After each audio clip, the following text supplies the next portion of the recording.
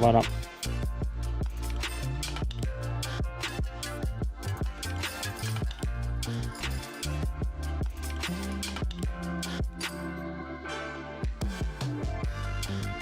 What's going on, buddy?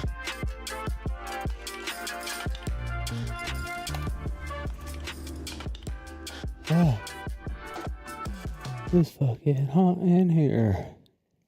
Why is it always so fucking I have to do something about this room. There's something about this room that is just like, I don't know. It's the windows. I gotta just like take the windows out and put wall. Just wall. Forget the windows. We don't need sunlight. We're gamers, right? Gamers don't need sunlight. We don't do that. We don't do that sunlight shit here. We don't need any of that. None of that is required. None of it. Literally zero of it is required. All right. Absolutely none of it. What's going on, everybody? Hello, hello. Hello, hello. Hello, hello.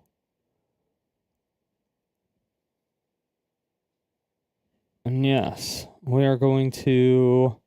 Oh, shit. It's like another 100K signed the Stop Killing Games thing. Oh, that's what I went into the room for. To get fucking more of my drink. But yeah, another 100,000 people. It looks like 100,000 people signed it. I know I'm like super fucking late to stream today. I was up till like fucking 6 a.m. I think. And I had my alarm set for 9 o'clock, 8 o'clock, 9 o'clock. No, 9. It's usually 8. But I was like, I need to get at least a little bit of sleep. And then I woke up and I was like, oh, I do not feel good. So I had to go back to bed. And so I went back to bed. And then I woke up and then I popped into the Stop Killing Games Discord server to try to see if there were any like devs or reps that I could talk to. Or like haters or something, so I could get some additional information. But it seems like it's almost impossible to get like. I feel like there's only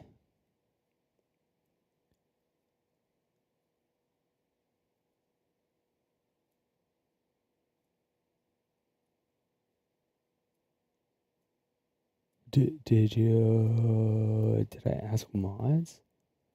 Try to make an announcement to be Discord. But and the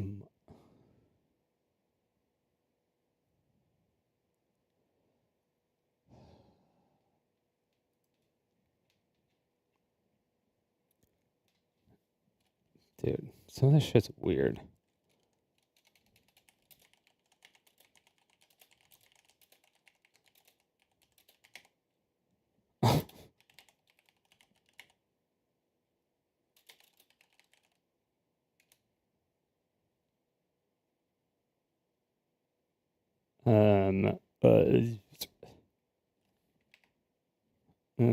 Jesus Christ.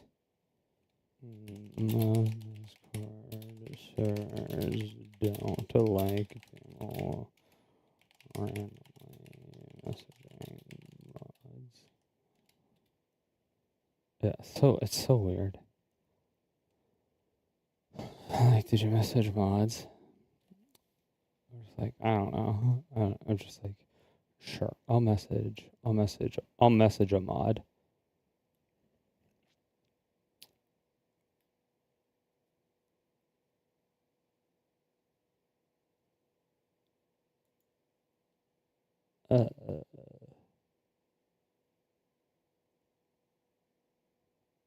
What did I miss? Wait, what the fuck did I miss? Did they tell me I was a bot? What? Wait, what? What the fuck?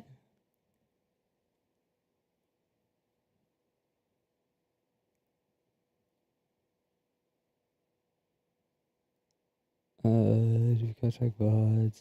They could make a featured post. Or make it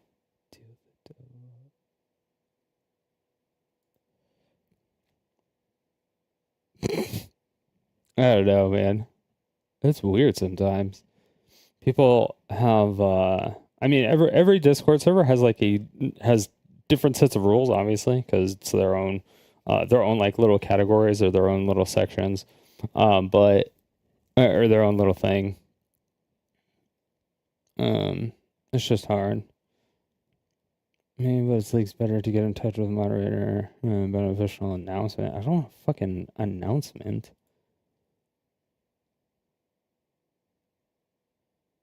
Uh, the, okay. All right. All right.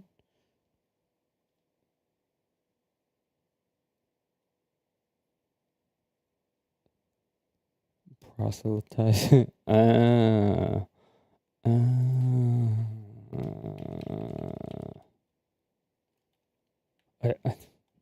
Okay.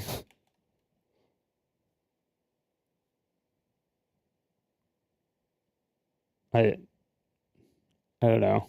I don't get it. I,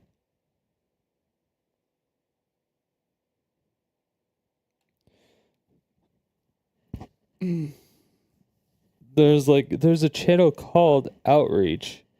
And so I posted a message in the Outreach, and now it's like proselytizing out of nowhere.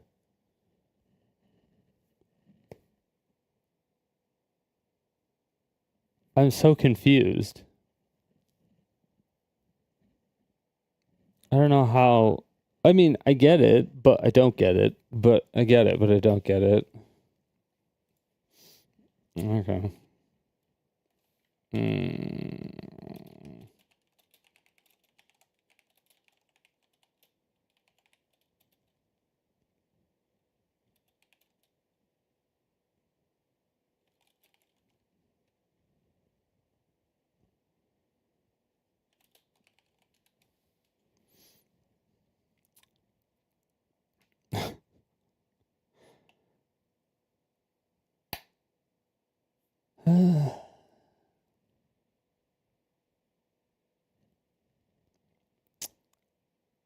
All right, I'll just fucking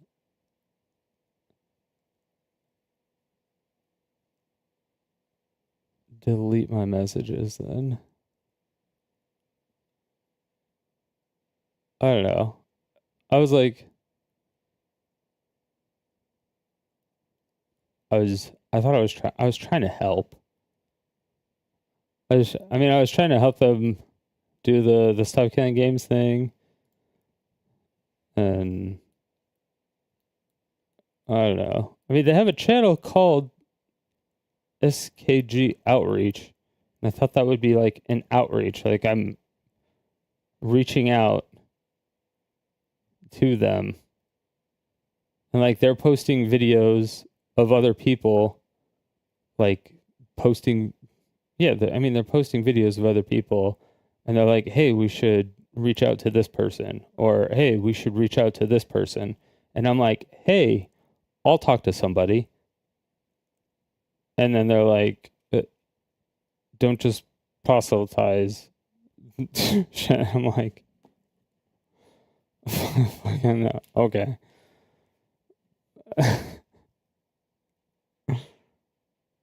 Oh, just, yeah.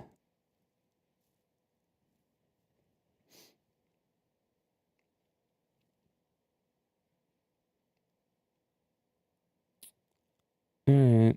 Well, uh,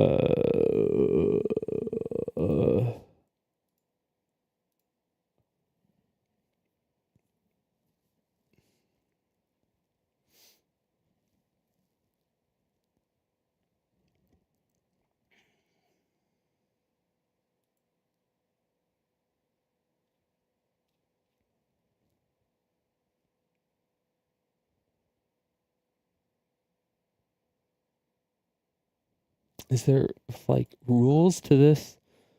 Is there rules? Like, hold on, what is it? Hello? Urgent need of volunteers. Okay, that's pinned message. Example streamer messages. Did you sign it? Have you signed it? Can you mention it? notes in it. SKG wants to.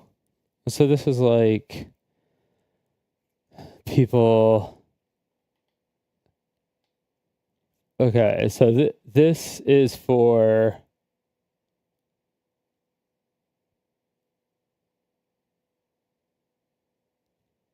Got it. Okay, so this is a channel for people to outreach to creators and not for creators to outreach.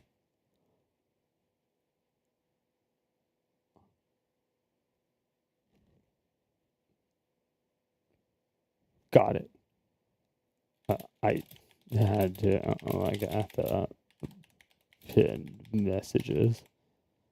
Sorry about that.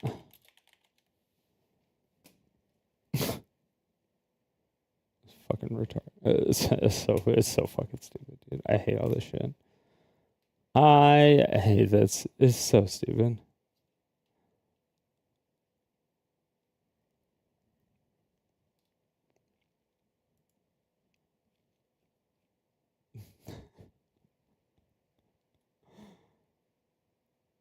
They're like, oh, we should contact this person. We should contact this person. It is like an outreach, but like if, yeah, whatever.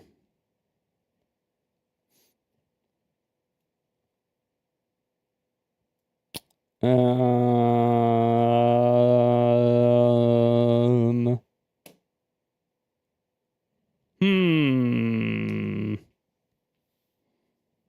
Hmm.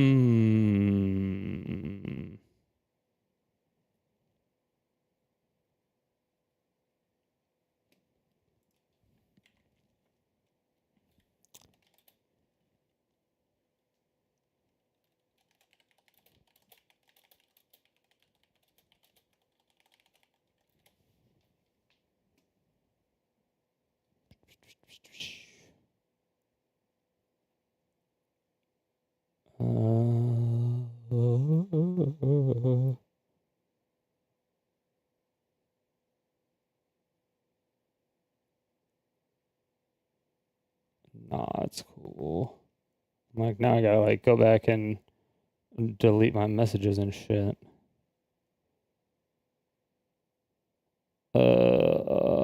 So fucking annoying.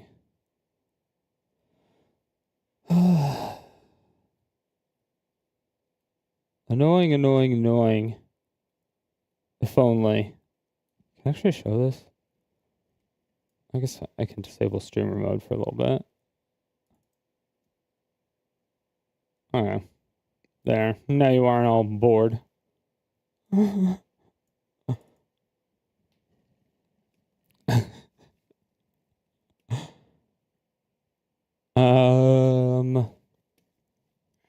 So where would there be?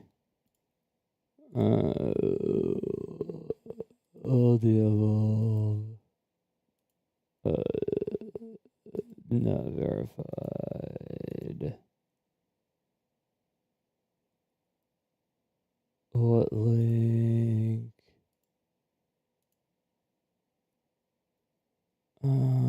He reads his emails. Oh, that's fine. I think that message is fine.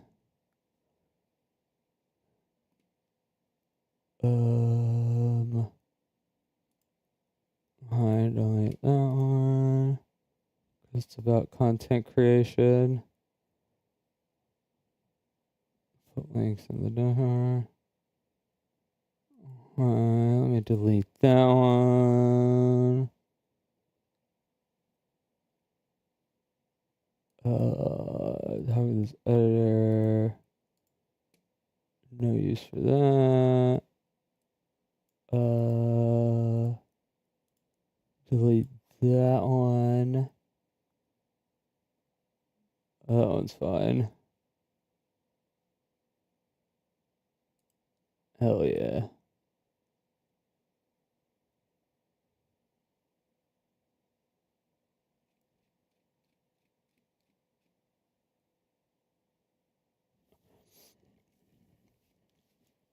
It's not like I don't want to break it.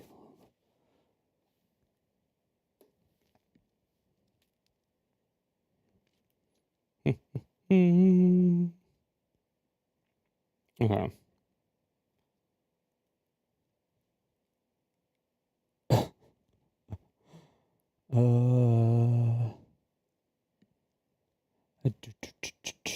Okay.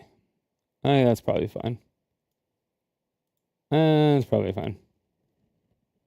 Alright.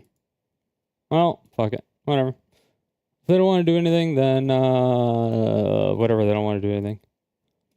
If they don't want to support, or if they don't want to have a discussion, if they don't want to have like an actual technical discussion, they're sitting there like complaining about people like drama farming off of it and stuff. And I was like, hey, I want to talk with like a AAA dev or like a rep. And they were like, message a mod. And I'm like, I thought this was the channel for it because it's an outreach channel. Like you're posting names of people to outreach to. You're posting videos of people and then saying, watch this one, or oh, there's another drama video, or blah blah blah. But then when a creator actually goes into there, you're like, no. Like fucking whatever then. But, all right. Like contact this person. I'm like, hey, I have a lot of experience in the field of both the gaming industry as a whole. a lot of fucking experience. I don't understand. I don't know. Whatever. They don't want to talk to me. They don't want to talk to me. That's fine.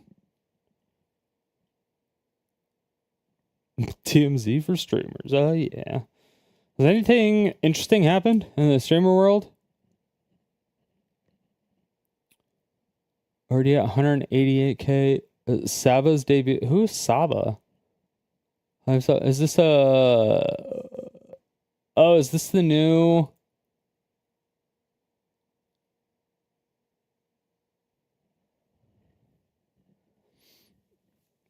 Incredible numbers for a first-time streamer. Yeah, I'm sure.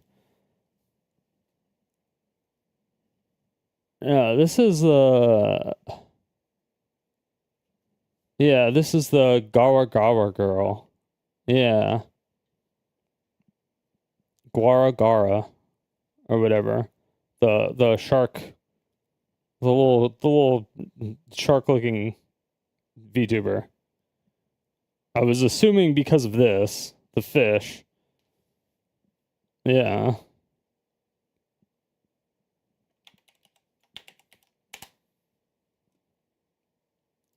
Gara, yeah, that's right. I think it was this person before.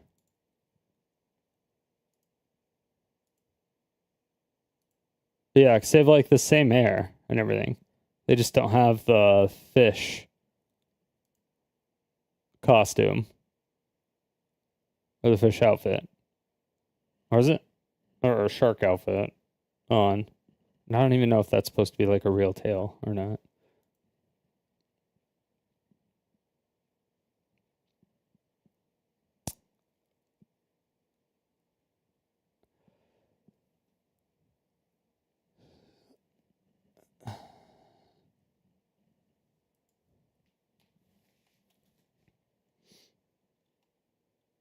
Mm.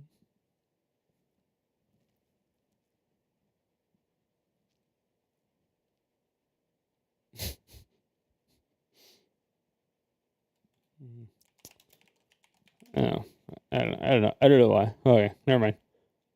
I gotta stop looking at that channel. I gotta stop looking at it. They're talking about Ubisoft now, and I'm like, okay. So Guara is actually coming back. I thought she was like done streaming completely. Was she not?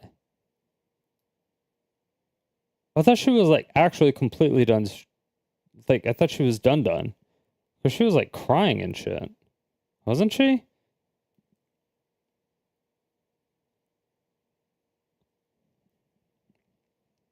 Oh, well, she graduated or whatever. Jesus Christ, 188K viewers on a stream. Holy shit. Dude, VTubers are taking over, man. It's like, dude, VTubers are super taking over. VTubers are, yeah. Well, maybe not taking over, but they're a huge chunk. I think they're taking over YouTube a bit more. I actually don't know. I would have to watch more VTubers to see what they actually do, because I don't know if they're more like just chatting people, or if they're gaming all the time or what. But I know that from what I've seen, very limited. Everything else, VTubers, they all can like sing and or dance very well, like very well, or at least somewhat well. And so when they're also just doing like just chatting, I don't know if they're also just like singing all the time. Like they're all like Lily Pichu, but in VTuber form. So I don't know. It's weird.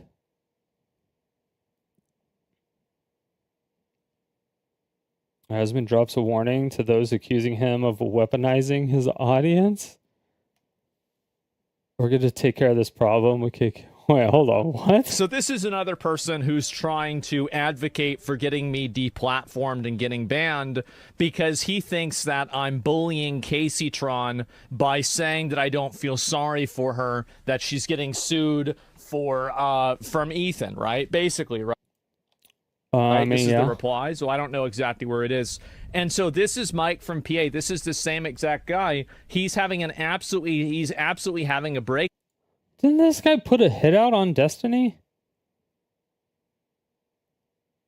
Or a threat? Didn't he say like on site? Down. If we keep pushing, the problem will solve itself. Gentlemen, I want to let you guys know that I am going to do my best. I'm going to try as well as I can, and we're gonna take care of this problem. Okay. I don't know. I can't guarantee results, but I can guarantee effort. It might not happen immediately. It might not happen instantly. You need to make a post for this. Yes. Team up with Tectone? And we're going to try to get rid of these people and get the fuck out of Twitter. Yes, exactly. So I'm thinking about, a lot of these people are accusing me of weaponizing my community. I'm thinking about proving them right. Okay, so this is something that Destiny has also said. I remember that Destiny has also said this. Because Destiny's been accused of being like crazy. I mean, he does have like a crazy loyal fan base, obviously. Like the DGGers. And so when he gets into a disagreement or a fight with anybody, the other people get like a shit ton of harassment or whatever. At least they say they do. I don't know if Destiny does or if Destiny just doesn't say that he's getting it. I'm not exactly sure, because when you say nothing about it, then it's possible that just nobody does it anymore because they think they're the only ones doing it, or he just doesn't say anything about it because it doesn't matter to him, or he'll address it once and then never talk about it anymore, kind of like with his most recent thing. But he's talked about it to where everyone was trying to get him deplatformed and canceled and just like actually removed from the internet and put in prison for like internet bullying and harassment and shit, like crazy stuff like that, like weaponizing his fan base to actually like actively go out and harass somebody. And he's like, I moderate my community more than probably any other community. And he's like, these people don't know what harassment is. And he's like, I've thought about it so many times of just like sicking my community on somebody just to see what, like, just to see what it is. Like, just specifically to see, like, just to show them what real harassment is, to show them what I have gone through, like, just to show them that when I do weaponize, or if I do weaponize my fan base, this is what it will feel like. And he's like, but, you know, I know it's against terms of service and all that other shit. And he's like, it's not ethical and stuff, but these people are blaming me for shit that's not happening at all. But I can't prove it because I can't prove when somebody accuses me of something that's not happening unless I do it and then prove it in that method of saying, hey, go harass this person. And then they know what it feels like. And it's like completely different. It's like on an entire new level. People are fucking crazy. And then that person is, they're like fucked, right? And yeah, it's just like, it's a whole nother level. It's like a whole nother level that you've never experienced before, or at least it would be. It really would be. If some of these people would weaponize their audiences, like legitimately weaponize their audiences. Destiny's community would be one. Some of the drama community peoples would be one. Like maybe. I don't know. I think a lot of the drama people, they're just viewers and they want to know about the drama. But I think the levels of the few people, I say few, but it could be like a few hundred. Whereas to obviously Asmongold would have like a few million. But I think the gravity of the situation of some of the people, like if Chud Logic did it or something, or like Gisticle, like if they did it, or Queeman, it's like if one of them did it or all of them did it, and they still don't even have like the size of the fan base as, you know, Asmon or Destiny, it would be like you would feel it way more because you would get doxxed, you would get like the worst shit would happen to you because the people in some of those areas that are like really digging into like every VOD, like, you know, when you see those clips that are 10 years old, or, you know, clips from like their mom giving birth to them. They're like, see, you were giving us the middle finger when you were born. It's like, you're like, how the fuck did you even get this home VHS tape from the 90s? Like, what the fuck happened? Like, how the hell did you do that? It's like, those are the type of people that you should be worried about. And those type of people, they don't really, like, they don't really do much, but they can. And if they were weaponized, like, if they were actually told to go do something, the gravity of the situation would be so much more aggressive. It's so much more dangerous. Like, these people that are claiming that people are weaponizing their audiences is absolutely insane. Like, people should just know. Like, if you have 1 million followers and another person has 1 million followers, and you're both arguing about a topic and you disagree on the topic, why would your 1 million followers not disagree with the other person's 1 million followers? And why would the other person's 1 million followers not disagree with the other person's 1 million followers? Like, that doesn't make any sense.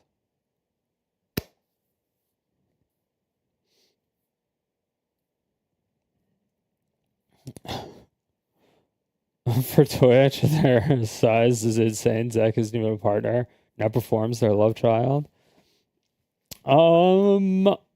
Did they force him to be partnered? I don't remember now.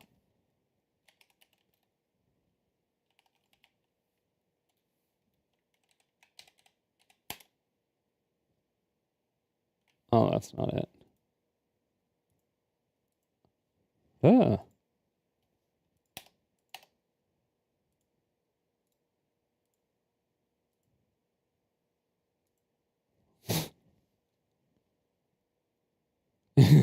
Yeah, I just go to him and he's rolling his eyes.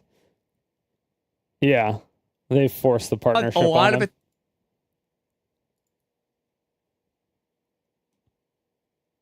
it. Yeah.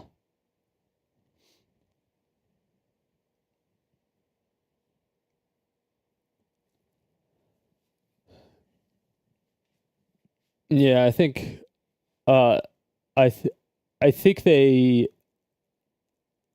I think it was that. It was either, I don't remember. It was either that or fuck, I don't remember why. I don't remember why it happened.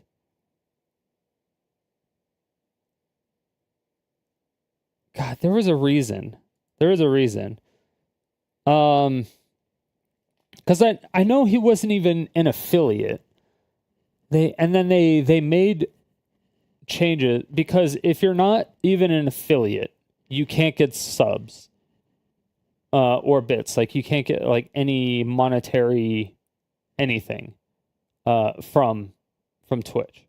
Like, you just can't do it if you're not an affiliate, and you're just like automatically an affiliate and it's like super easy to get affiliate.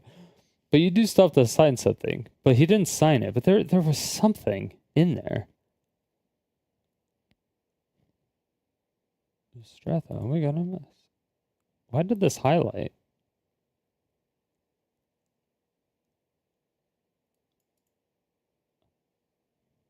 I don't know why that highlighted for me.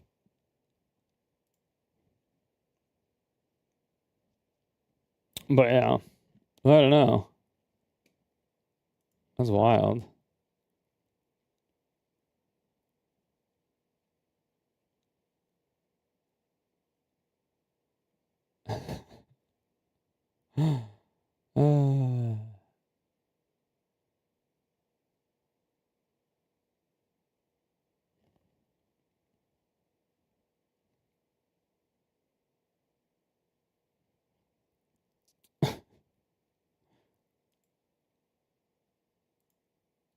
You need to forum it.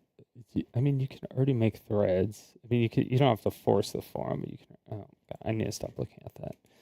But yeah, so you can now subscribe again to them.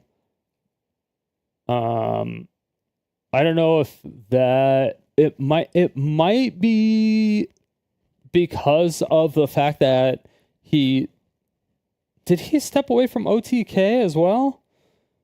I think he did. I think he stepped away from OTK and oh, this person is absolutely ridiculous. But yeah, I think he stepped away from OTK and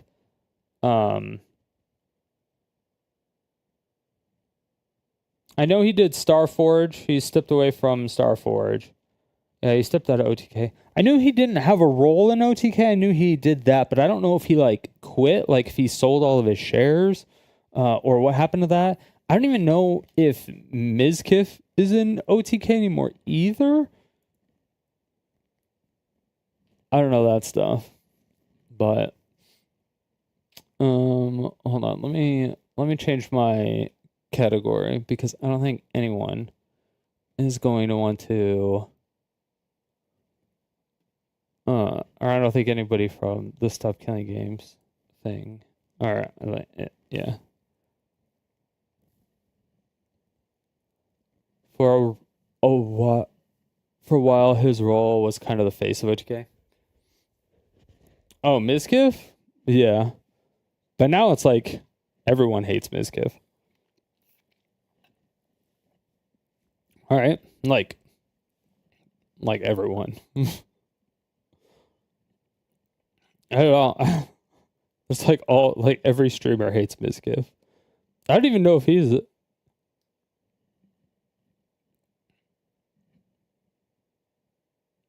But like Asmongold was the face of OTK, yeah.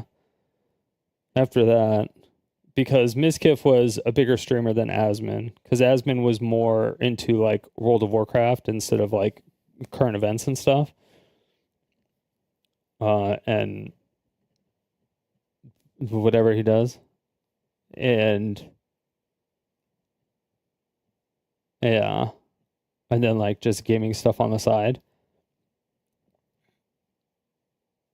And then he became friends with Tectone, and Tectone is trying to like imitate what Asmon does, or Asmon was like teaching Tectone how to do what he does.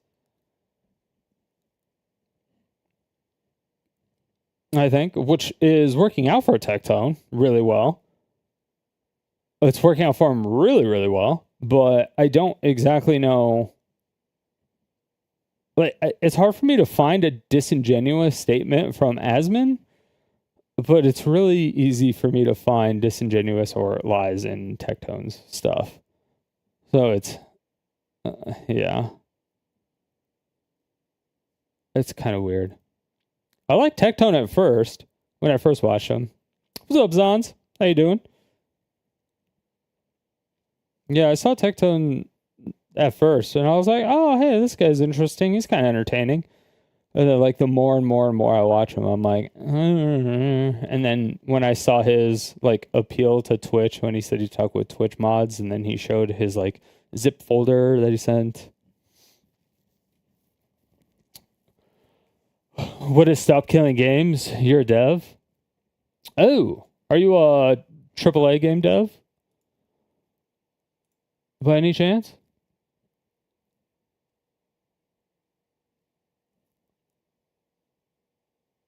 Or a game dev specifically? Any type of game dev? Because I have a lot of questions. A startup just getting into games now? Okay. I don't know if you would be able to. Yeah, I mean, you might be able to answer some of the questions. You could. I mean, you might be able to answer some of the questions.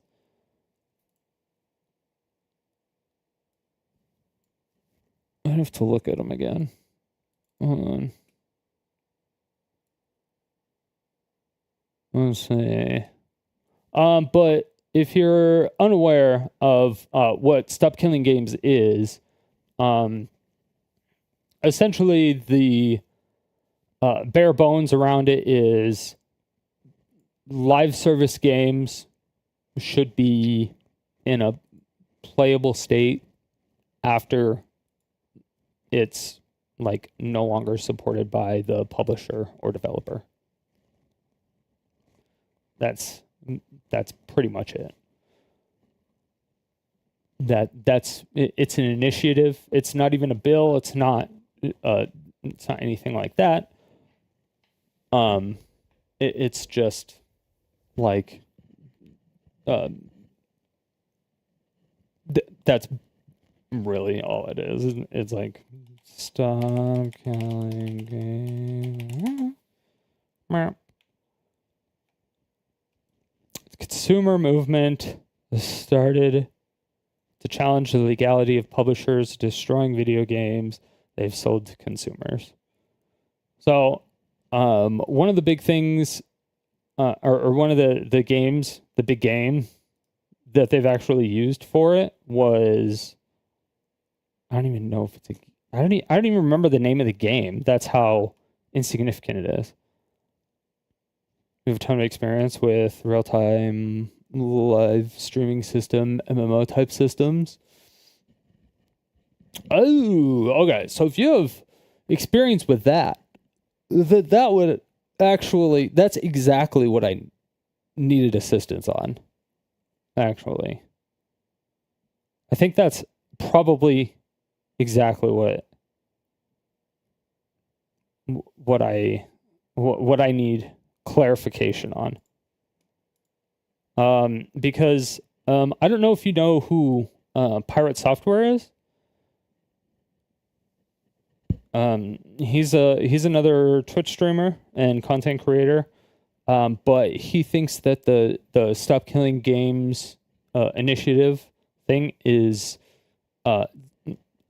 basically like undoable, and it will like hurt developers, and it's bad, and he kind of like he doesn't want it, and he'll actively petition against it, and he was kind of being a dick about it. But regardless, and the way he was explaining it didn't, the way Pirate Software was talking about it, the guy against it, didn't make any sense to me. So let me see if I can find that video again really quick. And then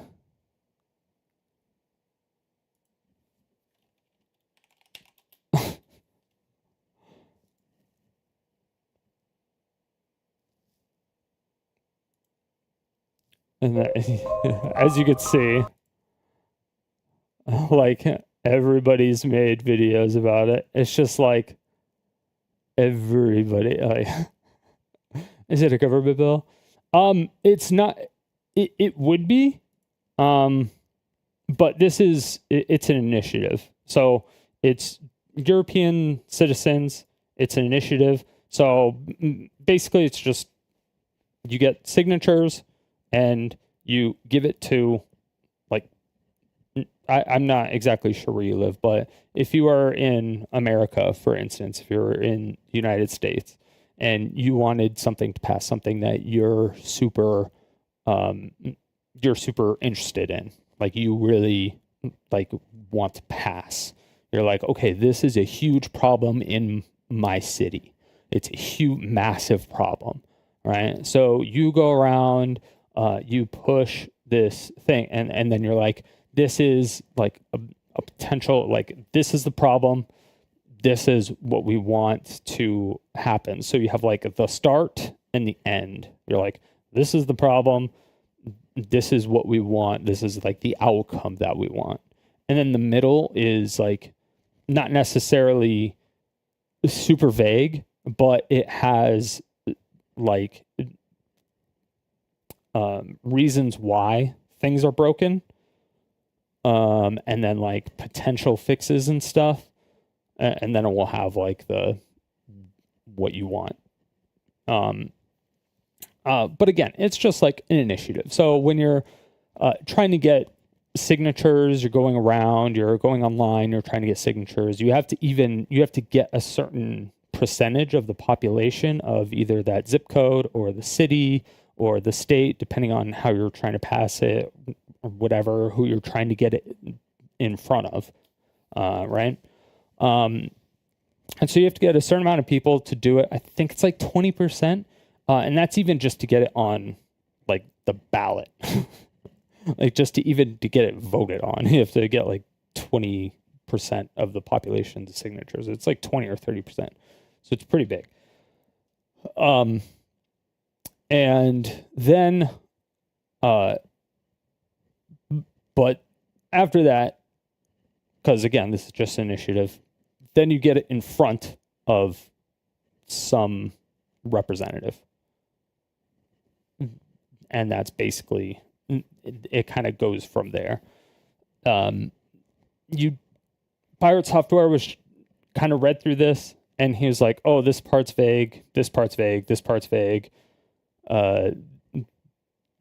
He went around a lot of like the FAQ. He went through the FAQ and did a lot of this stuff, and he misrepresented it a lot and like lied about a lot of things. But that's kind of neither here nor there. But once you do that, you don't want to be like hyper specific, because like, you know, the person that's making the initiative just recognizes the problem and has this, you know, wants a solution. You get it, you give it to the actual person, the lawmakers, and then they would draft up a bill, and then they would get the experts, or you would provide them with the experts. But really, you're not giving it to the lawmaker, you're giving it to their assistant. But you don't want to give the assistant like 300 pages to look through. You don't want to write a bill or something, right? That's not something that you're going to do. It's just not something that you're going to do. Because people aren't smart enough for that typically. And also, if you do it for them, it's not really all that great. So if you get a whole bunch of people that sign for it, you give it to them, and they have their assistants read through it. If it's like a broad, a general, like straightforward to the point, and then it shows like a ton of people that have signed for it and supported it, and it has like the general outline of everything, then what the assistant will do is they'll read through everything. They'll be like, okay, yeah, this looks like something that, you know, this person would support. So they would take a summary of it, because, you know, that's why the assistants are reading it and not the person, because the assistants get a shit ton of, like, there's no way that the actual, like a senator or something could read every single fucking bill. It is just not possible. It's literally impossible. So they just get summaries from their assistants. That's just what happens. And then they would like kind of like draft up a bill, or they would work with experts and stuff that's either provided by you or provided by other people, or maybe they have in-house experts. Not exactly sure how it works in the EU. But then at that point, then it starts to go into, you know, the Senate, and it's voted if it's, you know, ethical or not. And then they start negotiating with, or use, after you draft the bill with the experts, that's where like the negotiations happen, because they're also not experts. Hey, thank you, Zons. Welcome to Sodium City. Welcome. But obviously, lawmakers are also not experts in game development and online shit, so they have to get experts. So they're going to go to these gaming companies. The gaming companies are probably not going to like it, but some gaming companies might. Like a lot of indie companies are for it and stuff, so a lot of times they'll go to them. But they will also have to go to the larger ones and show them the like a proposed bill type of thing, and say, hey, would this work for, you know, something in the future? Does this work? Is this feasible? And they would say, we don't like this because of this, and this. And so they would get those notes and then take them to the other people, and then they would take them to you and say, hey, you know, we kind of did some stuff. Would this work? And then you kind of say, hey, you know, that wouldn't actually resolve the issue because of these reasons, blah, blah, blah. And then, you know, it's like a back and forth. It's like a negotiation. So like an initiative is the start of a negotiation, but you're not going to have a negotiation unless you get enough people to sign it, because it's never going to get in front of anybody if nobody's interested in it. If literally nobody's interested in it, then nobody, like, why would anyone push for something, why would anyone invest time, get their assistants to do it, and hire experts and do all like that? It costs a lot of money to pass bills and stuff, right? Nobody's going to do that if nobody's interested. That's why you need a high population of people, or a high percentage of population, to actually do it, right? So it sucks, but there's reasoning for it. And that's the reason. Because you can't just say, like, hey, I don't like this fire hydrant placement. Can you move it? It's like, so that's why it's like that, okay? So once all the back and forth goes through, that's where all that stuff happens. And then it's just kind of out of your hands at that point. Once the bill is proposed, it starts getting voted on in like Congress and stuff. But again, I don't know how it works in like the EU Parliament, and I don't know. I honestly have no idea. And like the UK, I don't know if it's different in each country. In all of Europe, because Europe obviously has a bunch. But obviously Ubisoft is in France, so it would affect them. It would affect a AAA game. But Pirate Software, one of the biggest people who said he was going to actively go against Stop Killing Games.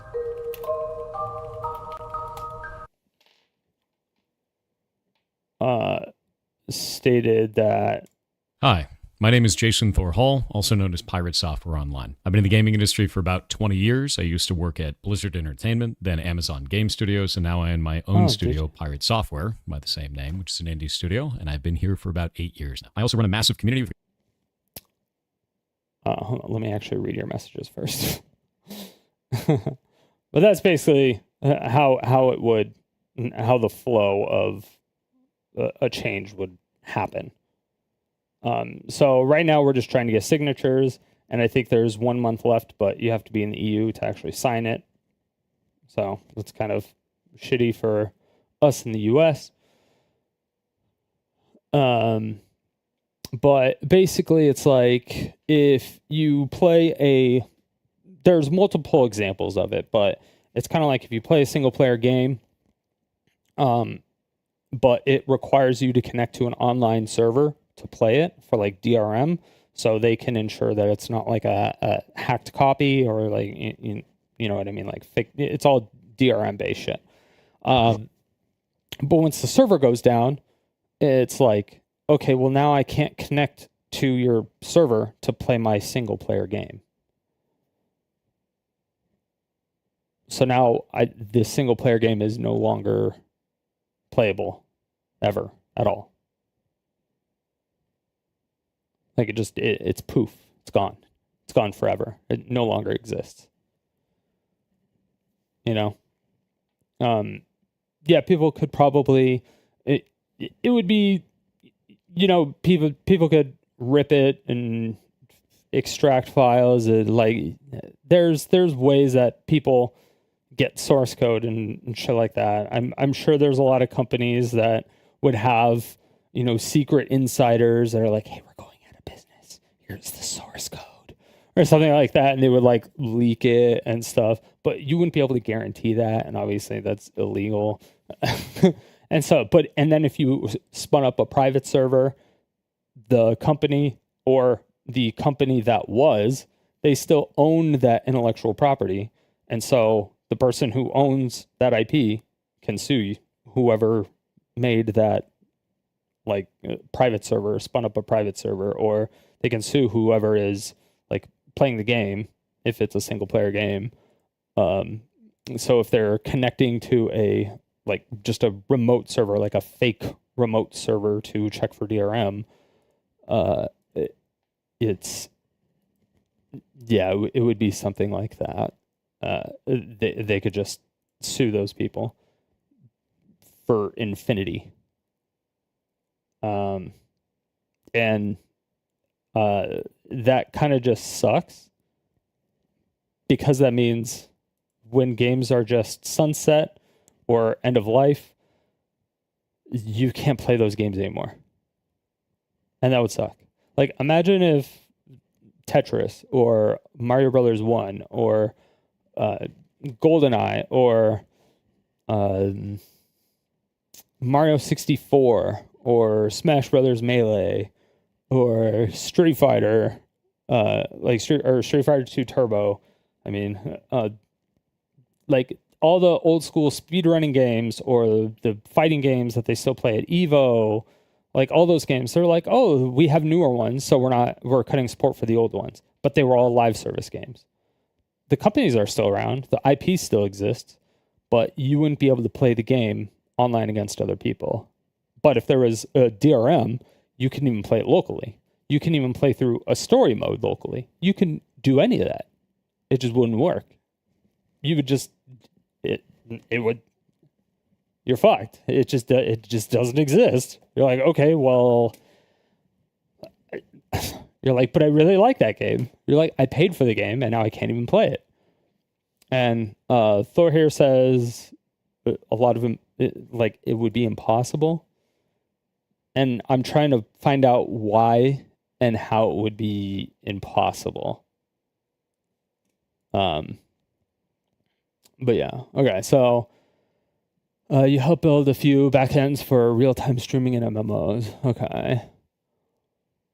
So like you have an initiative for a live service game, so you don't lose the profile. Not necessarily, yeah, I guess it would be the profile. So you would, basically when they go out of business or they sunset the game, they release the source code and possibly the binaries, but that wouldn't 100% be necessary, but like the source code of the game, because if it has a strong community backing it, they'll spin up servers and private servers, because obviously there's World of Warcraft, there was vanilla World of Warcraft private servers for like I don't even know how long, since Cataclysm or Wrath of the Lich King, I think was when the first one came out, maybe. So, I mean, we know it's possible for an MMO. We know it's possible for a MOBA because you can do it for Dota. Because you can start Steam in offline mode. You could do it for Dota too.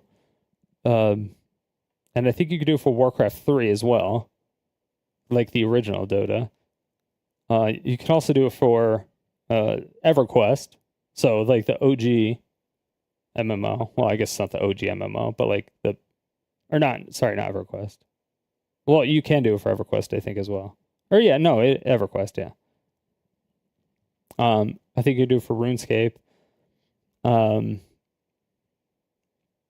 But so if the games are gone, like if you did a bunch of microtransactions, like if it was an online game, or if it was just a single player game, but they had microtransactions, like if it was a free game. So like League of Legends, for instance, if China cut all ties with America, like the whole trade war was just like, boom, gone. And China was like, all right, fuck you. Because Riot is owned by China, essentially, at this point, I think. So China could just be like, okay, fuck you. And then they would just like kind of cut it off completely, almost at that point.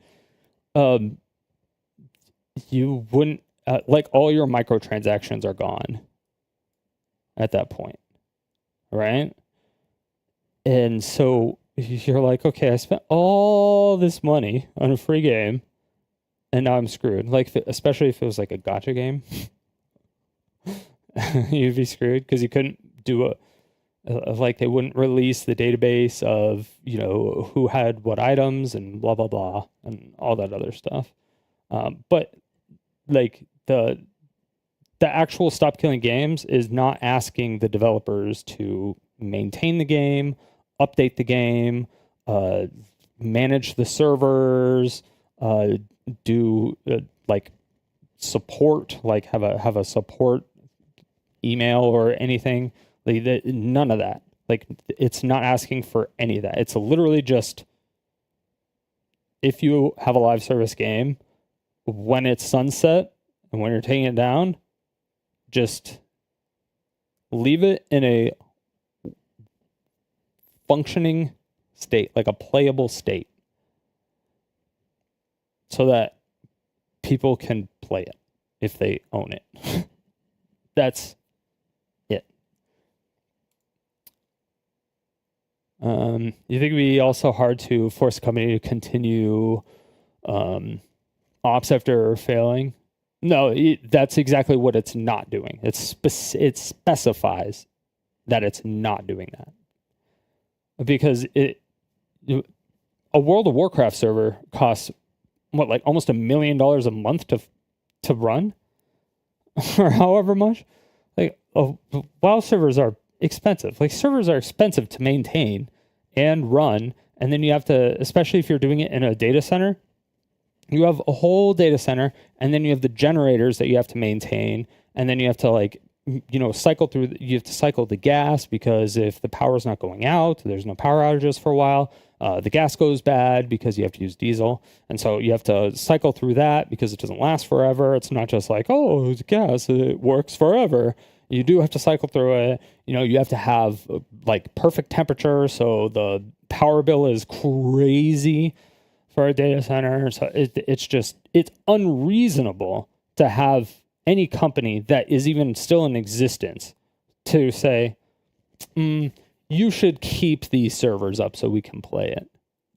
That's just fucking stupid.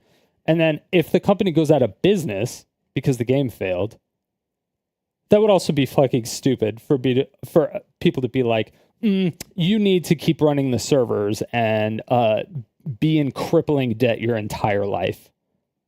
It's like, that's fucking stupid and completely unreasonable.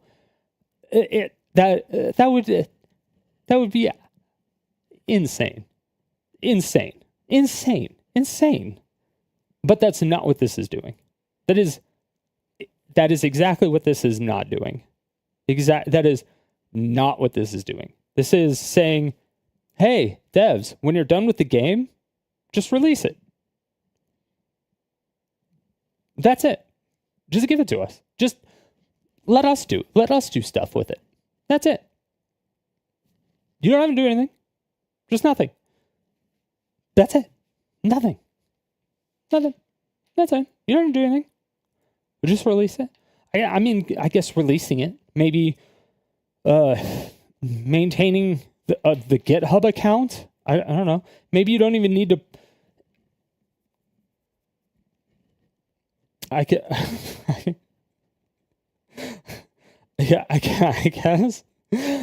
the GitHub account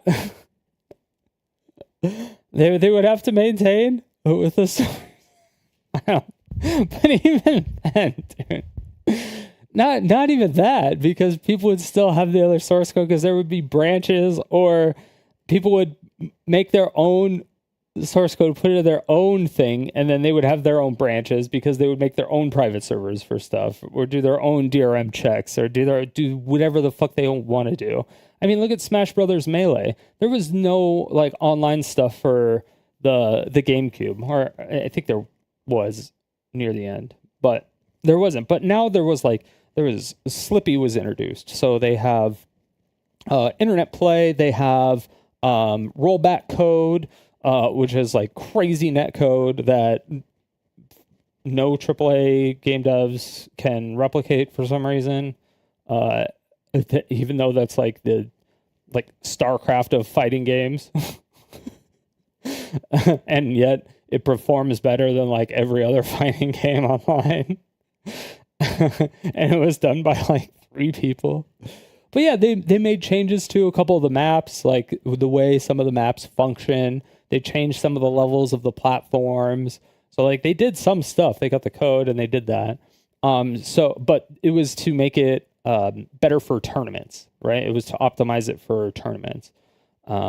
And then obviously you can play online, and they introduced a ranking system so that you could play against, other people of the same skill level that were, across the US and stuff. So you didn't only have to play against the same people. It was to bolster the scene, right? But then Nintendo was like, hey, if you use this in a tournament, we're going to sue you. So now they can't do that either anymore. But they don't even sell the game at all. So if all the discs are then like scratched, basically, then the game is just dead. And it's like, you don't sell GameCube controllers. You don't sell you don't sell any of this stuff. Just let us have it. Let us do it. Like, you released it, you made all your money from it. You're not making it anymore. Like, if you were making it still, then people understand. But if you're not making it anymore, then we don't understand. That's my personal, like, if we were actively taking money from them, like if we were stealing money, because we would be taking their customers effectively. If they were still operating servers and doing all like they were doing their own updates and stuff like that, I would 100% understand. 100% understand, right? Because we would literally be stealing money from them. But if they kill the game, they don't sell the console anymore, they don't sell the game anymore, they don't have the servers running anymore, why are you suing the people for doing stuff with it? But yeah, real-time systems cost a ton of money. Yeah, exactly. He was pushing it for single-player games also. Well, yeah, because single-player games connect online for a DRM. They'll check to make sure your game isn't hacked, because some things, like if you put in a fake license key or like a generated license key and stuff, it'll take the key or whatever you put in and it'll connect to a server, make sure the key is valid, like an actual valid key, and not a stolen key or not a duplicate key. And then it will confirm that it is a valid copy of the game, and then it will allow you to play. That's like the way they prevent piracy.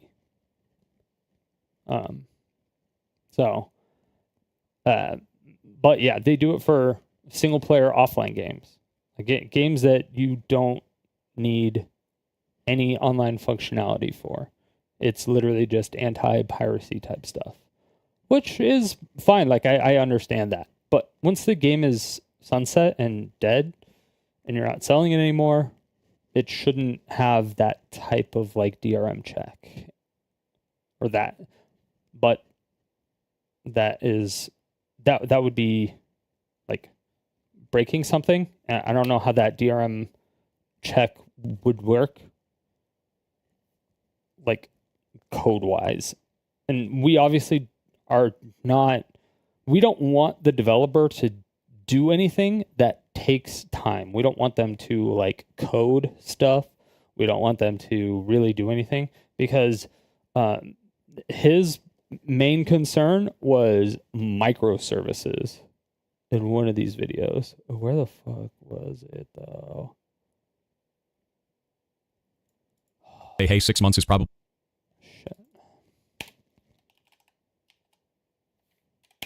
Was it in... It might have been in this one.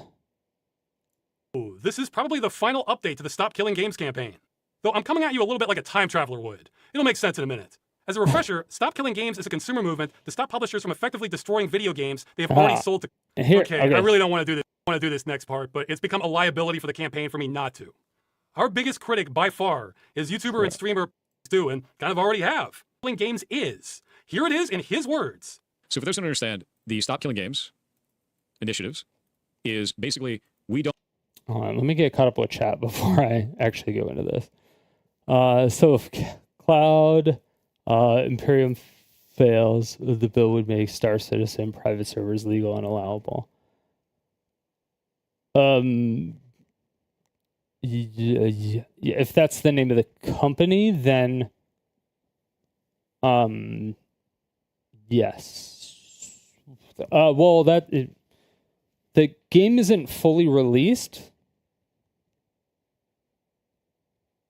So I don't know how that would work, and that would be more once you get into the direct build. But that's like because Star Citizen is still in like what? So you have like beta, alpha, and then socks. So like what? Star Citizen is in socks right now. It's not in alpha yet. So like if it's actually released, I think maybe it has to be released, but that would actually be in the drafted bill part of it. It would be like, oh, it has to be released, or it would be like you had to have paid for the game, or it would have to have, or the game would have to have paid like microtransactions or something in there. I don't know, but that would be actually drafted within the bill and not necessarily drafted in the initiative itself. That would be something that would be more of a negotiation as far as, okay, how exactly are we going to implement this? But that was one of the things that I was trying to find out, like what would actually be possible, because Pirate Software is saying it is actually impossible or like cripples developers. And I'm trying to find out how it would cripple a developer. But I think the worry is also that there will be less incentive to build live service games from studios because of regulations. Why? But why? That's my question. How? Or what's how would it deter it? How would it deter them from doing that?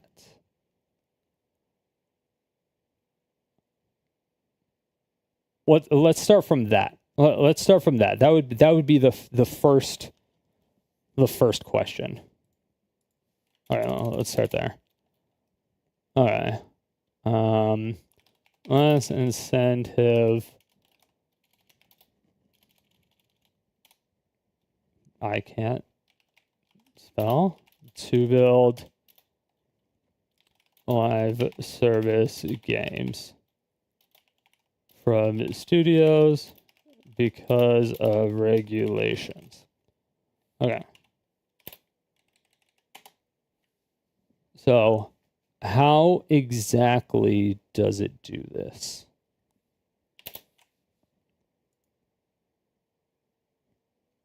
You just watched Destiny's take on this? I actually didn't watch Destiny's take on that. Interesting. Find it funny Thor is showing up on political streamer channels. Destiny covers pretty much everything. But I mean, since this is this is a political, it's a political thing. This is, it's like they're trying to push it through politic type, like it's like a bill thing. What's up, Butter Knives? How you doing? I think the most important thing as a whole idea is vague for a reason, to adjust it to not harm gaming, but also to protect against consumers being screwed over. Okay, hold on. That'll be the second line. So, this whole idea is vague, and vague for a reason. To not harm gaming, but also protect against consumers being screwed over.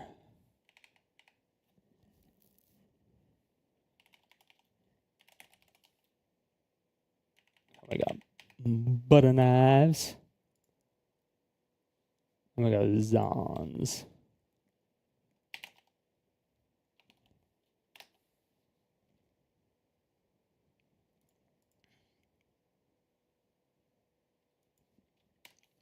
Okay, so the whole idea is vague for a reason. Okay.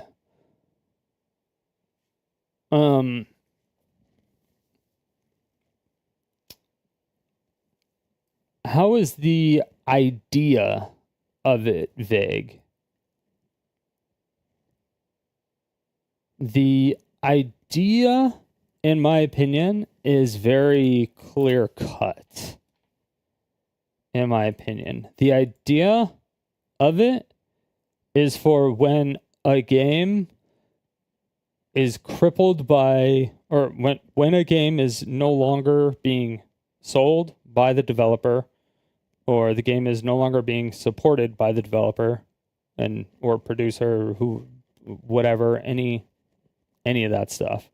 When the game relies on whoever is producing the game or developing the game, when that whole thing happens, when something breaks, when they aren't doing it anymore, they want the game in a playable state. That is technically vague, yes. But when I say technically, I mean like in a actual tech. It's tech vague. Because it's not saying like, okay, what we want exactly is we want DRM to be ran specifically in this way. It has to be done this way and stuff like that. Do you know what I mean? Or APIs have to hook into this way or things like that. Like it's not like, because this isn't a bill. Again, it's an initiative. It's just to get signatures, to get it like it's like a summary of what we're trying to do, of how it starts, and then like what the end goal is. And it's like, okay, we're trying to preserve games by not letting them die off. Because like it was one of the things I talked about a little bit earlier about like older games, like people who are still speed running games that are almost unknown. Like if you just go to what like the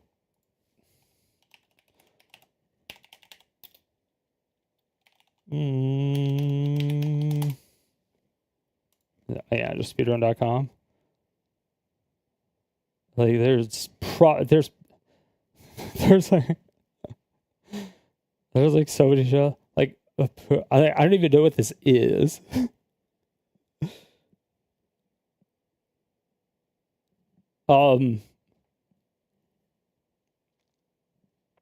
But I mean, there's 513 pages of games. There's like no active players on those ones. It does say active players, so it could be different. Oh no, there's just nothing in there. Let's go to like 308 instead of 508. One active player. Okay, street legal racing redline. So like 7 years ago, 2 years ago, 1 year ago.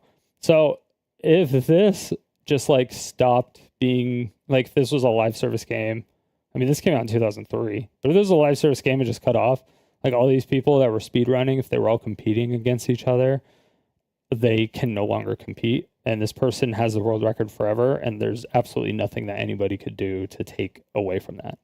Like this would effectively, this would save speedrunning as well. I would, let me put it that way. It would also save speedrunning for every game. If you care about speedrunning. I mean, not everyone cares about speedrunning. Like, I'm not trying to like say if you're like against it, you can be against it. That's perfectly fine. If you're for it, then you're for it, and that's perfectly fine. I don't care what like your opinion, or I mean, I care about your opinions and stuff like that, but it's like you're entitled to your own opinion. I'm not going to like, I'll give you my opinion, you can give me your opinion, and it's fine, right? I'm just trying to find out why he is so like heated against like killing it. Like he hates it.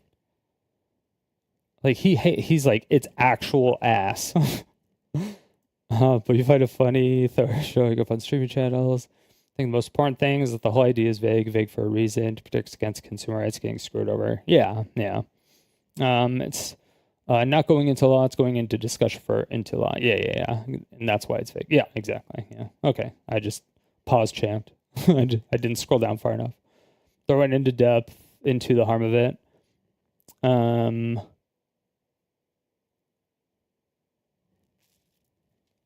Was that in his videos? In the 2 videos that he released, that he went into the harm of it? You think you see Pyro's point to some extent? If this is vague, it could be negative. It could negatively affect the devs. I mean, it could if it's vague, but it would be like once it's codified in law, there's going to be like the differences. Like, what does a bill look like?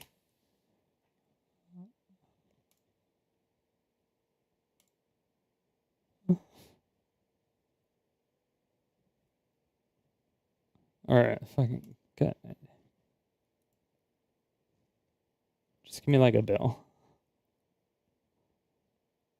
So as like the bill number, the title, the sections, the last section, Fuck. And if I could, God. Congressional bills. Here we go. Browse A to Z. This one. Sure.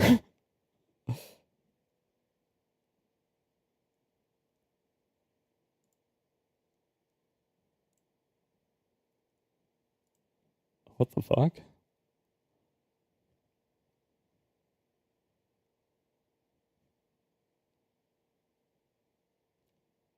All right, so table of contents, index, and all those proposed rules, notices, agency for toxic substances, disease registry,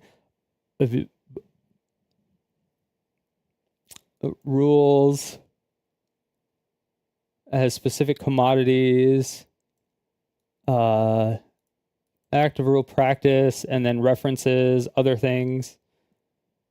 Almonds grown in California, and then it lists other specific things, and it has like references to other things.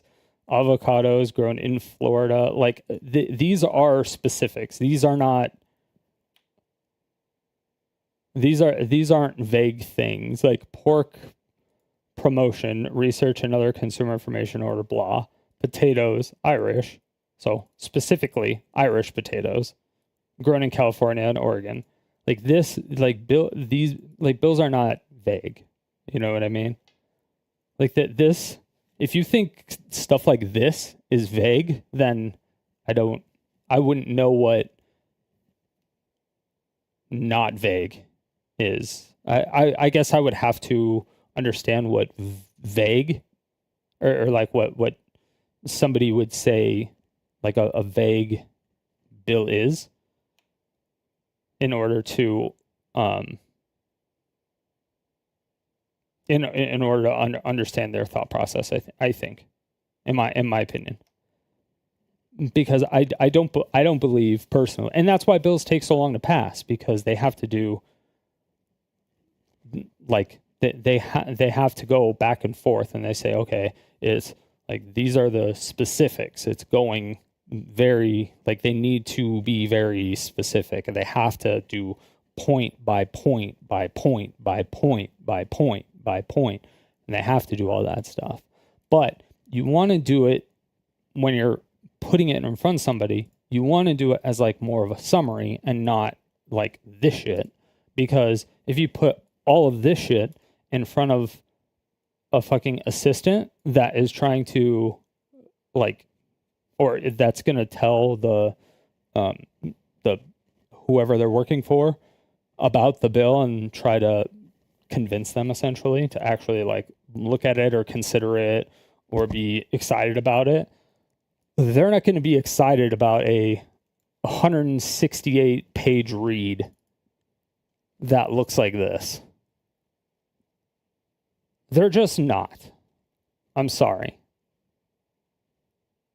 Which is why literally nobody does it this way. This is like what this is not what people do, right? This is what they do in Congress.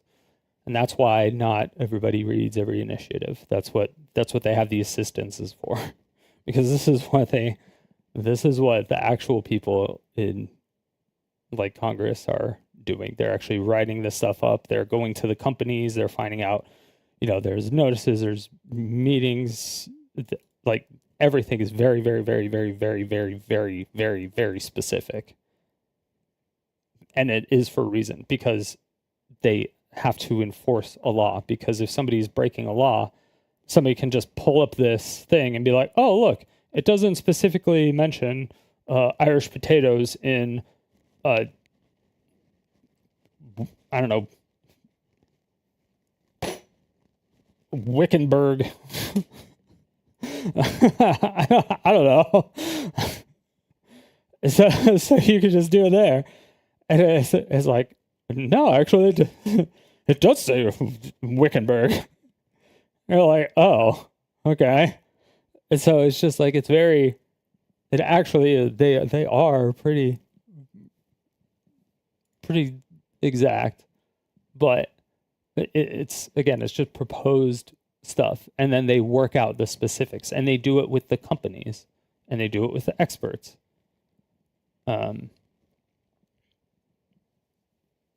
But yes, if it's left in this state, then yeah, everybody could you could abuse the shit out of this. There's probably ways that just normal people could abuse it to the point to where if somebody develops a game, they could just rip the source code and constantly DDoS the server, and they would pay to DDoS the server, the live service server, and then then you could argue that, hey, the game is blown up because you can't even connect to the server. It's always offline 100% of the time, so it can't check for DRM. So now we need the source code for this game. or so, because it doesn't say that, hey, if the server's constantly getting, if the server's always down 100%, if it has 100% downtime because it's getting DDoSed, you have to release the source code.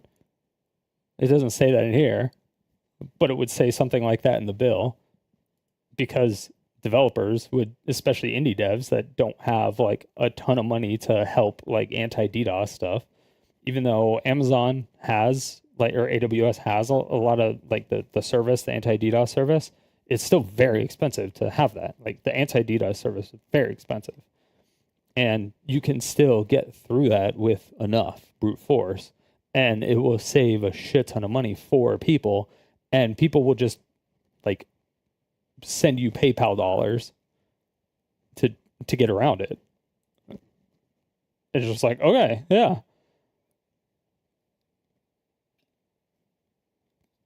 And so, yeah, it's just, it's crazy. Even though this specifically says that you can't get monetary gain from it. So I think it's just for maintaining the server that you may be able to receive money from.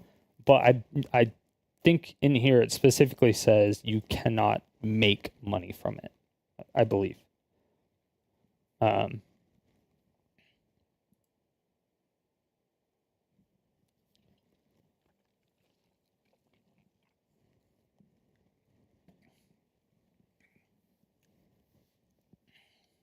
Throw in depth of the harm event. Yeah, I'll take a look at that.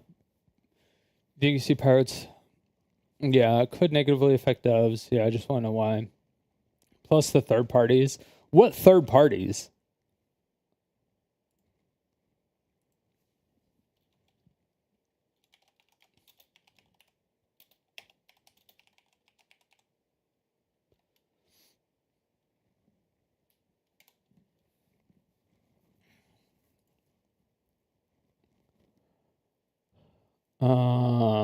Bankruptcy. Yeah, you can see why that's a problem. Most companies invest in their IP, tech, etc. Yeah, one of my concerns that I had was like, okay, what if someone takes like Mario 1? Like, again, this is super hyperbolic, but it could have been like, what if this happened from the very, very, very start almost? Or let's say Mario 1. Mario 1 came out, it was a live service game, and then they ended up releasing the code because they were no longer supporting it, right? So they released the code, and then people start making like all these different skins for it, like the microtransactions and stuff, just to help maintain servers. But the skins, some of them were like, Peach being naked, or something like stuff that would potentially actively impact their current intellectual property that they have. Then I can see that being a problem. But the thing is that they're like this isn't asking to own their IP. Like the companies will still own the IP, so you can't like fuck up their IP or else they could just sue you over that particular part of the IP, you know? Yeah, so there's a lot of things, but that would be part of the law. It would be like, okay, yeah, you could do this, but there's certain things you cannot do. Like you can't just randomly in Mario 64 have a scene of like a Bowser fisting Mario, right? It's just unreasonable, and that I understand, but that would be in the law. But also, it's pointed out in this. It's pointed out like specifically, I think, that they're not asking for the IP. They're just asking for the code so that they can still play the game. They just want to play the game they paid for. They're not asking to own the intellectual property. They're not asking to own the copyright, you know? It would also disincentivize others from developing live service because they'd be forced to open source it. They would only be forced to open source it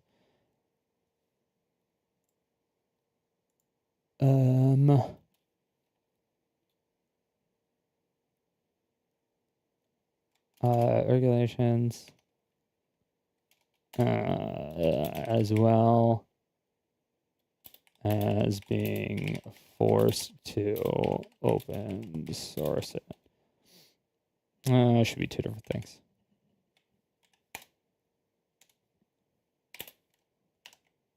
Okay, so my response to this, being forced to open source it, is it's only when the company decides, or only when the company sunsets the game.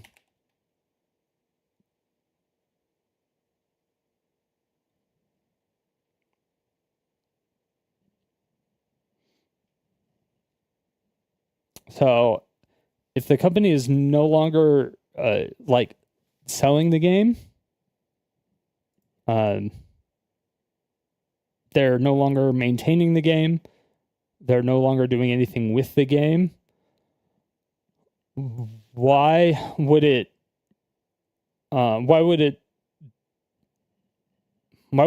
they be less incentivized to open source it at the end?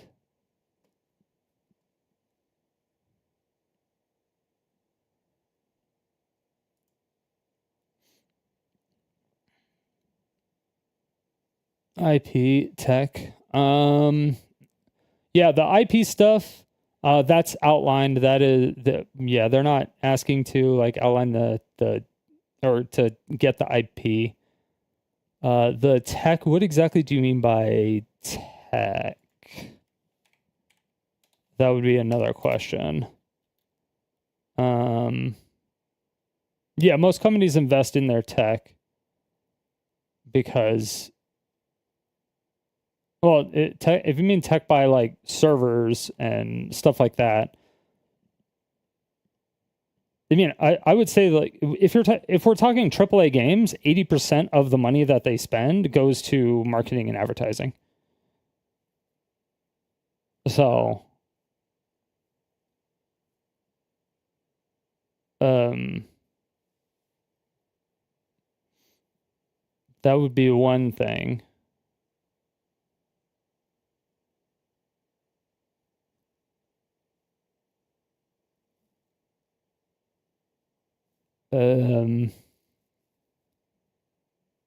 But yeah, their intellectual property is definitely a valuable asset. But they would obviously be able to sue if something weird happened, you know? And they wouldn't want to give it up. Yeah, and they wouldn't give up their IP. They would still own the IP. They would own everything else. Because intellectual property is not all of that. Like intellectual property isn't just like code.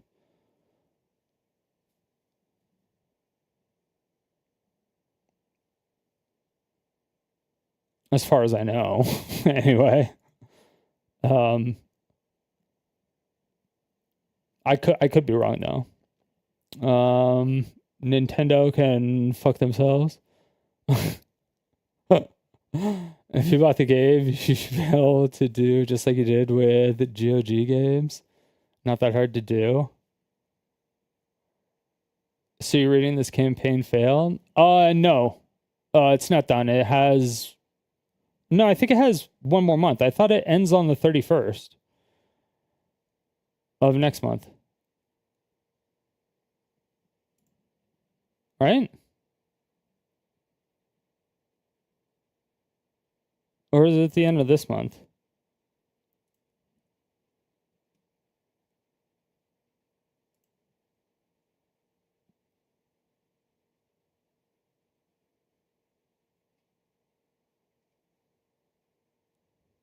Wait, hold on.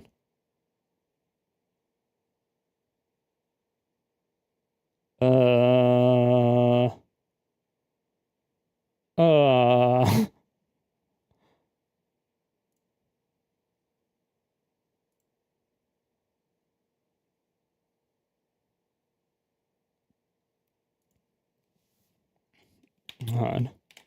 Property. Yeah, so wouldn't what you're asking for force the company to give up its intellectual property rights? Isn't that unreasonable? So that is one of the questions that you had. No, we would not require the company to give up any of its IP rights because, yeah, they would still own the IP rights. It would only allow players to continue running the game it purchased. In no way would it involve publisher forcing any IP rights. Yeah. Oh, exactly.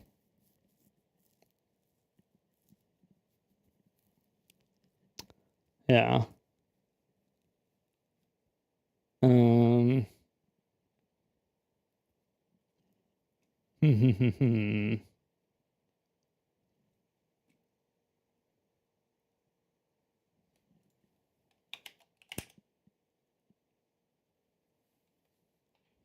Won't this consumer action result in the end of live service games? Here you go. Here's their answer. No, the market demand profitability of these games means the video game industry has an ongoing interest in selling these, which I still agree with. Since our proposals do not interfere with the existing business models, these type of games can remain profitable or just as profitable. Yeah. Ensuring their survival. Yeah. The only difference is future ones will need to be designed with an end-of-life build once it finally ends. So you just code the game with an like that has an end-of-life.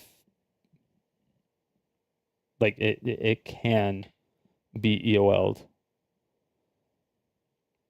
It's not difficult,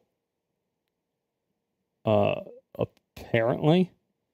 But I'm trying to, that's kind of like the part that I'm trying to find out, is why does Pirate Software say that that is, like, impossible?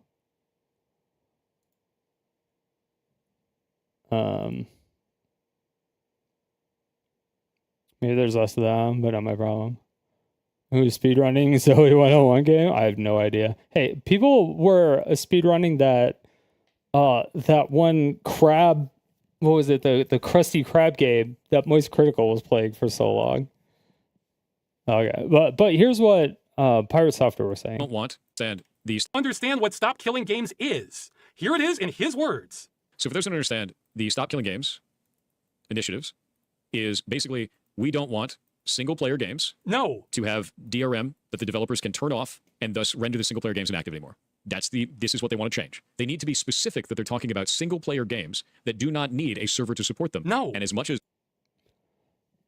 So it's not, they want it to be about specifically games where it is a single-player game that has always online functionality, it would impact every live service game that exists, instead of just targeting single-player, always online games. No, that's not what it is. Stop Killing Games includes single-player games, but nothing about it is specific to them. He completely made that up, and I have no idea where he got that impression. This is what I mean. It's harder for gamers to understand this because they come with so many assumptions. It's like that saying about doctors being the worst patients. So let's clear this up. It's the first line on the website. Stop Killing Games is a consumer movement started to challenge the legality of publishers destroying video games they have sold to customers. But the movement includes all this stuff from earlier, and he was... Yeah, so he read all this stuff, as far as I know, but... mostly talking about the initiative. Well, the short version is the initiative is about requiring publishers to have end-of-life plans for games they've sold to customers in the future. So when they shut them down, customers can continue running them without their support. The long version depends on what kind of transaction is being made. As you can see, it's not easy to explain in a soundbite. But if you notice, we don't make a distinction between single-player and multiplayer games. That's because the law doesn't either. So why make this even harder? Both the movement and the law are making distinctions on how games are sold. Also, that part he said about it affecting all live service games? Yes and no. It would affect most live service games in the future, but the initiative is not retroactive. So that's one thing Thor doesn't understand, but he also seems to think this is about converting multiplayer games to single-player. Once again, he made that up, and I have no idea why he thought that. Transitioning an entire multiplayer server-side game into a single-player video game, which means rebalancing the entire experience around single-player, rebuilding everything in the entire game. How are you going to do that with Final Fantasy XIV? You're just going to make all the raids soloable? That statement still triggers me so much. That statement still triggers me so much. It's like, number one, yes, you can do that, but the players will do that. Imagine the day that World of Warcraft. But you have to actually be good at games in order to do that. And he's just not. Breath shuts down, and suddenly you have to make it a single-player game for every individual that ever bought the game. That's what they're asking for. No. Because they would have to sunset live service games as a single-player experience. The idea that suddenly you need to make every single live service game playable single-player offline? No, dude. Correct. No. This one is particularly baffling to me because I've heard most counter-arguments before. But until Thor, I've never heard this one. That we want the industry to convert all multiplayer games into single-player ones. I keep saying it. You never know where gamers are going to take this.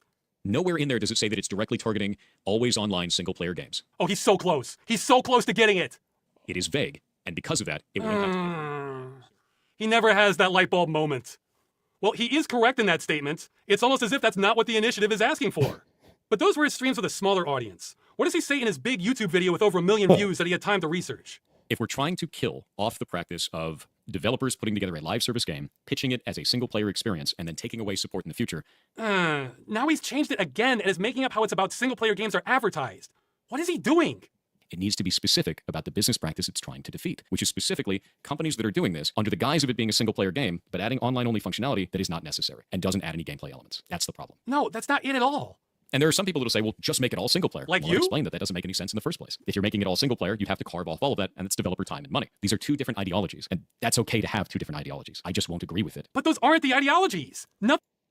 There are, I mean, yes, it is acceptable to have two different ideologies, but that's not what it is. The thing in the initiative is asking to convert games to single player. Nowhere in there does it say that it's directly targeting always online single player games. Yeah, so why does he keep bringing it up? This is a total red herring. If we don't like the idea of live service games as a whole, I get it. Don't play live service games then. Don't agree to those terms. No, he's getting a new thing wrong now. We're not against them existing, we're against them being destroyed with no recourse for the customer. Just use logic. If we didn't like them in the first place, why would we care if they're being destroyed? He says he gets it, but he doesn't. Let's talk about the actual bad business practices. In the case that a studio is making a live service game and they sell it to you as a product, they say that you are purchasing the game or you are buying the game, when in reality you're actually purchasing or buying a license to that game. I think that we should be fighting about that. The initiative is not trying to call that out specifically. It's trying to say that all games need to stay in a functional, playable state. Yes! Which is not calling out the language that is being used to... Yes, a functional, playable state. That's it. A functional, playable state. That's all it is. manipulate the player. Call that out specifically. Okay, I don't know if he's doing this intentionally. I'll be charitable and assume he's not. But this is some serious obfuscation. He's complaining that the initiative isn't focused on another topic he made up. Here it is. Okay, this is where I needed a dev. I have ever seen in games. Now, as for that one, I do understand how much I dread anything resembling sales or marketing or just trying to push things from, because I've gotten it before. Here's what I think is happening. Online-only games have a client and a server, but a lot also have middleware that developers don't have permission to distribute to customers, or depend on microservices they have no control over. And the Okay, what are these microservices? server software isn't even designed to run on a customer system. You can't just cut out the middleware and remove the microservices because they're integrated too deeply. That would still leave the game bricked and could take months to fix and be a lot of work. So I think some devs think we're saying all they need to do is just release the server binaries at end of life, and yay, everything is solved. I think some devs are integrated too deeply, or isn't even designed to run on a customer system. You can't just cut out the middleware and remove the microservices. What microservice could be...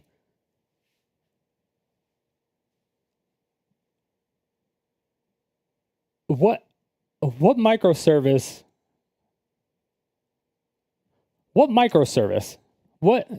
I just need one example of a microservice. Any microservice that would do that.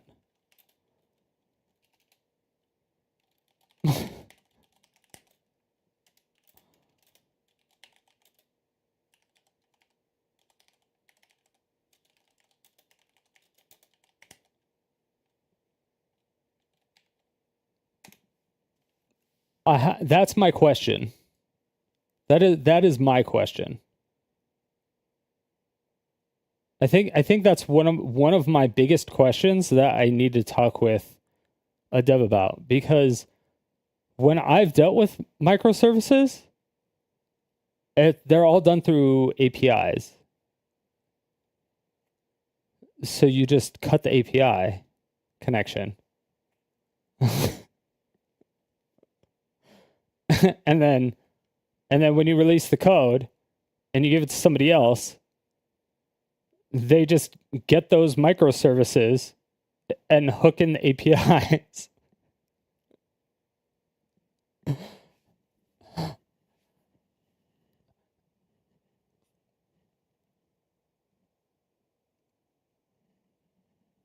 So I'm trying to find this part I don't understand. I think this might be the biggest part I don't understand.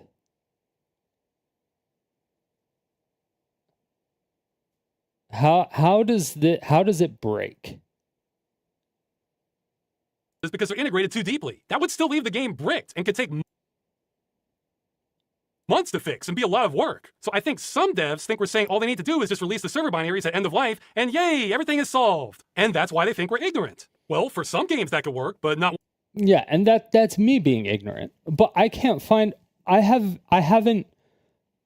been able to find anybody who's been able to answer that question of what microservice would break that. Because like a shopping cart wouldn't break it. I don't know.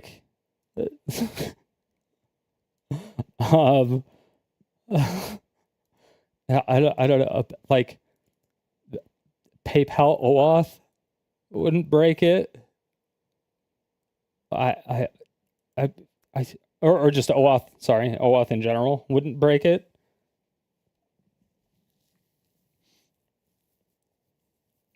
I'm trying to wrap my head around what microservice would legitimately break the game. And I can't, I've never experienced one with that, because like, this is what I research and do microservice. Like, this is my job. Like, I I do microservices. But I only do it on like the back end and stuff. So I never deal directly with the actual application itself. My stuff is all done for like network security and like internal security and doing like making sure we're PCI compliant and SOC compliant and stuff like that. And we also do business to business software. So I don't know if there's like microservices that are being used that are specifically for video games that break video games, when every single microservice that is built for a business to business company or business to business software will never break it. Because I've literally never, ever seen a microservice that has broken an application for me personally. But to be fair, I have only personally tested and used maybe 30, maybe. That's not a lot. I don't know how many are out there. There's a lot more than 30, but I don't know.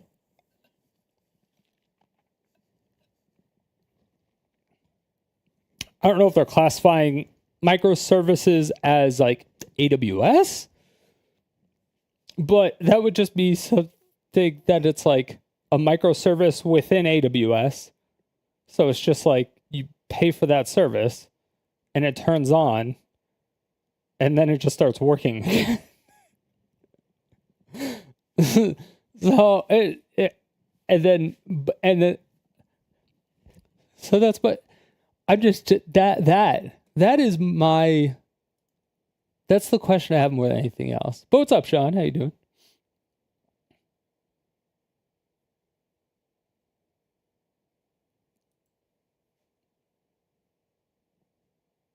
Yeah. Ones like these. Plus, that's not what we're saying. First off, we're not even mandating the methodology because, again, doing that could run afoul of copyright law. Second, this whole diagram is looking at a game that exists right now and was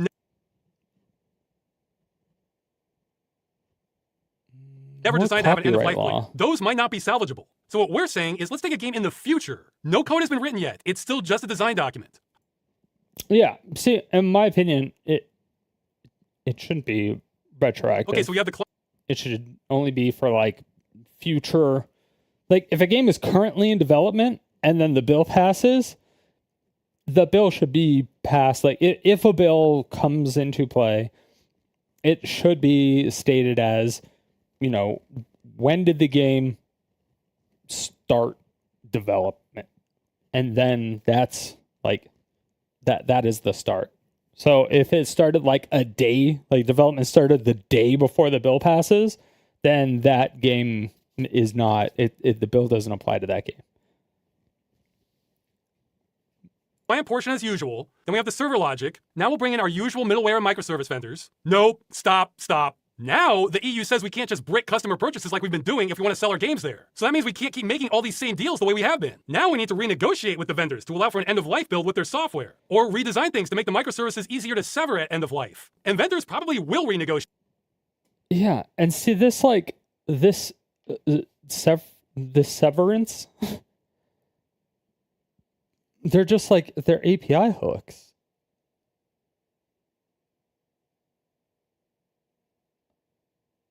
So you just get the same microservice and make the connection.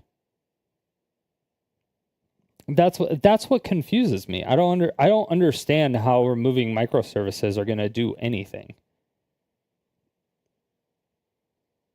Otherwise, they'll start losing sales to everyone who wants to sell games in the EU. But say a vendor refuses anyway. Then we need to go with vendor B, who will offer EU-compliant solutions because they will be happy to take money away from their competitor, vendor A. Or maybe we need to abandon one of the EU rules to everyone who wants to sell games, sever it, go just middleware and microservice vendors. Nope, stop, as usual. Then we have the server logic. Now we'll bring in our usual middleware and microservice vendors. Nope, stop.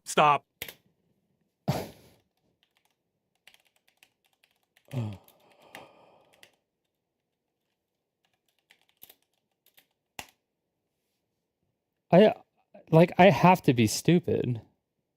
Code provides tools, platforms to support development deployment of microservices architecture. Like what? Like I need an actual example of an actual example.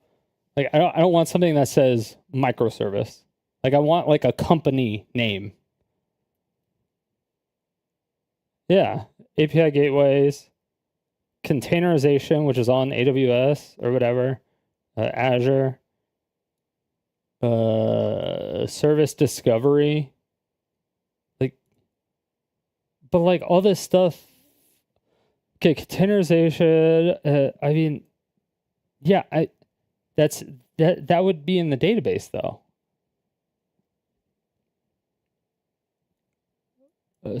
Same with the service directory, and they would be releasing that as well, because people would still need their accounts, right? CI/CD and automation.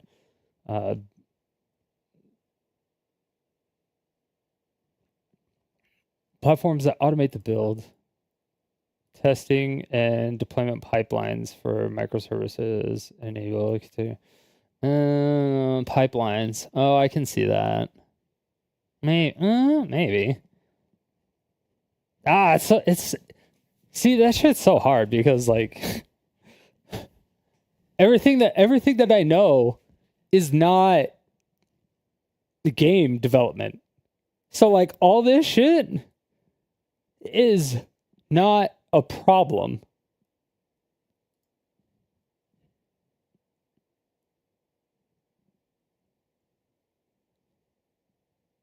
Like if they just released it, because it would just be like it wouldn't be a problem.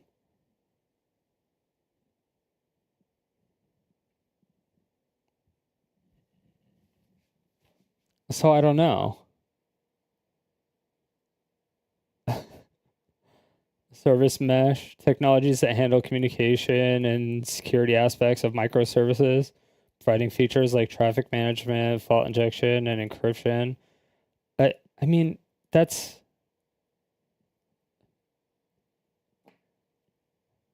cloud platforms. Yeah. I mean, that would all be managed. But see, this is the part that I don't understand. Okay, so if a future company is hosting a game on AWS and going through like their CI/CD automation, using their pipelines, using things like, why do I never remember their database shit? Or like they're using the S3 buckets for file storage. They're using, EC2 instances. They have their IAM users to automate the shit. Like they can put all that stuff on the AWS account. They could basically just hand over the master AWS account and be like, here you go. Like they can do the same with Azure. It'd be like, here you go. Here's the information. Log in, have fun.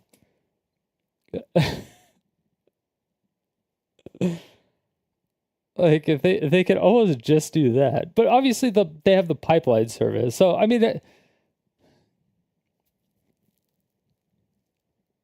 yeah, because they have to cancel the AWS account because keeping the AWS service up is going to cost them a shit ton of money anyway. So they're going to kill that service. They would kill that too. So they would.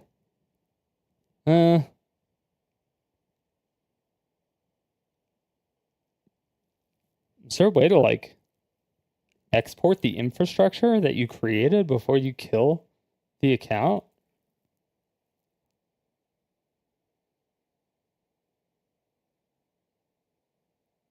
Or can you have a free account and have it not actually do anything?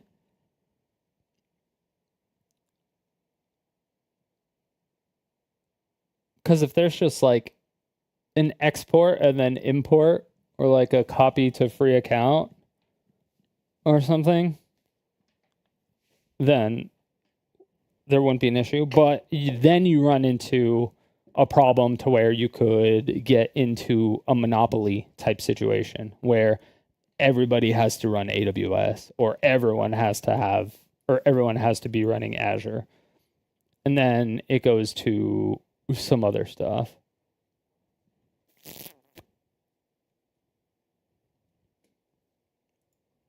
That could be a problem. Potentially.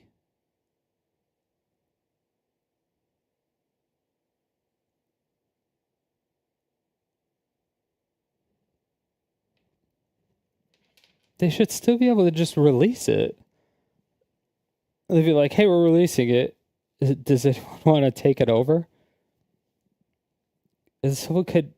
People could just take over the account or whatever.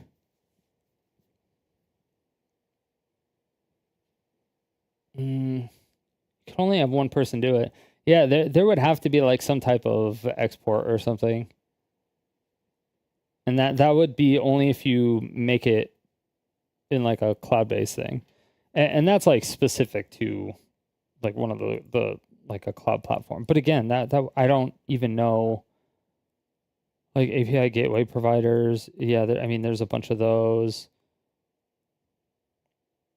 Docker, there you go. So containerization, so yeah, we're doing Docker, Datadog, yeah, there's observability, and yeah, but this is all API based. You just hook that in. The only issue I see, literally the only issue I see, is if 100% of it is built like within AWS.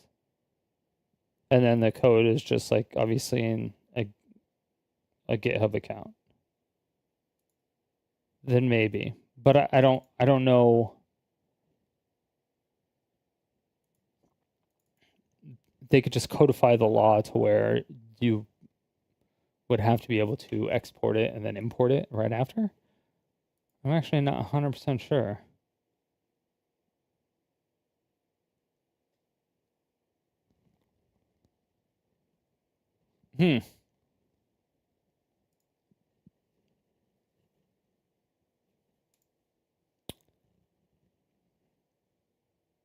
Smaller independent parts are in their own realm of responsibility. Yeah. Because if they have specific microservices, you just have to use the same specific microservices, or you break down the code to where it doesn't require those specific microservices and uses different microservices.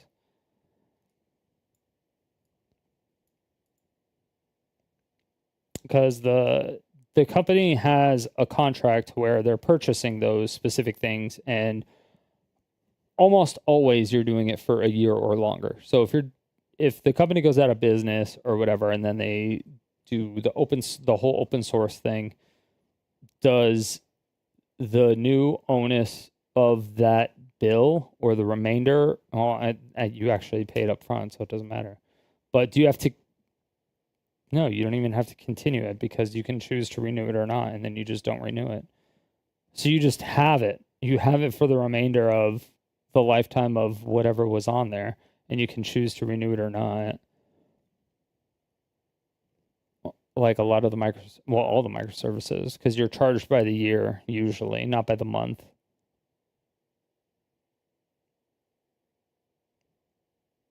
Oh, you can be charged by the month, but you essentially always pay for the year. You never pay for the month. Month to month on a microservice for like a B2B software, like anything in here, that would be that is like wildly different.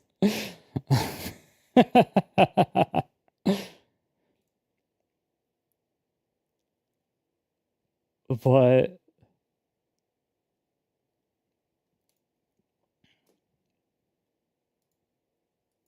how would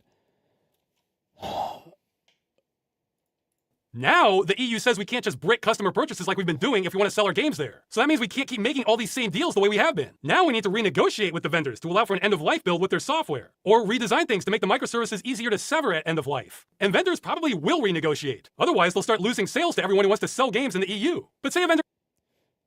Yeah, but all of these vendors aren't doing anything with this. The vendors do nothing. The vendors literally do nothing.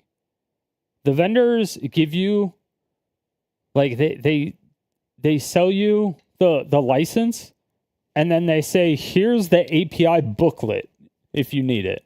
Or if it's already, like, if you already have an existing platform that it has, like, a predefined API thing for it, there's, like, a connect button, and you fucking just press connect, and it connects to it. So if there's, like, a microservice that connects to a microservice that connects to another microservice like that, it could be just like connect. And then there's one thing of API that you actually have to write. And it's usually a fucking simple ass API that's 10 lines of code or scripting. It's like virtually nothing. Again, I'm not a developer, and I do that stuff. And that's why I'm trying to find out why this is difficult or why this is impossible. Refuses anyway. Then we need to go with vendor B, who will offer EU compliant solutions because they will be happy to take money away from their competitor, vendor A. And like so a lot of these microservices, that if you actually need help, sometimes they will set it up for you if they actually need to. And it's not the API that they'll help you with. They'll help you with their part of the application for the microservice. But it all depends on the microservice, I guess. Because the list of microservices that we just looked at are so wildly different.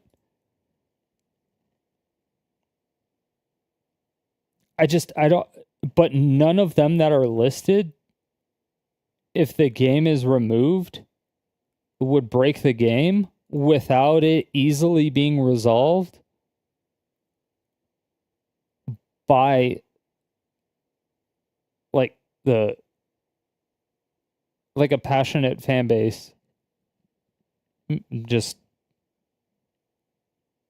going to something else.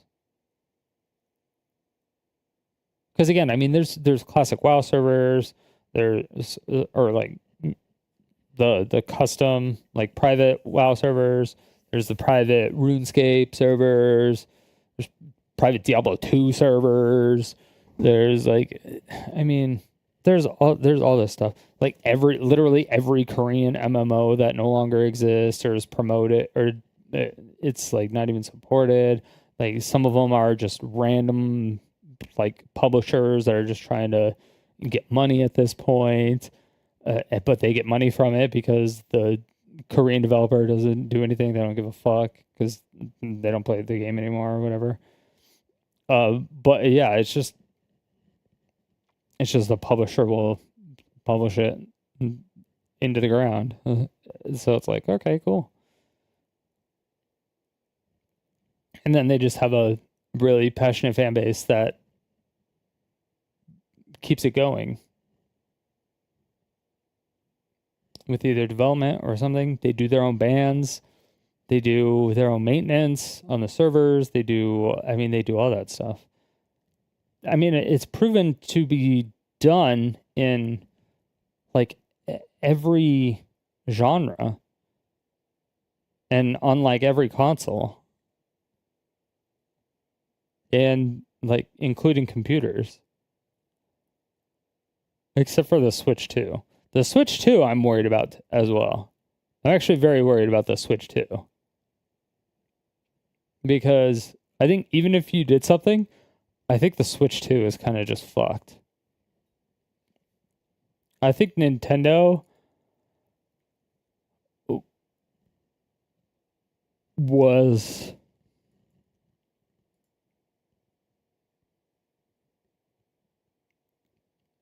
I don't know. Because they could just update the firmware. They can update the firmware before they close down the game to where, like, I don't know, they could do something But I mean, well, they'll hack the Switch eventually, right? They'll figure out a way to bootstrap it.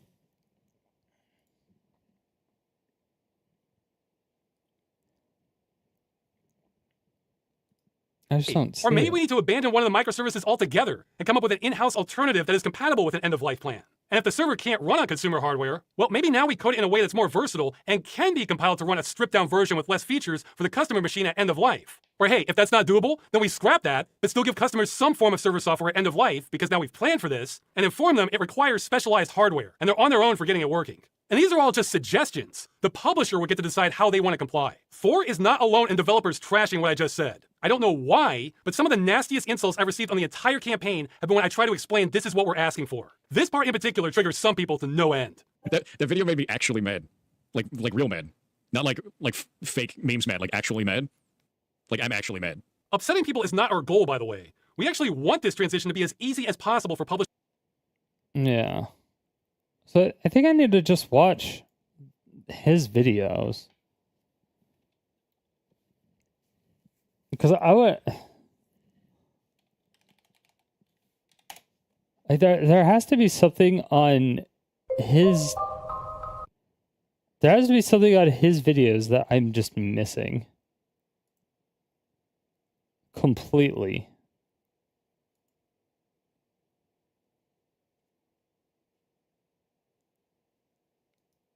Probably a better deal, but if they're going to do...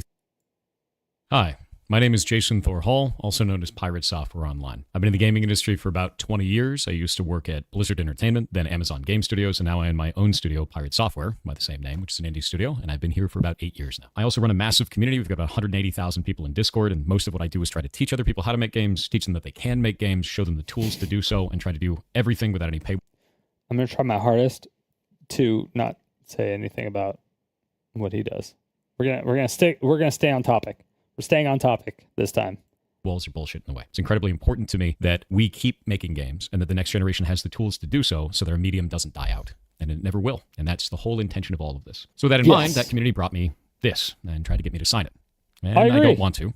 Number one, I can't because I don't live in Europe. But number two, I wouldn't sign it even if I could. And I'm going to kind of go through this and try to explain the reasoning as to why that would be the case without all of the internet hate machine that's grown up. And this is the first video he made after he did the research, after he pulled it up on stream. So this is the first video that he made. All right. And he's brought it up on stream multiple times after that and deleted this. Sorry. Around it. So let's go into how this works and why this is an issue to me. First things first, what is an initiative? So an initiative is actually not law. It is something that you put together so you can put it up in front of representatives and they can start the conversation.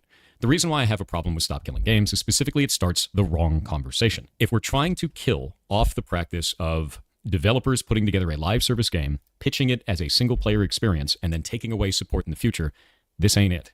And the reason why is specifically off the practice of games is specifically it starts the wrong conversation. If we're trying to kill off the practice of developers putting together a live service game, pitch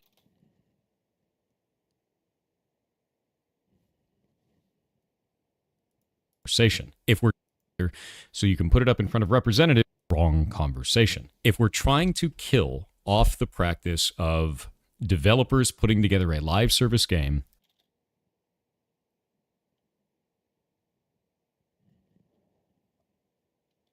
Okay, that's not the goal, but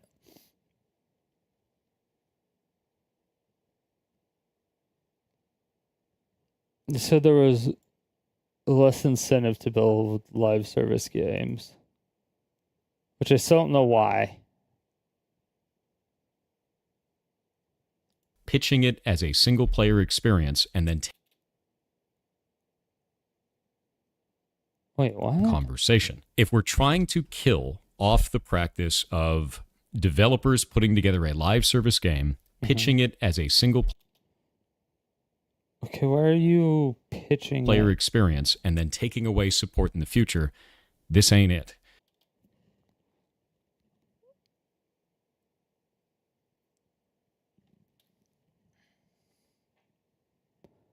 I mean, that's kind of what it is, but it's the developer's choice as to if they want to, or like when they sunset it. So they won't be doing it anymore. Right? And the real player, I feel like he's framing this in a developers really... putting together a live service game, pitching it as a single player experience, and then taking away support in the future. This ain't it. Taking away support. I mean, if they're not, like, if the company doesn't exist anymore, then yeah, there wouldn't be any support. I feel like he's being really disingenuous with that statement. And the reason why is specifically on this initiative. Under its own description, it says, this initiative calls to require publishers that sell or license video games to consumers in the European Union or related features and assets sold for video games they operate to leave said video games in a functional, playable state. Functional, and then in quotes, playable.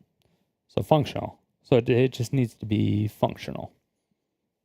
Specifically, the initiative seeks to prevent the remote disabling of video games by the publishers before providing reasonable means to continue functioning of said video games without the involvement from the side of the publisher.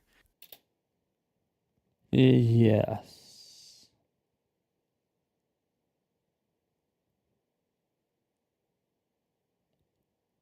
This isn't always possible in all video games, and it doesn't call out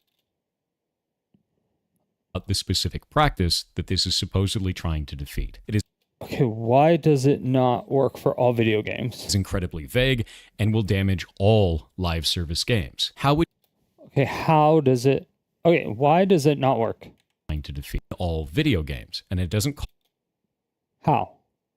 call out the specific practice that this is supposedly trying to defeat. It is incredibly vague and will damage all live service games. How would you Okay, how? keep League of Legends in a functional, playable state? You make it so that you don't have to connect to a Riot server.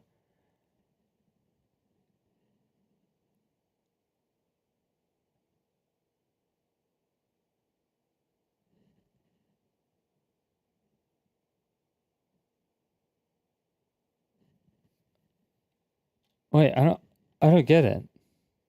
But Dota 2 is in a functional, playable state offline. Dota 1 is in a functional play. So if RuneScape and World of Warcraft are in functional, playable states, World of Warcraft is still, around. So maybe I don't know if EverQuest is. But either way, there's private servers, so they're in playable functional states. Dota 1 and Dota 2. So Diablo 1, surprisingly, and Diablo 2. Street Fighter 2 Turbo. Well, they have remakes for it. But you can still play the OG one. But there's no reason to, because nobody's gonna play those. But regardless, you do that. Smash Brothers Melee.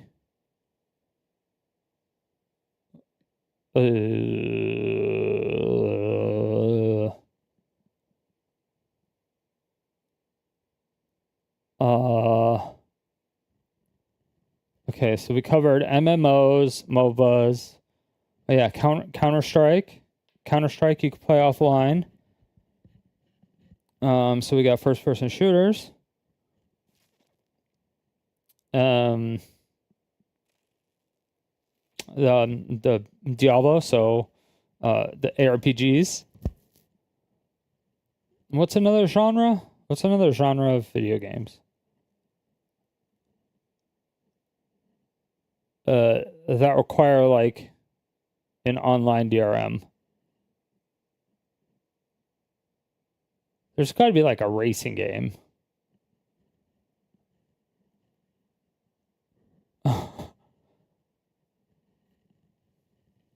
So I haven't looked into racing games, so I don't know. Maybe it's impossible for racing games. That's possible. I don't think it is, but it could be impossible for racing games. Hold on, let's see. Types of video games.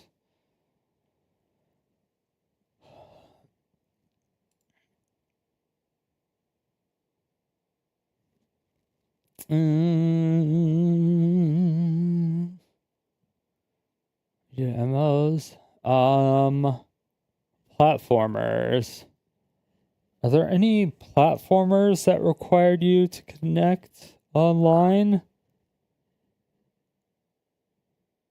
I'm trying to think. Maybe.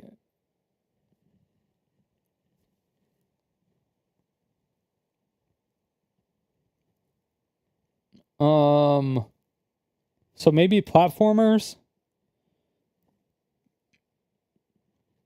Interactive fiction. I don't and visual novels. I don't play any of those.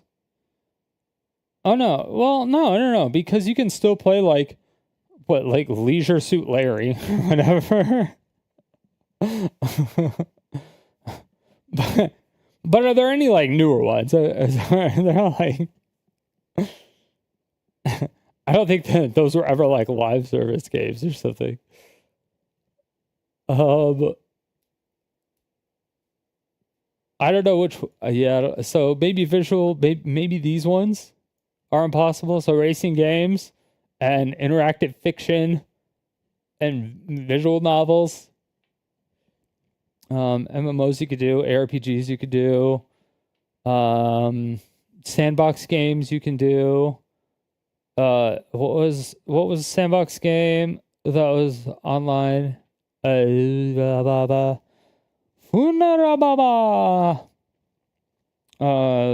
Gary's Mod. All right, you could do Gary's Mod. I guess that's more of PSE, right?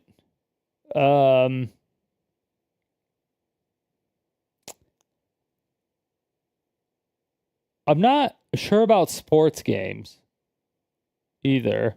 So maybe sports games. I have no idea what puzzle games would be there. For horror games, you can play, I think, Dead by Daylight offline.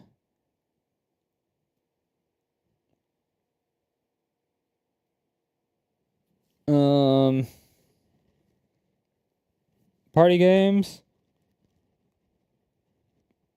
You can play Jackbox offline.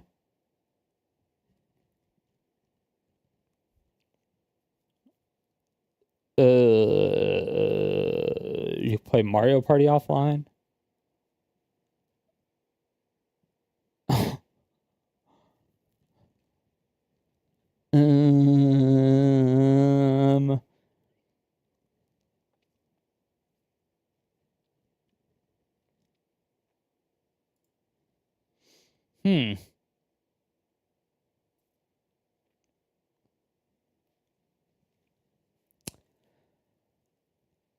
Yeah, I'm not exactly sure what genre you wouldn't be able to do. Oh yeah, there's bullet hell games. Can you play like Vampire Survivors offline?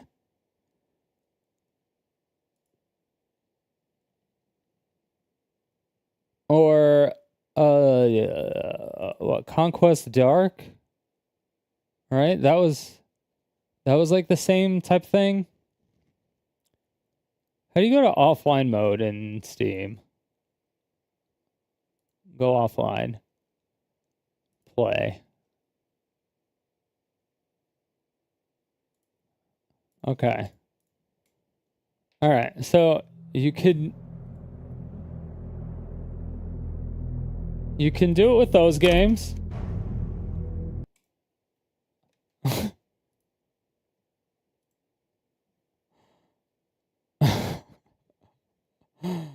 You could do it with tower defense games.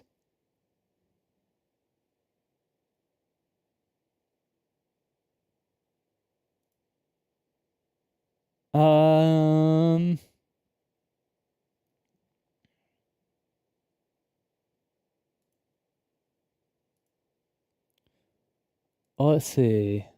Yeah, Peggle. So there are some puzzle games, like the addictive ones. You can play like Peggle. I don't know if you could do the whale game one. If I just go offline, will it be able to show me what games I can actually play? No, it'll only show me what's installed. All right, that doesn't help me too much then. I don't know if that was ever there. Auto battlers. Are there any auto battlers that'll do it? I don't play really any of them. I think Hearthstone will. I think you're required to on Hearthstone to do that one. You're also required to in Tempo.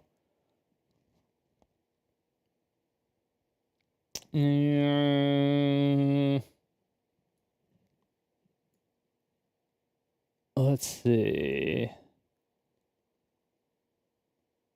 Dungeon crawlers. You can play Hades offline.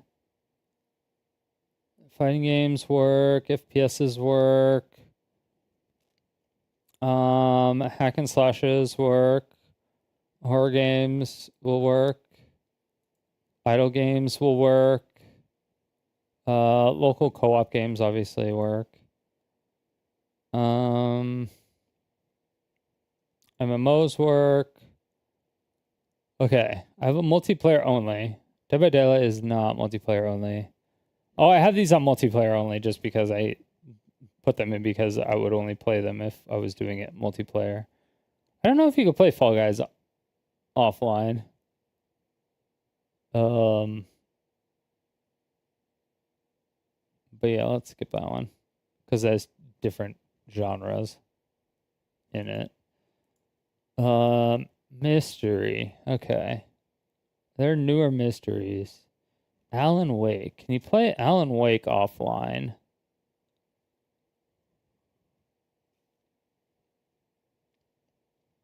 Not sure. Platformers. Oh, you could play Alice offline. Okay. So that's doable. Puzzle. Yeah, you can play 11th Hour and 7th Guest. Those are super old, though. Oh, you can do Portal and Portal... wait, can you do Portal 2 offline? Because Portal's old as well. But there were still live service games around that time, obviously.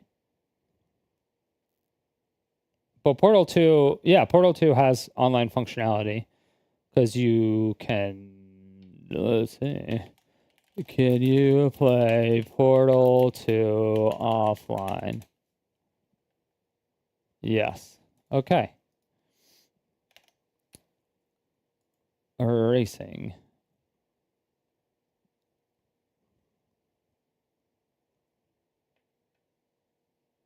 I don't even know why I have these.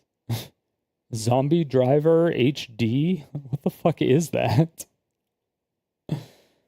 Can you play a Zombie Driver? Well, I don't even know if that's a live service game. What live service driving games can you play offline?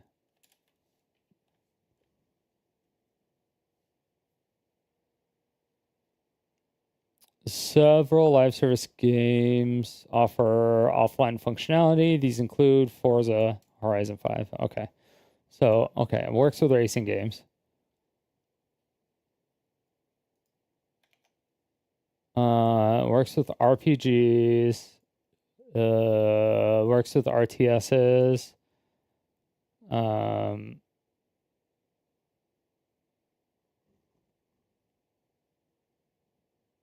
don't know if any of the simulators, like truck driving simulator.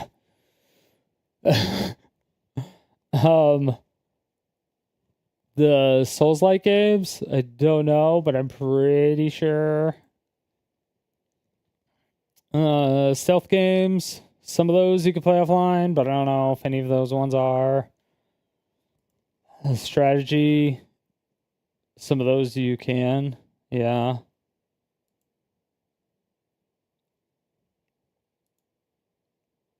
And then, yeah, some of the survival ones, like Don't Starve. I don't know if that's a live service game, though. Don't Starve Together. I don't. You'd have to Can you play Don't Starve Together offline?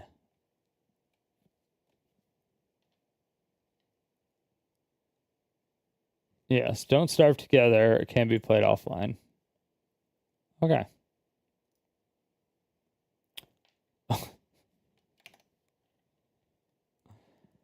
Okay, so I don't... Okay, so it seems like it can be done for every genre. It can be done. Now, just because it can be done doesn't necessarily mean that it should be done that way. However, we looked at live service games from AAA companies and indie companies, and it worked for both. So we've seen AAA and indie companies both do live service games, and they both work after the fact. So with that in mind, architect the entire game. The game is in video games, and it doesn't call out before providing reasonable means to continue functioning of said video games without the involvement from the side of the publisher. This isn't always possible in all video games, and it doesn't call out the specific practice that this is supposedly trying to defeat. Yes, for old video games, but it's not asking for it for future video games. It is incredibly vague and will damage all live service games. How would you keep League of Legends in a functional playable state? You'd have to re-architect the entire game. The game is what is called client-server. So in client-server models, there's a server and there's a client, and all of the math, all of the game, everything happens on the server. The client just displays it. And the reason we want to do it that way is so that you can't teleport around and do 1 billion damage. You don't trust the client. You trust the server. The client just displays what it's told, right? So if we wanted to re-architect... Yes, netcode. That's why... That's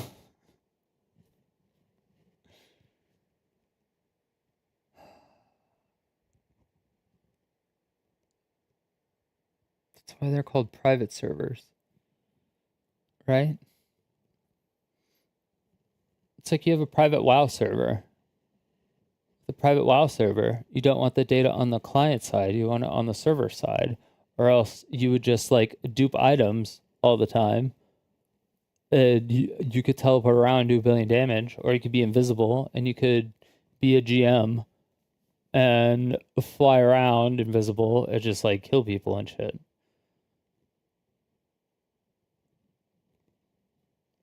So they made netcode. Take this, we'd have to take all of that server logic, push it back out into the client, and somehow make that playable in a multiplayer-only video game.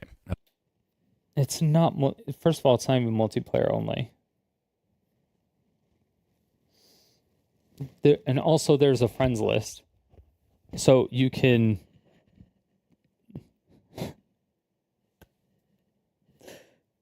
But also... they have a tournament client. They already have an offline mode for tournaments. They have a tournament client.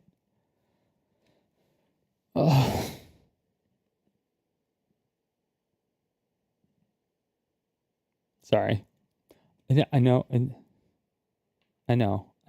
It's so hard. I'm trying really hard not to hate Pirate Software, but his example doesn't like. I know what he's like getting at, but his example is just 100% incorrect. Like, just incorrect. There already is an offline mode. There already is a tournament. Like, there's already a tournament client that they have that is offline that they use for tournaments. So people can't just like DDoS that shit. It still has to go to a server. There is still server logic. Yes. All of that stuff is still the same. But it doesn't require like online functionality technically. It doesn't require to go out to an ISP and come in through an ISP. I mean, but that's different. I guess that's not necessarily what he's saying. I think maybe I'm misinterpreting what he's saying there. I think he is talking more about the logic. He's talking about the server logic more than like the net code itself. But the thing that makes it different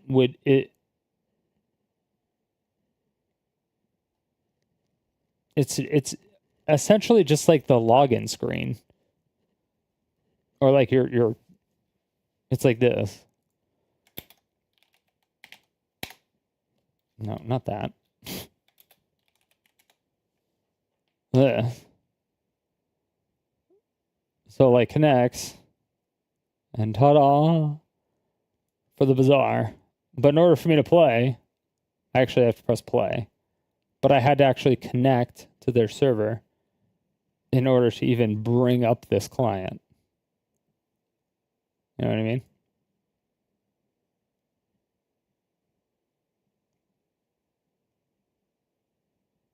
Doesn't make sense to me. So this isn't going to work for all games. Why is it calling out all games? And it's really easy to say like, oh, you know, if somebody wanted to re-architect this, we'd have to take all of that server logic, push it back out into the client, and somehow make that playable in a multiplayer-only video game. That doesn't make sense.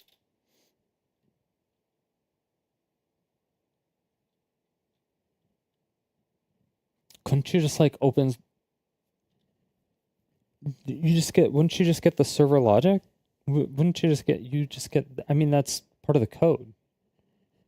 That you would just get that, right? And you would just release that with it. And then they would do that. I don't understand.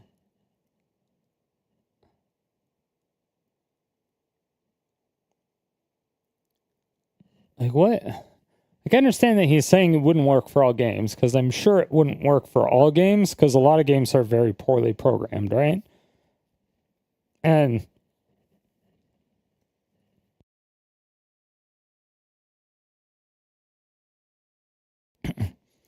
not only are they like poorly programmed, or some are poorly programmed, some are intentionally programmed that way. And they're intentionally programmed that way for whatever reasons they may have. But those are the reasons that I'm trying to find out why they have it programmed that way. And just why or how, or that doesn't make sense to me. And that's why I have all these questions that I just don't get answers to. So like when Concord came out and it was like a failure of a game that made no money and they refunded everyone, like this is a weird edge case as well that would be in the law. Like would they still be required to release Concord even though they like never made any money off it and they lost a shit ton of money off it. But it did release. And maybe people still want to play it, or maybe people want to get the game and code it or code it properly. make it good. I don't know. Maybe there's a lot of people that are passionate about the game. Maybe there is a community for it that people just don't know about. There could be. I just don't know. It was I think Concord was made by a big company, right?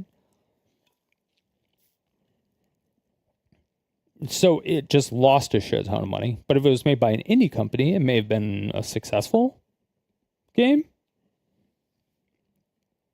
Maybe. I don't know. I know there's a lot of drama behind it. I don't remember what it was. But I think with an agreement of a refund would allow the game to disappear as those play the game and no longer can play the game. Yeah. What's up, Galgy? What's going on, Streak? How you doing? What up?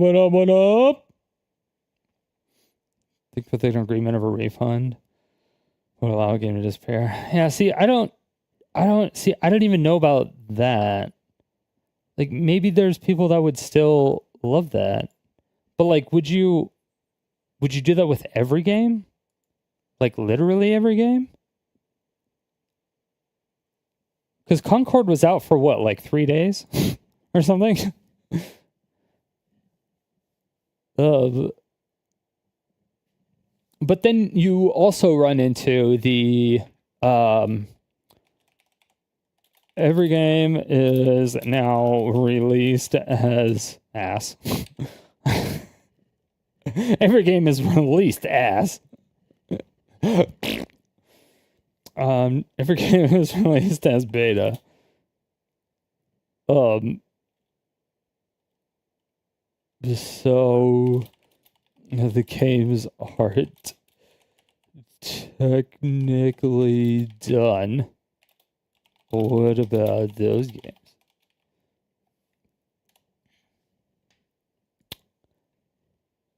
So if there's like an open beta, but there ends up being like zero interest around it, and so the game company decides to just cut their losses and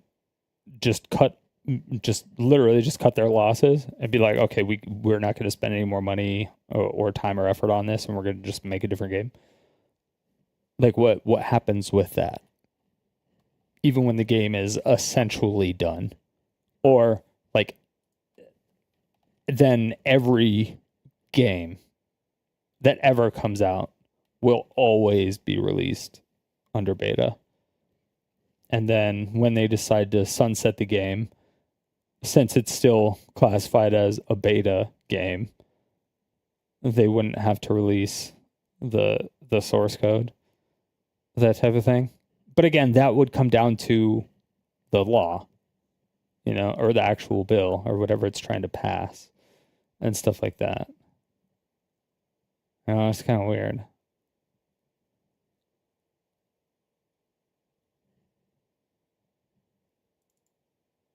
So I'm not sure. To me. So this isn't going to work for all games. Why is it calling out all games? And it's really easy to say like, oh, that'll get worked out down the line. Which is what it would do, because usually, almost always, when laws are passed, they are not retroactive. They're proactive unless it's starting to set like a case precedent, right? So if there's case precedent, then when you're going to court and you're actually like doing stuff like a lawsuit, you're suing somebody, you're like, oh, in the state of this versus this person, this was the result, and this case is very similar, blah blah blah, this is how we did it, so we're gonna like codify it in bill, blah, and that type of stuff. So if it's like, if there's enough case precedent, then you can end up drafting a bill that's really easy to pass, so that there's not as much deliberation in court and stuff like that. But yeah, because most actual like laws and stuff are passed through case precedent. But we're dealing with government here. If we're going to be putting up these types of ideas specifically in front of government, we need to be calling out the right issues, especially if you don't have precedent set. Because now you're going to be setting precedent on something that doesn't make any sense. We're not setting precedent until it goes to court first. With people that may not understand the nuance of our industry, all in the name of saving games. I can't agree with that. Yeah. So let's go into why this is happening, right? Why makes sense with people that may not understand the now you're going to we need to be calling out the right issues, especially if you don't have precedent set, because now you're going to be which there is no precedent for this. There's no precedent setting precedent on something that doesn't make any sense. What doesn't make sense about it though? Like I want details. Like I'm not getting details from anybody.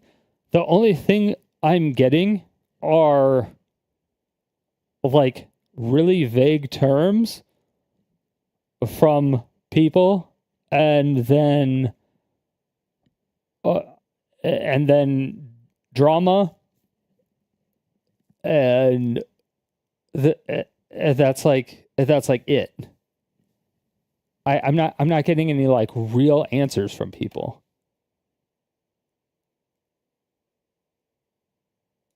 People that may not understand the nuance of our industry.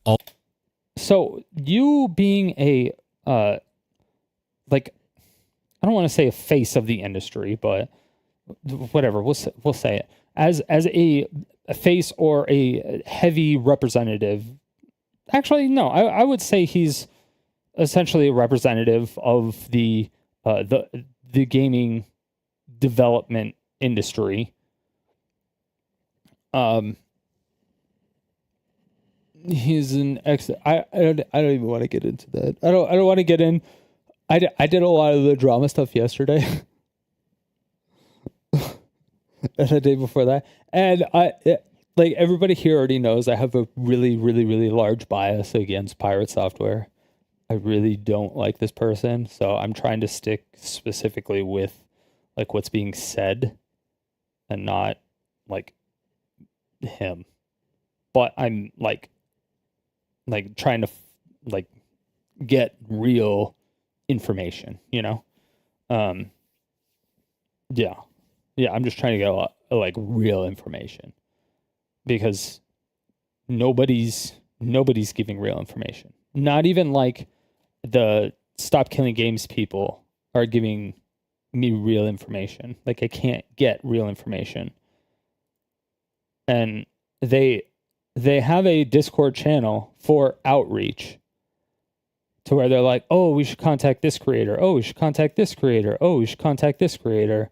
And then they're like, oh, this person doesn't have the link in the description in their video. How do we contact them? And it was Destiny. And I was like, oh, you know, I had DMs with their editor. And I was like, I can get you the contact information. And so I gave them his Twitter. And they're like, oh, does anyone even have Twitter in here? And I was like, all right, I'll DM him. But he's verified on Twitter, and I'm not. And he only accepts messages from people who are verified on Twitter. So I'm like, well, fuck me. I'm not gonna pay to be verified on Twitter. So I was like, well, never mind. No, I was like, but like, I was actively trying to help, and that's why my stream was so late, right? Because I was trying to help with a lot of stuff, and I was like, hey, I'm already like, I was like, I want to talk with a developer, like a game dev that really knows the ins and outs of this stuff, because a lot of it just doesn't make sense to me in a technological way. Because when the stuff that I know personally is just like B2B software. It's not like game software. I don't know what there are a lot of differences. I just don't know what those differences are. And then when I watched Ross's video and he kind of like it broke it down a bit, it still didn't really make sense to me. Like it kind of did, but also kind of didn't. But and then now I'm watching his 2 videos. So all in the name of saving games. I can't agree with that. So let's go into why this is happening, right? So, but even this makes sense with people precedents it's from like government. We need to be calling out the right issues, especially if you don't have precedent set. Because now you're calling out the right issue, especially if you don't have no, you just need to call out the right issue. You're not going to have precedent set. The calling out the right issue and having precedent set are 2 completely different things. If you already have precedent set, then this isn't an issue. There's nothing like that. Like it's. I mean, you could codify it. Yeah. You that is true. You could actually codify it into a bill. If everybody is just doing it purely off of like case law precedents, like if it's happened 100,000 times or something, but they never like made it into a bill or made it into a law, then it's like, okay, sure, yeah, whatever. But that wouldn't make any sense. They wouldn't do that. They just wouldn't do that. It would be a waste of fucking time, and it would be there would be so much time wasted. So of course there's no precedent set. You're going to be setting precedent on something that doesn't make any sense. No, because nobody's going to court with people that may not understand the nuance of our industry. Yes, exactly. So if there's when you get the initiative signed and you put it in front of somebody, they're not just going to take the papers and be like, oh, cool, you got a lot of signatures and it's called Stop Killing Games. That's really catchy. And then you just say, yeah, it's because we want to keep playing games that we paid for, because developers are making it to where after they go out of business, we can no longer play their games because the way they coded it, and we don't think that's fair for the consumer. And the person's like, yeah, that's fucked up. And so they just take the stack of papers and then they just bring it in, and then they do a briefing to everybody, and everyone's like, yeah, I agree. And then they all vote on it, and then they don't look at the 300-page stack of papers that says, but you can also kill your grandmother whenever you want by kicking her in the forehead specifically. It's like, that's not how the process works. Like they have to read it, and then they have to talk with experts like within the industry. Like he doesn't know how lawmaking works. All in the name of saving games. I can't agree with that. So I don't understand how, but it's right here. Like it says it right here.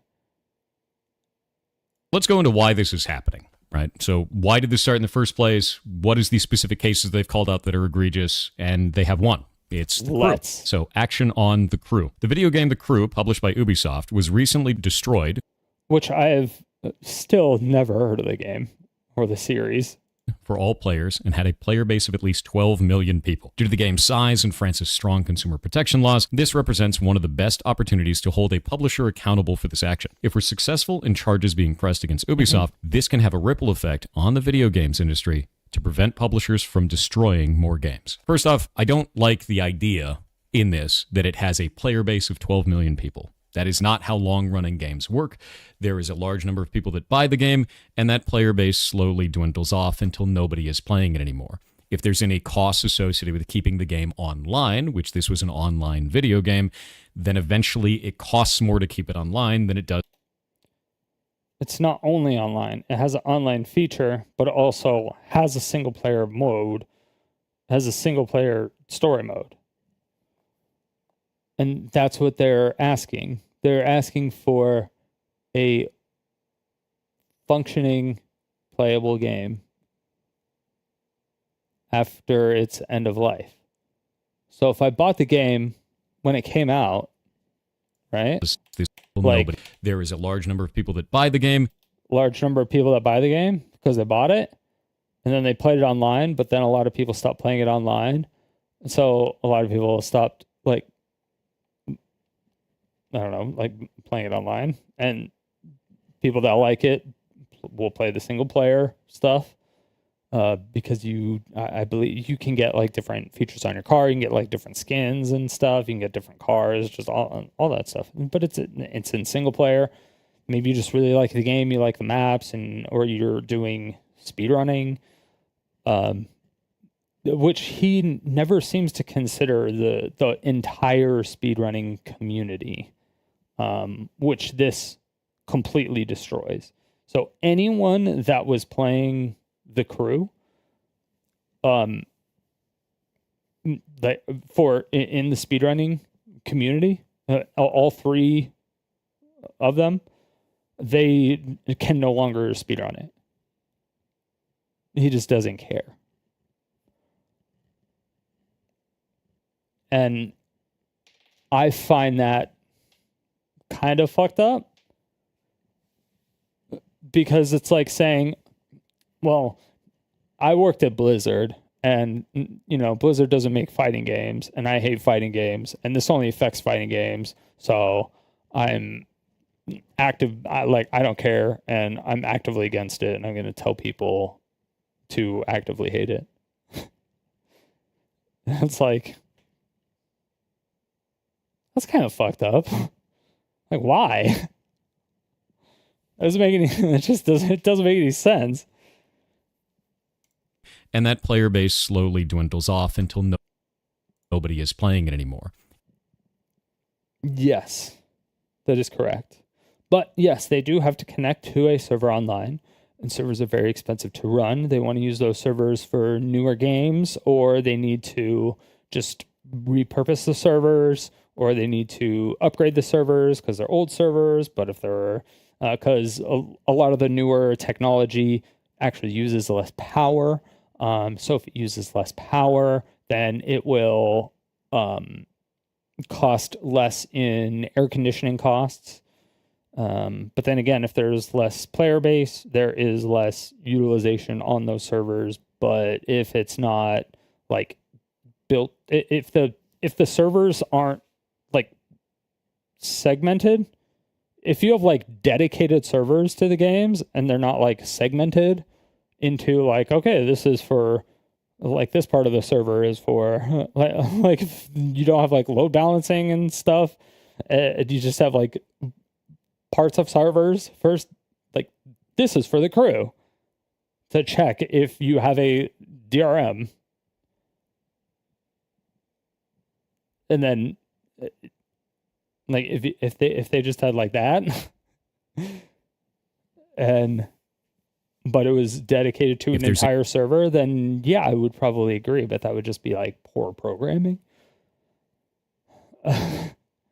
But I understand, because like in the video game industry, it, at least nowadays, there's no like video game developers anymore. They're just developers, because people are always told things, right? Like especially when I was growing up, which is when like all of the game devs right now, or the developers. Sorry, let me correct myself. Where all the developers are, they're like, oh, technology isn't going anywhere. Technology is blowing up, so everybody get into tech. So everybody's getting into tech, and then people start doing development work. They're doing development work. They may play games on the side every now and then, or they do play games, but they don't actually, they're not video game developers. They're just developers and code monkeys. They have no idea what they're actually doing, and they're not actually passionate. I would, and I said it before, but I would say that in a AAA gaming company, out of just the developers, I'm saying the developers specifically, out of just the developers, the amount of, if it was a single player game, I would say maybe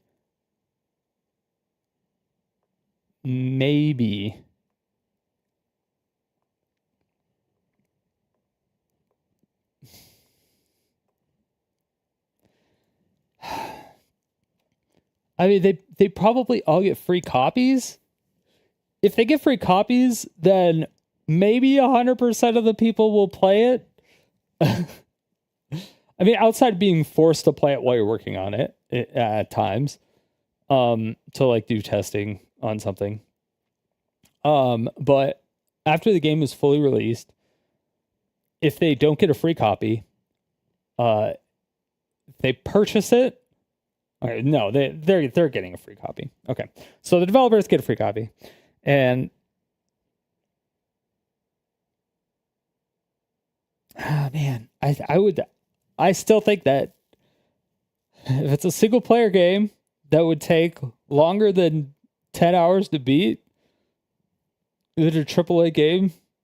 I would say maybe 50% of those people even beat the game. I would say 75% of the people play more than like 2 or 3 hours of the game. Yeah, I don't know. I still think, and then if the game is like an RPG, like a Final Fantasy or something, that's going to take like 50 hours to beat or something, I would say maybe 2% of the developers actually beat the game.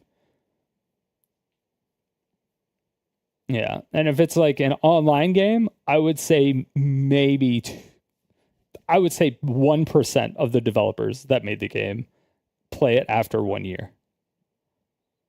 Like 1%.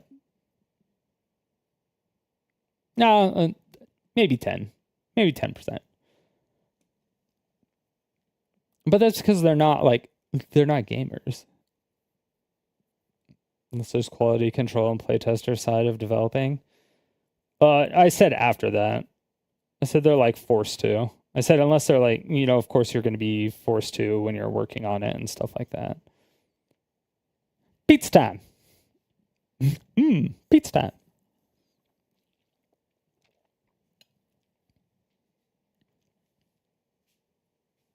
But yeah. I just don't see it happening. And quality control, like QA is done by developers now. They're not done by people who are just scripting. They're developers. They develop it because what was happening before and what seems like it's happening again, we're getting stuck in like QA hell, I think. Well, no, it's the fact that the developers are developers. They're not game developers. They just don't know what they're doing. They're just coding. They're just coding for infinity. Stuffed crust pepperoni pizza. Oh, Papa John's? Gross. Throw it away.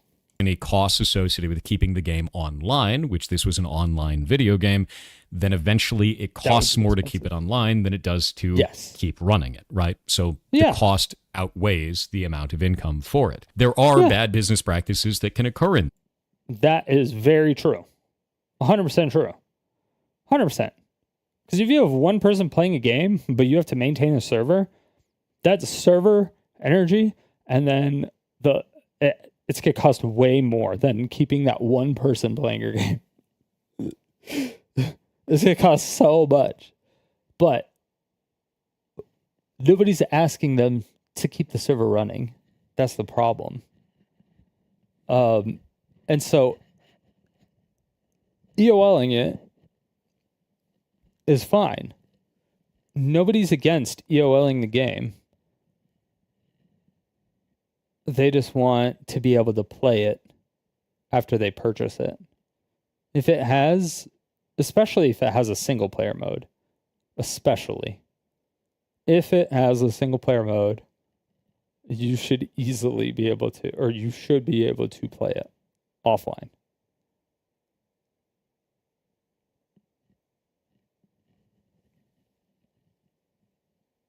And even most online games should be able to be played offline. Because most of them can be.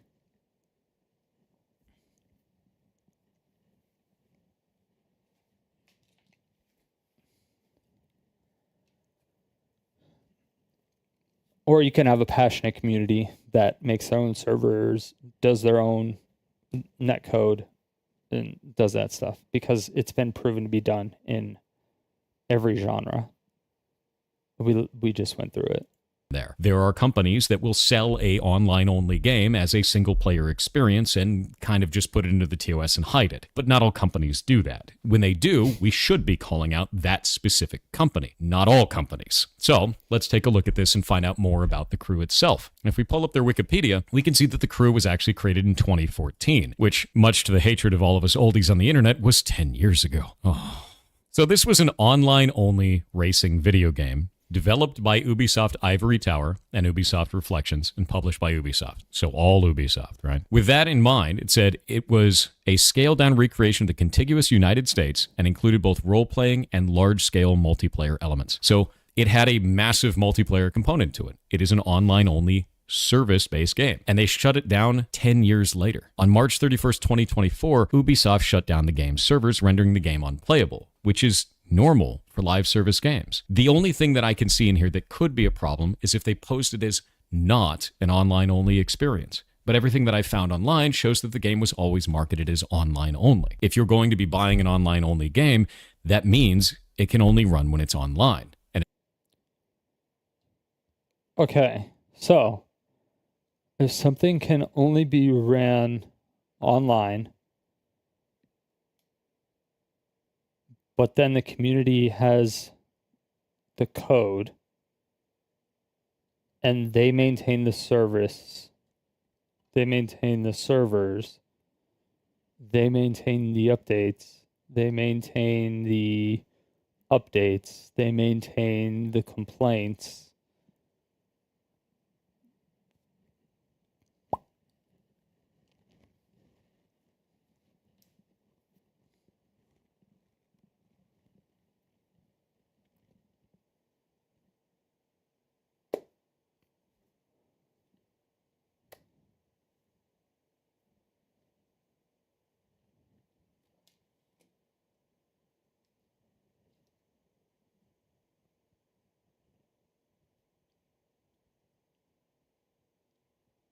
Is there, like, I feel like that's, am I missing the plot? I feel like I'm missing the plot. Am I missing the plot here? Does that make sense? Am I the dumb one?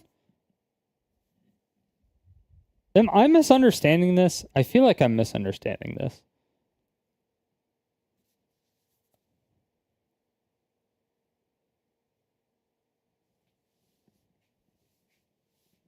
Okay, so he's using Wikipedia to look for it. Okay. So, World of Warcraft Wikipedia.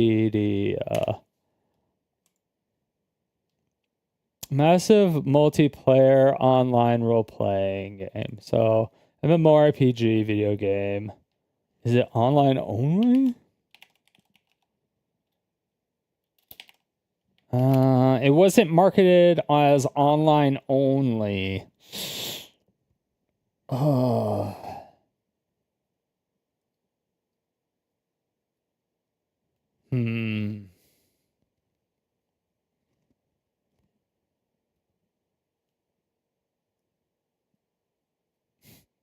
Can't you every gacha game ever? Well, I mean, Gallagher, you do realize that, like, if, because you know how, like, everyone in the Magic community has been really, like, hankering for Commander. Like, everybody loves Commander and everybody hates, like, actual Magic, right? And so everybody wanted Commander in Magic Arena, but since it was developed very poorly by 15 people, because it wasn't designed for Commander, and it was designed for just like playtesting decks, it wasn't even really designed for like what it evolved into. They would literally have to remake the entire game in order to make it for players. They would have to, and that was confirmed by developers of the game. The original developers of the game confirmed that. Regardless of what the CEO said, the old CEO that got fired, yeah, regardless of the two previous digital CEOs, regardless of what they said, that they could make it for players, and they never did, and they failed. It would have to be completely redone. So what they could do is they can make a new client that does support 4 players, and they could shut down all the servers for Magic Arena, because running Magic Arena and another client that is essentially Magic Arena and Commander, because it's just like the same thing, they could just like shut down the servers for Magic Arena and say, fuck you. And so you have none of the sleeves you purchased, none of the cards you purchased, like with real money. If you weren't a free-to-play player, obviously, you would have none of that. You'd have nothing. You'd be starting from ground zero. They could do that legally right now.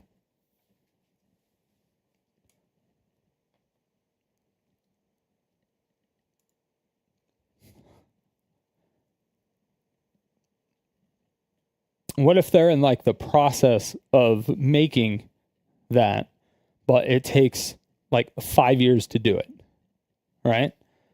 And so in 5 more years, so MTGA then has been out for like 10 years at that point, or like 11 years. And then they shut it down. Obviously, MTGA has a shit ton of sets in it. It has, the alchemy stuff. It has the historic stuff, which I guess the alchemy, but it has like historic stuff, alchemy stuff, it has, the universe is beyond stuff. It's going to have like a lot, it already has a lot of shit, right? It has a lot of extra shit. So if people actually bought every set, like I did, and like most content creators, you just lost like thousands and thousands and thousands of dollars.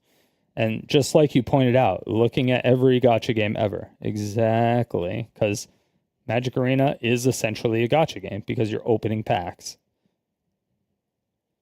You can do free-to-play in Magic Arena, just like you can do free-to-play in gacha games. But when you're a content creator, you have to get like all the cards at the start so you can make decks and start making videos and stuff, right? It's just, you can't. Or if you're a really passionate player, you want to get like, you just want to buy the cards so you can play, right? I think we're getting into corporate bad policies like protecting IPs. They plan to do nothing with just so someone else can profit from it. No, specifically in here it says you can't profit from it. And it also specifically says like they still own the IP. It doesn't do anything with their IP. It wouldn't require the company to give up any IP. Just because the company's if the company goes out of business, they still have the intellectual property rights. So the person who had it, I mean, unless the person who owned the intellectual property, so like if the company went out of business and every single person that worked in that company and every single member of their family died, And so that IP is just like in the ether somewhere and isn't filed or claimed by anybody, then yeah, but then the IP just like it wouldn't be registered by anybody. So you could buy it or somebody could buy it. But like the owner of the company, the CEO, still owns the IP, you know? They still own all the intellectual property of it. But they wouldn't be forfeiting any rights. But it would, like, everyone in the company would have to die, essentially. And, like, all their family members, because the family members would inherit the assets, including digital assets. Unless the estate tax was all their intellectual properties. Or you could go to their family and be like, hey, we'll buy this IP from you. And then you could buy the rights to the IP. You can do that too.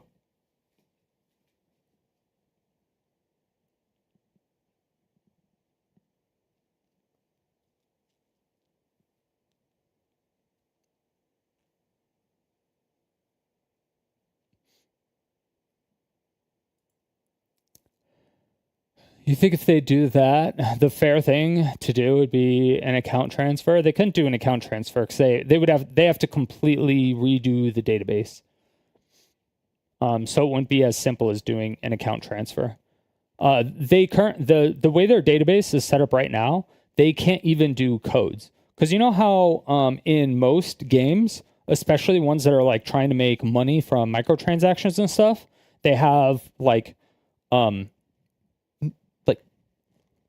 cards or something that you can like gift to people. You can be like, hey, I want to gift you or like a $5 cards, like the Roblox blocks and bucks that you could like buy and they give to somebody for Christmas or something, or like digital versions of it or something like that, you know. But you would get a code made, and like back in the day, there was a Magic Arena like partnership with Stream Elements for a while, where I could give out cards and stuff, and there was like codes that were generated, but the codes weren't actually generated for like the certain sleeves and cards and stuff. What was happening is that someone actually has to manually go in and make a code, manually like type in a code or generate a code from a random generator and manually enter it in the database. They don't have like a, hey, I want to buy a code. So if I want to like host a Magic Arena tournament and the winner gets like 1,000 gems, and then the tournament happens, the winner wins, I can't just be like, cool, here's your boom purchase, here's your 1,000 gems. Like I can't do that. There's just no way of doing that. It just doesn't exist. So there's no way to gift anybody anything, which is crazy to me. But yeah, they have to anytime they want to generate a code, they have to do it manually in the database. It's actually crazy. What's up, Brack? How's it going, baby? But the fact that they have to manually enter it into the database was wild to me. Once I figured that out, I was like, that's crazy. Although I actually don't know if that's confidential information. I don't know if I'm supposed to share that or not. But I also don't care. Not even gift through Steam. You can gift money through Steam, but you have to be on their friends list, and you have to be on their friends list for at least 24 hours before you can gift real money through Steam, and it's only through money. So it has to be like cash. So you can do that, but again, that's through Steam. That's not through the game.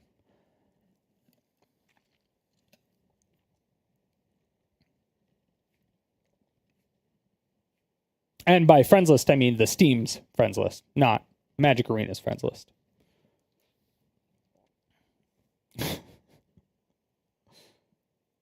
So before I would even be able to pay somebody out, it would, yeah. Yeah. So, it's but then it's a cash reward. So when it's a cash prize instead of like a gem prize, you have to pay a tax on it, the person that wins, and as well as the person that pays it. So if I'm paying out a cash prize and for a tournament, the person who wins, they have to pay the lottery tax, and then I have to pay taxes on my end. So it ends up being like way more money. Ugh.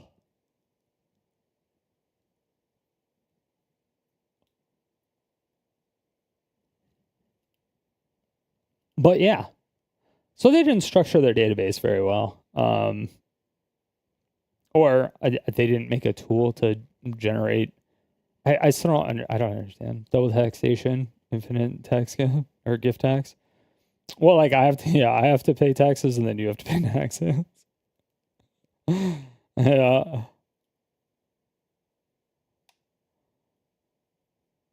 The gift tax. Yeah. To be fair, it was implemented to help prevent money laundering, I believe. Don't hold me to that, but I believe it was implemented to help prevent money laundering.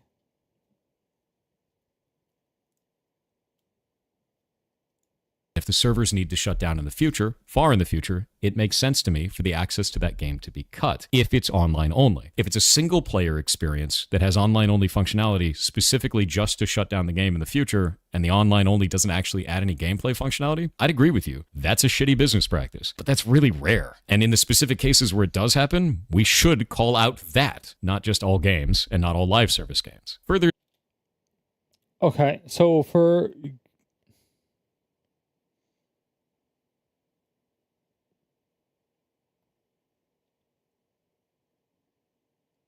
there's more with you just to shut down only. If it's a single player experience that has online, it's a single player experience. Online only functionality.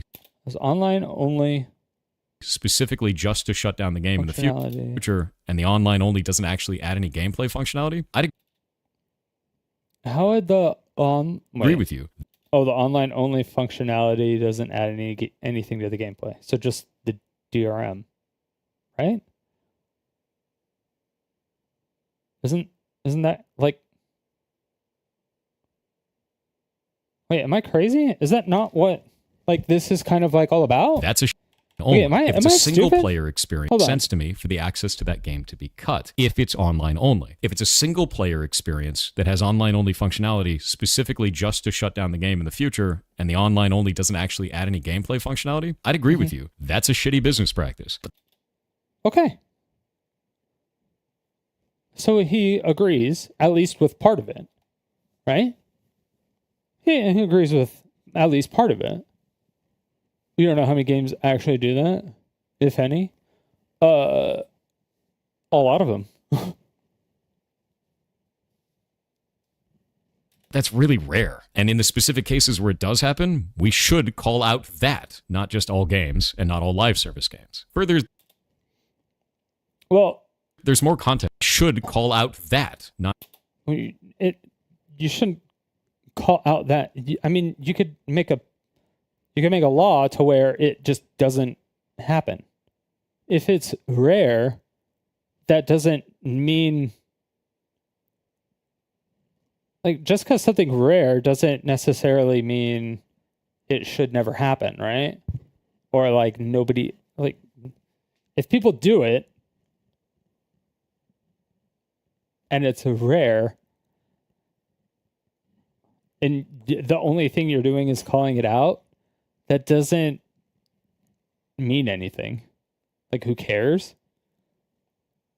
But if you make it illegal to do that, then they can't do that. Right?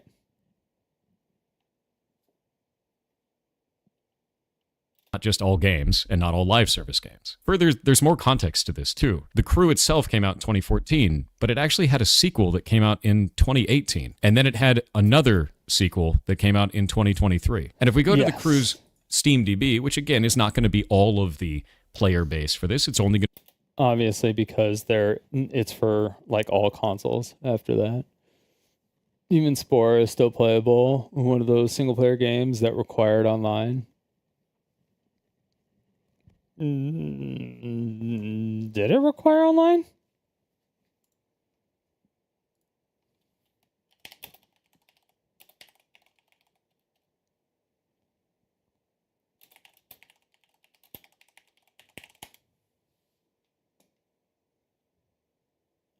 Spore initially required an online connection for activation and to access online features like sharing creations and downloading content from other players. While core gameplay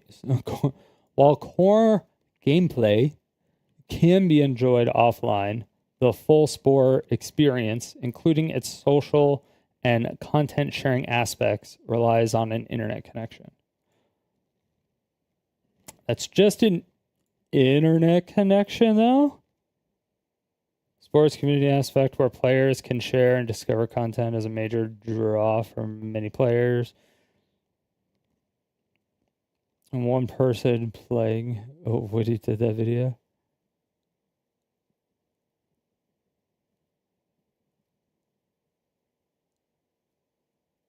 When you did this video? Oh, does he bring it up in this video? Oh, one in-game, one in the crew. That's funny. Players right now, huh? To show the ones who were playing it through Steam. It was on multiple platforms. We look at the max here. It did start out with a sizable amount of community, and then it degraded. And it had a major drop-off in 2018, which is the same year that it launched a sequel. This is normal. When a sequel comes out, a lot of the player base, if the sequel doesn't suck, will move over to it. And then the servers effectively die. You can't run a live service game on this few players. You can't most of the time, especially not if there's anything else that goes into it. And if we go into that anything else, and we could see that there was license. It's an Ubisoft game, right?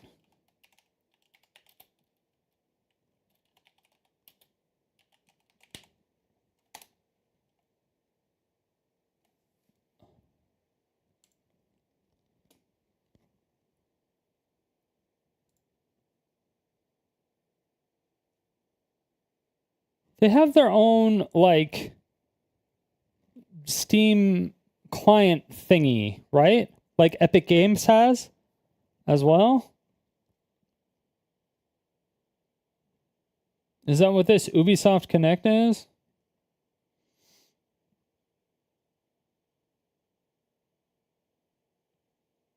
Or no? I'm not sure.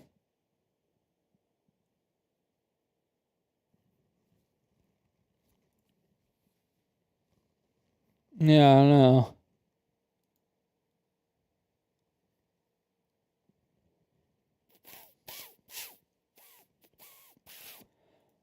Because you might need... Because the thing is, like, the more platforms that you make it for, you have to do different code for, because you have to code it for that specific hardware. But I don't know how hard that is or how easy that is.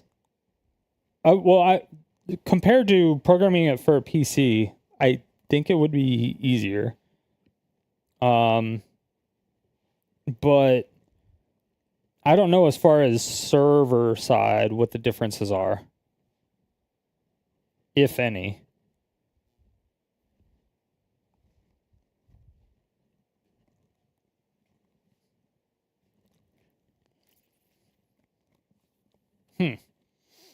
Interesting.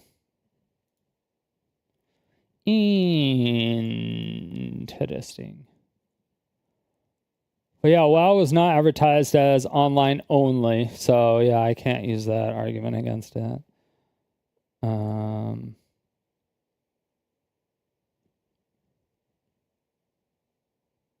Problems. So on December 14th, 2023, Ubisoft delisted The Crew and its expansions from digital platforms, suspended sales of microtransactions, and announced that the game's servers would shut down on March 31st. So they gave them 3 months. Usually I would say, hey, 6 months is probably a better deal, but if they're going to do 3 months, they're going to do 3 months. The only thing that I'd be interested outside of that is if there was a contractual obligation to do more than 3 months and they didn't follow it, if it was in the terms of service or not. So which I believe they talked about in here.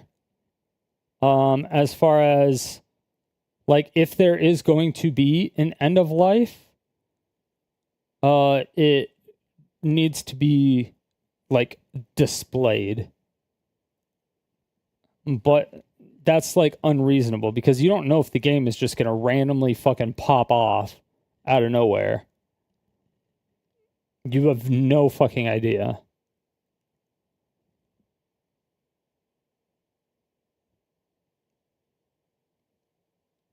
Like, what if like, what if Soda Poppin never played Among Us, for instance?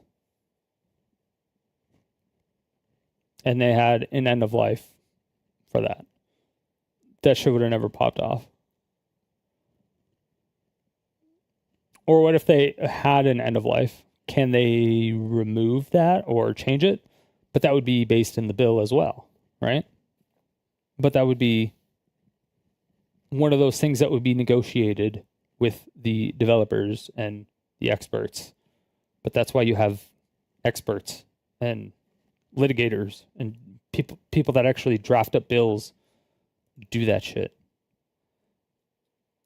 Like there's always going to be edge cases, and you have to account for those edge cases, but we need to know what those edge cases are so you can codify that in the bill. If there's holes in, if he thinks that some of it is good, but some of it is bad, the best thing he could do would be to say, hey, I think this is bad because XXXXXXX, and this is good because of this, and this. Like, specifically. Upcoming server infrastructure and licensing constraints. What were those licensing constraints? Well, it turns out that all of the cars in the game were licensed from the car companies. And a 10-year running game likely means that they had license to them for 10 years. And that means that it would likely reopen for negotiation. Now, understand that's speculation, but I've seen this type of a deal many times in the industry while I've been working in it. So it's not unlikely. If you're going to have... yeah, third-party licensing, that is true. Okay, so that is one third-party licensing thing. Okay, so that would be a problem.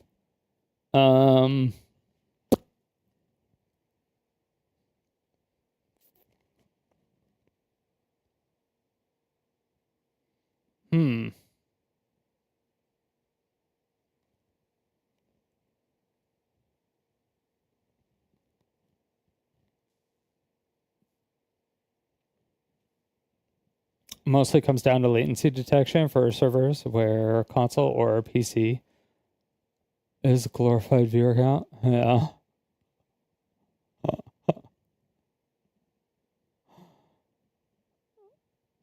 Well, PC helps it with frames, and there's like a lot less, like, you have better technology built into PCs, and PCs can just simply perform better.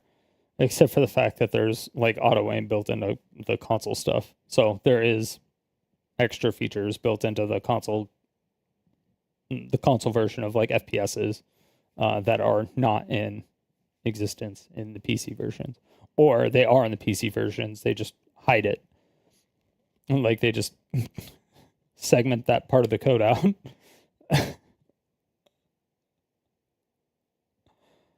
I don't know.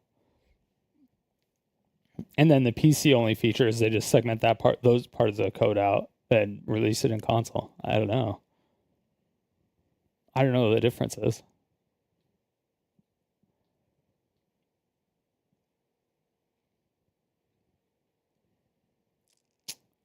You think licensing for video games should be per game, not time frame? Imagine if movies had a time frame licensing. Yeah, that is another. It's essentially saving art. That is a big thing. We're trying to save art. Like if licensing was with like Michelangelo's statue or paintings or like whatever, you could do like the Thinking Man, you could do like fucking whatever. There's so many things that you could do with it, and you could just like destroy it after a certain amount of time, and there would be no recourse because it wouldn't matter or whatever. If they decide they don't want to support it anymore, they just wouldn't matter anymore. It wouldn't exist, but nobody could buy it because they own it, you know.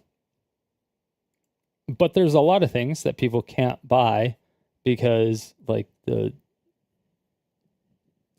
museums own it, or the person who did own it donated it to the museum under the veil of the fact that they cannot sell it.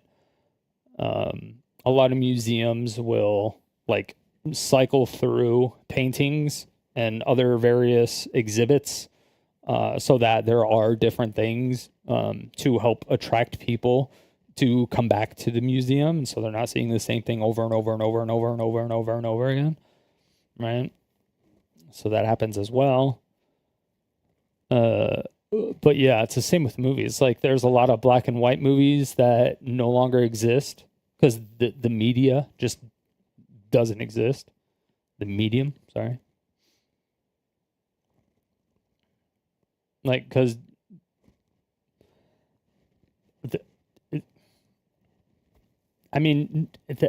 regular base NESs, like a regular Nintendo or an Atari system, they're really hard to, or I don't know, what is the oldest console? I'm sure if Streaker is listening to me, he knows. But like the oldest or most difficult console to get your hands on, maybe a 3DO. If you're trying to get a 3DO with specific 3DO games, where the fuck are you going to find those? It's like, okay. It's like you can find some of them, but if they have like online only DRM stuff to where you have to connect online first, I mean, none of that shit is like, so you couldn't, like, you lost the entirety of everything on the 3DO. That entire console is wiped out of existence. You cannot play a single game on it. There's nothing. But it's like, what the fuck?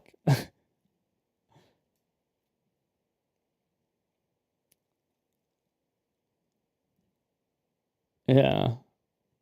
So it can come down to that. It could. But again, another extreme, I'm being hyperbolic. There's a lot of extreme examples. That's an extreme example. But I'm trying to go for like edge cases because it started with the crew. This is like whatever example they're using. But yeah, it says it's online only. If it's online only, then I could kind of understand. But this is the Crew 1. What about the sequel? What was the sequel? But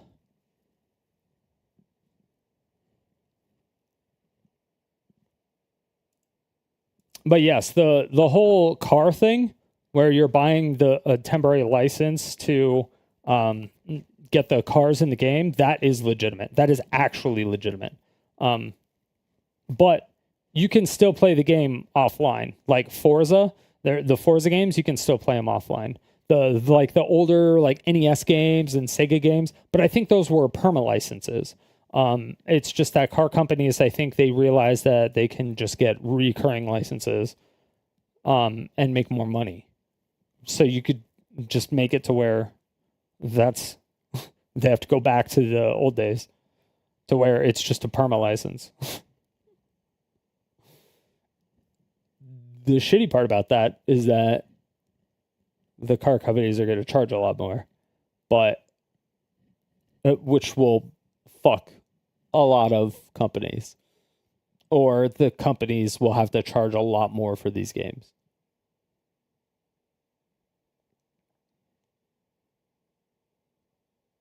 Which is also why a lot of the older games, they didn't have like actual real cars, like real Ferraris and other stuff like that. They had just like weird looking cool cars and stuff like that.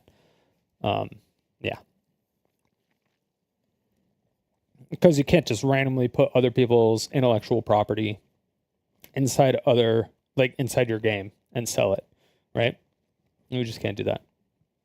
It's kind of like how some guy was just like showing off a video of a game, and then Pirate Software was trying to take litigation against the guy because he used a fake version of Thor's voice in the game. And so Thor hired a fake lawyer in Australia, which was one of his mods, to threaten him with a lawsuit. I can't. Sorry, I'm not going into that. Stay on topic. On topic. Guarantee your original copy of Red save in fact and no longer have its save state. No, they should be giving you the. Yeah, they should be giving you the save file, because they should give you the database with it.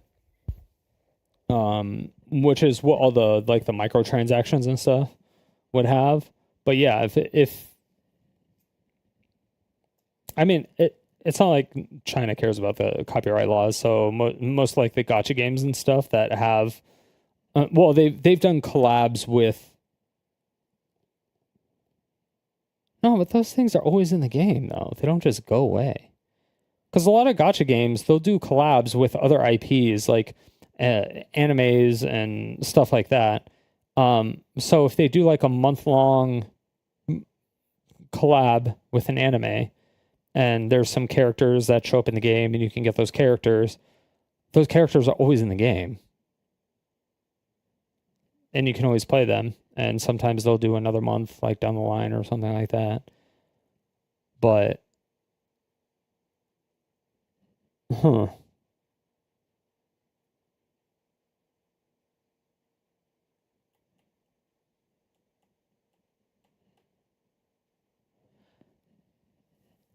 How does that work with like online games?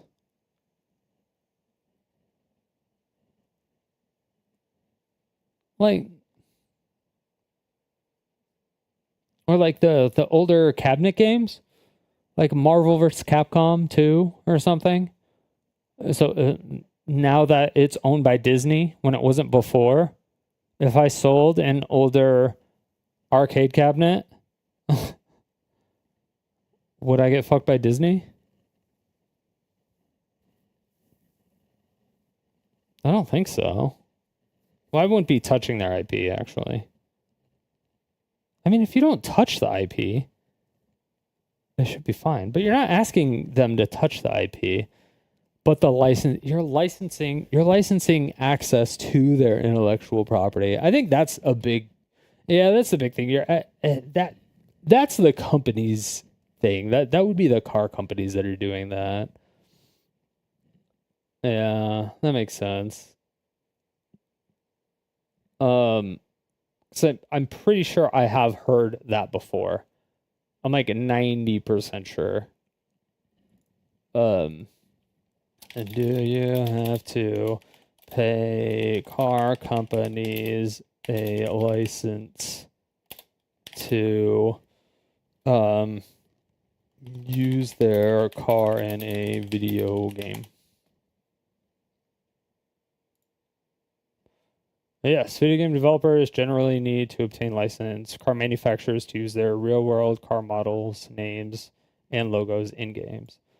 It's because the car manufacturers hold trademarks, copyrights, blah, blah, blah. Why license is needed. Blah, blah, blah. It's needed because they own copyright. Brand management, car companies want control of how their vehicles are represented and associated with different products, including video games. Yeah, and that's the same with like every company.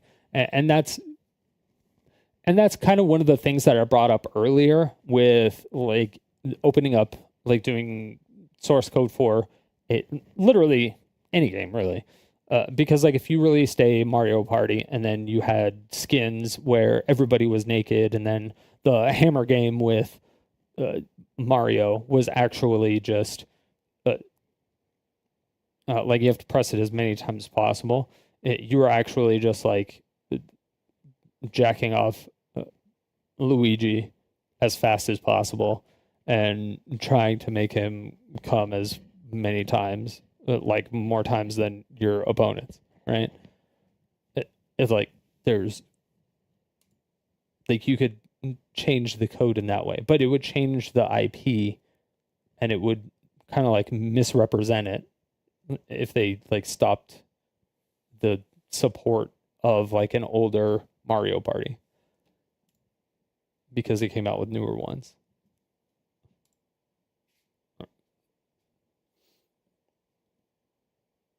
And so it's just like, it is kind of weird. Or if they just stopped making Mario parties altogether, you know? But they were still making like regular Mario games. So like they still are actively using the IP, just not in that form. So it could be actively hurting their intellectual property. That is the thing. Potential. But in those cases, that's an IP law, which the game developer then, or the owner of the intellectual property, then sues the company or the person who is fucking with their intellectual property in that way. That would be my counter argument. But I don't know how that would like look on paper or in a law, you know? But I'm not a law person. So it's hard to say.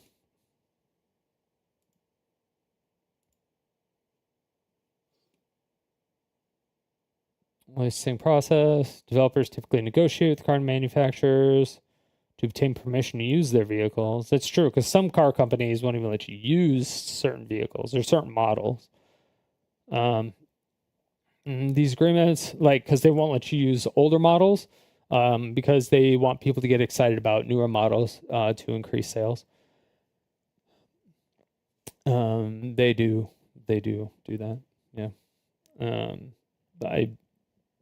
So like all this stuff is confirming what I remember of what I looked up this before, but I had to like confirm some shit.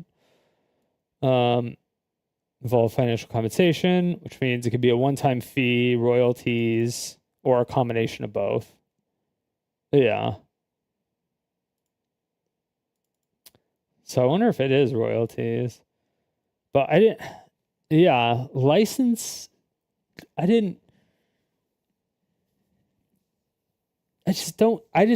never thought that it would be like a time-based license. I don't think it would ever be a time-based license. That just wouldn't make any sense. Like logically, it wouldn't make any sense. Maybe nowadays it could, but then that's just like fucked up on a developer side of things. Like that's just actually fucked up. Because what if you had a 1-year license, right? From the car companies, or a 3-year license for the car companies, and then an option to renew the license. And then the game was like hella successful, but you didn't really expect it.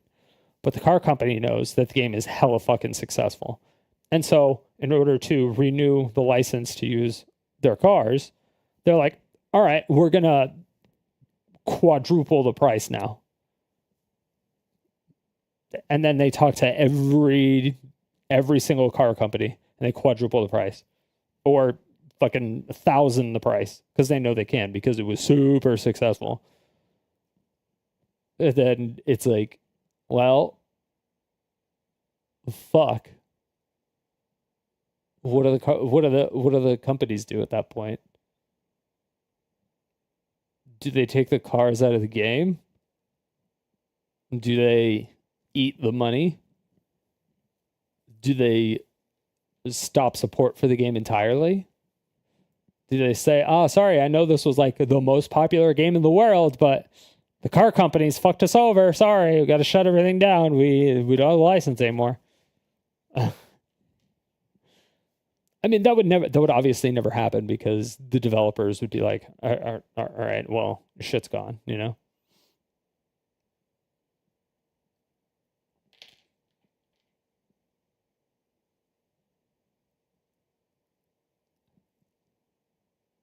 Yours does? You changed the battery?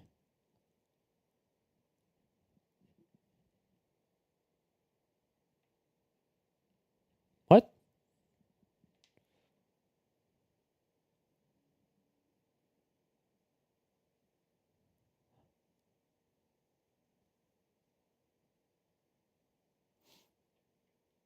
Oh, guarantee.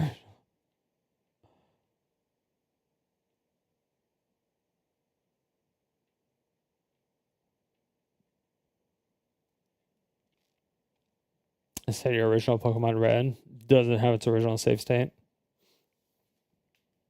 Oh yeah, it's because, like, if you were doing it, the way we were talking about, that's fine, whatever. It's whatever. Okay. To renegotiate on a game that has so few players and is not turning a profit anymore, you're probably just going to forgo the renegotiation. And if those servers are aging, you're not going to want to recreate that infrastructure. And there are some people that'll say, well, just make it all single player. Well, I've explained that doesn't make any sense in the first place. No, if you're making you're not going to put development work in a game that is dead. That is ridiculous. But that's not what they're asking. That's not what this initiative is asking.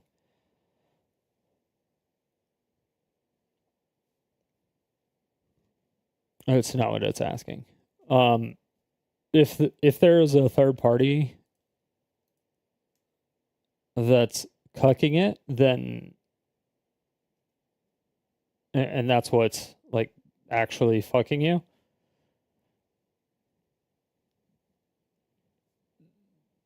you wouldn't really be able to do it. You could open the source code, but you would have to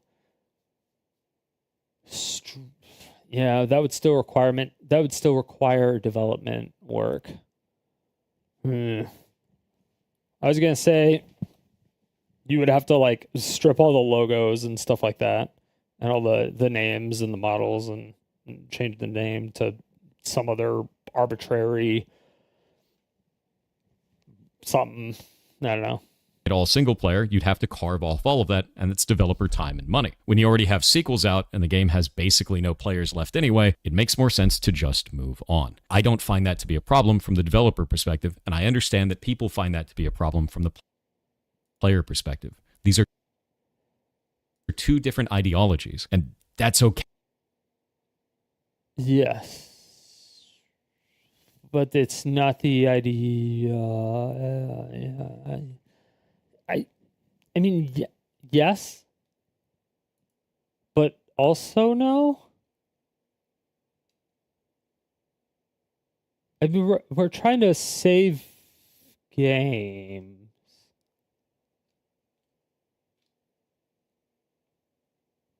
But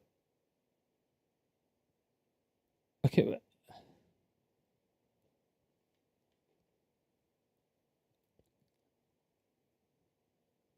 Okay, okay, what? Okay, so what happens when? Wait, you said the Diablo 2 servers were still officially, like the official Diablo 2 servers were still up and running? Are the Diablo 1 were there Diablo 1 servers? I have no idea.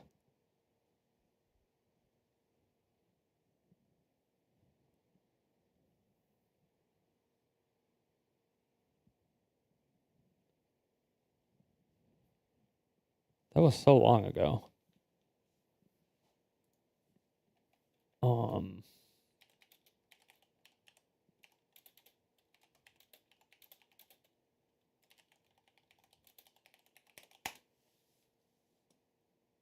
No, Diablo 1 did not primarily run off Blizzard servers in the way modern online games do. Well, it used Battle.net for matchmaking and connecting players, the core gameplay. So it is still, it would still be effective. It would still be affected, according to this, because you would have to connect to Battle.net.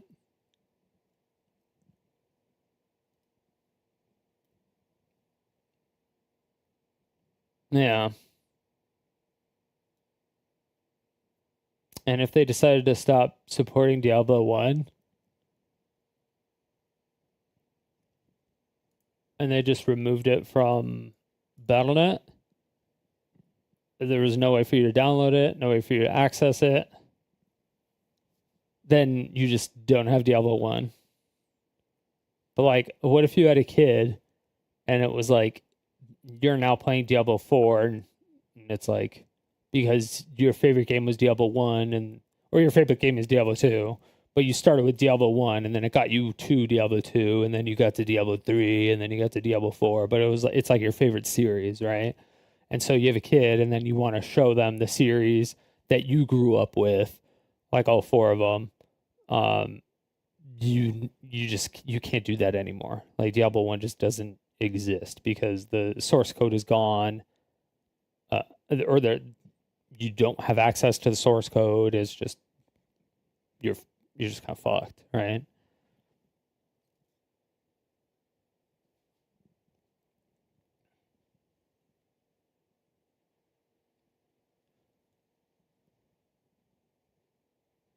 I mean, I think Diablo 1 is old enough to where you could obviously crack it and just make it to where you just do direct peer-to-peer stuff. I'm sure you could get around it. I don't think there's really any limitations to get around it. But the actual, game sessions were not hosted on the Blizzard servers.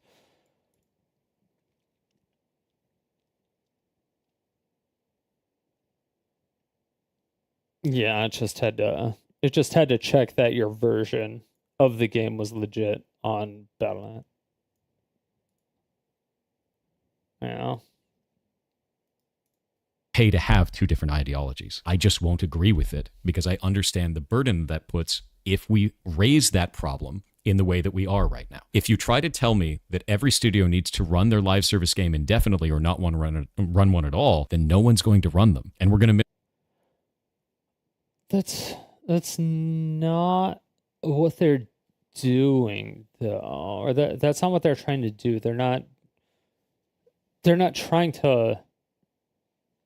They're not saying that, though. Miss out a problem in the way that we are right now. If you try to tell me that every studio needs to run their live service game indefinitely or not, they're definitely not saying that because they just want the code so that they can put it on their own servers and then do what they want to do with it. Not want to run one at all, then no one's going to run them. And we're going to miss out on adventures like Final Fantasy XIV. And even though I don't play anymore, League of Legends or any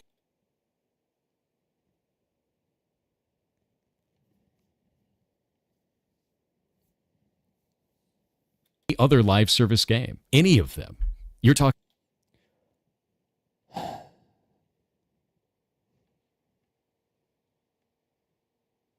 everything, like even phone games, as funny as that is. A lot of people don't realize that phone games require online-only activity. What about things like Pokemon Go? What about stuff like Monster Hunter Now? What about any of these? We'd never get any of them. And that's why I think this needs to not be vague. It needs to be specific about the business practice it's trying to defeat, which is... it kind of is specific. Yeah, I mean, it's vague in the way that it needs to be vague in order to become specific. It has to start out vague with the general idea of not killing games and not allowing media to just disappear, to where now like the crew in like 3 or 4 years, people are going to forget about the crew. Like nobody's going to know that the crew ever existed. Like not a single person. The developers that worked on the crew are going to be like, I don't even know what I was developing for like 5 years or whatever.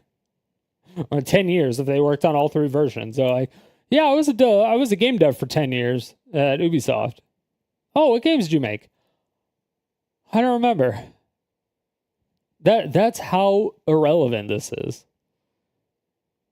But to players, there may be something that, or there should at least be like a catalog or something, you know? Specifically, companies that are doing this under the guise of it being a single-player game, but adding online-only functionality that is not necessary and doesn't add any gameplay elements. That's just specifically companies that are doing this under the guise of it being a single-player game, but adding online-only functionality that is not necessary. And true, that is part of it. You know, yeah, you don't want to have a single-player game that adds an online element that is required, that adds 0 functionality to the game. But you do that in your game, and you don't even have a live service game.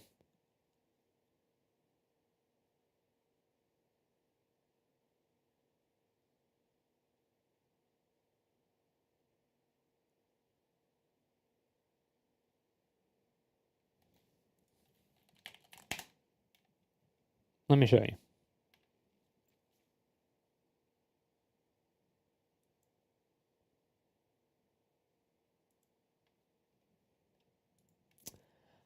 Oh,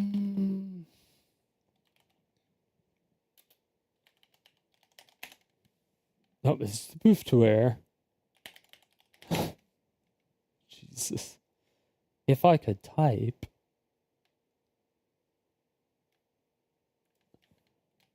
Jesus. Piracy.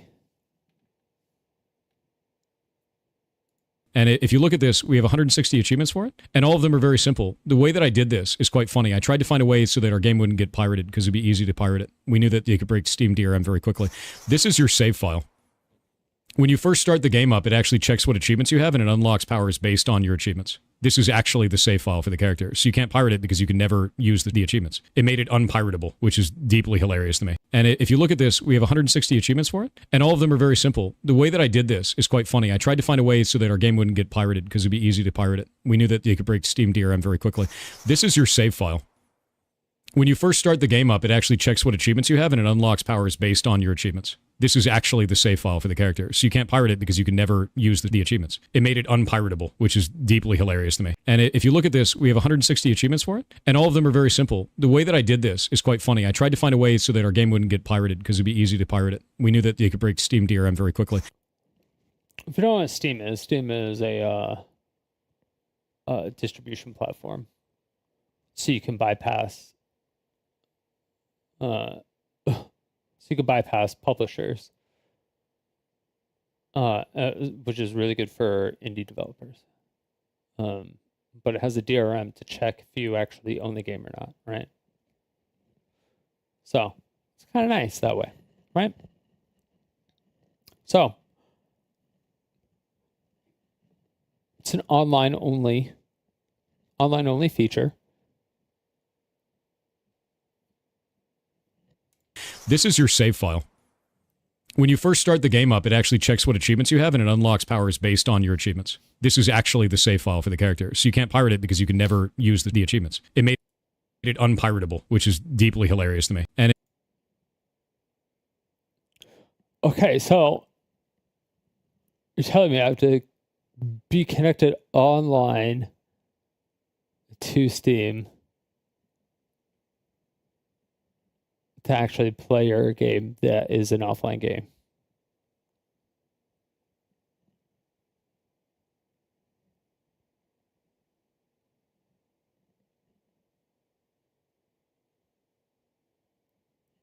But only once. I could play it once online because I have to unlock that achievement once, but I have to do it online once. But if I want to do it once afterwards, or if like Steam shuts down, then what happens?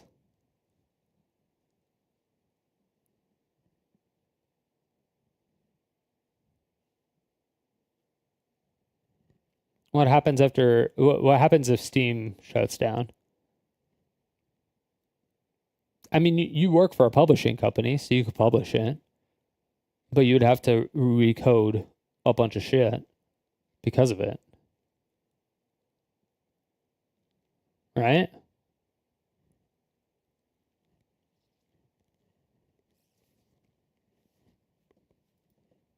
Doesn't add any games trying to defeat, which is specifically companies that are doing this under the guise of it being a but it does actually add functionality when you connect online. Never mind. single player game, but adding online only functionality that is not necessary and doesn't add any gameplay elements. That's the He was very specific about that because in his game, you have an online thing that you have to have those achievements to actually get the powers, even though they're easy to accomplish. But you get powers based on like simple achievements, maybe like walking through a door or something. I don't know. And then you unlock powers. I haven't played his game. The only thing I've seen is people play the first 10 minutes and find a lot of bugs. So that's all I've seen so far of his game. And then some of the code. But yeah, so I guess his online stuff does actually add to the single player part of the game. But he would have to find a new publisher if Steam went under. But he would also have to find another. He would have to recode how it's unpiratable. the problem. So now we're going to go to Ross, otherwise known as Accursed Farms, the creator of this initiative, and one of the ones that's pushing it the most online. I'm going to let him say exactly why he thinks that this will go through very easily and why it is important, and then I'm going to tell you why I don't agree with it. Becomes law in the EU? Yeah, it might be. Now, it's not a guarantee, but I think if we get the signatures, this passes. Why do I say that? Well, it's a few factors. Yeah. Politicians like easy wins. True. And this doesn't require them to do much at all. Big and unless true. it involves gambling or protecting children, politicians generally don't care about video games. So this isn't of big consequence to them or... They do care about video games very recently because of the fact that a lot of the gambling and stuff, and especially children, have been, a lot of the gambling laws that they have been implementing, especially recently with the special currencies and shit that they're putting in video games, are because of children and in video games. So they do actually care about video games. most of their constituencies. I'm going to stop it there for a moment. The assertion that politicians just like easy wins, so this legislation will go through, or that politicians don't care about a multi-billion-dollar global industry and that it doesn't matter to their constituencies is incredibly absurd to me. I don't think this is the right direction at all. There for a moment. So this protecting children, politicians generally don't care about video games. So this isn't of big consequence to them or most of their constituencies. They generally don't care about video games. It's true because the people who play video games either can't vote or they don't vote because it's 20% of people under the age of 25 don't vote. Constituencies. I'm going to stop. Sorry. Yeah, only 20% of people under the age of 25 vote.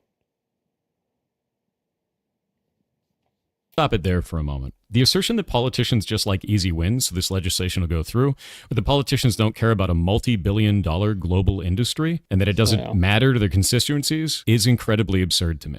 I don't think this is the right direction at all for a movement like this. I think it's incredibly damaging and it makes our entire industry look bad, both on the player side and the developer side. That is definitely phrased. Yeah. I mean, I kind of agree with Pirate Software on this one. It's kind of phrased in a way. We're going to be putting forward anything that may eventually turn into legislation. It should be passing because it's the right thing to do for consumers and developers. And okay, you're just fucking shut up. And that there's some kind of a middle ground, not just because it's an easy win and politicians don't care. This sets us off on a completely wrong foot. EU law is already unclear on a lot of this practice anyway. And that's dangerous. If we're going to be set... They're actually, they don't seem to be unclear on a lot of it, or they're becoming made more and more and more aware of it over the last couple of years because they've changed a lot of stuff.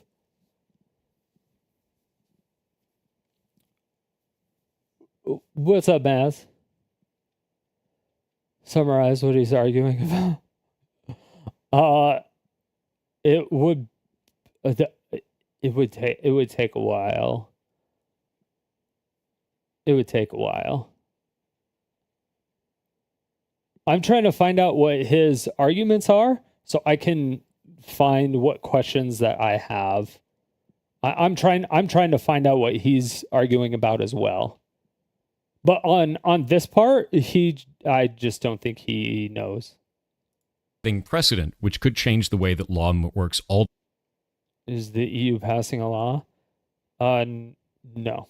They've just already passed a bunch of laws involving video games and predatory stuff against children with video games and stuff in video games in general. Like, instead of having a bunch of different currencies and stuff, you actually have to label how much it's worth with a physical currency. So it's not just like, oh, this costs 1,000 gems. And so you just pay 1,000 gems because you don't really know how much 1,000 gems is. Like, in your head, it's just 1,000 gems. But in reality, it's like $500 or something like that. But it doesn't register in your head as like $500 in the moment, because you're looking at like a symbol that doesn't register as money. And it's a really predatory system that was developed by a person that is a very, very, very, very, very good marketer and predatory marketer. Kids first played mobile games, racked up thousands of dollars charged on parents' phone. Yeah. So the EU passed a bunch of laws like in the past few years and stuff about video games and kids and stuff like that. So they've done a lot of that recently. So I kind of disagree with this. Him saying that politicians like easy wins the way down the road, asking because it's isn't a big consequence to them or most of their constituencies. I'm going to stop it there for a moment. The assertion that politicians just like easy wins, so this legislation will go through, but the politicians don't care about a multi-billion-dollar global industry and that it doesn't matter to their constituencies is incredibly absurd to me. I don't think this is the right direction at all for a movement like this. I think it's incredibly damaging and it makes our entire industry look bad, both on the player for a movement is incredible, a multi-billion-dollar global industry, and that it doesn't matter to their constituencies. I mean, it wouldn't be an easy win if it didn't matter to their constituencies. But yes, they like easy wins because they want to keep their job. If they get enough signatures, then it shows that a lot of people want it to go through. And if politicians see, like, if 100% of people in the country or whatever, that we're going extremes here, okay? So stay with me. If 100% of people sign something that say, hey, we want this changed, and you take it to a politician, and a politician is like, nah, that's an easy win. it's like those people are not going to vote for that politician the next time elections go around. Why? Because that politician didn't do what the constituents wanted the politician to do. Like, that's why you vote for politicians, because you want them to do what you want them to do. And that's what politicians do what their voter base wants. So if you vote for a politician for specific things and they don't deliver on it, then you don't vote for that politician anymore. That's how voting works.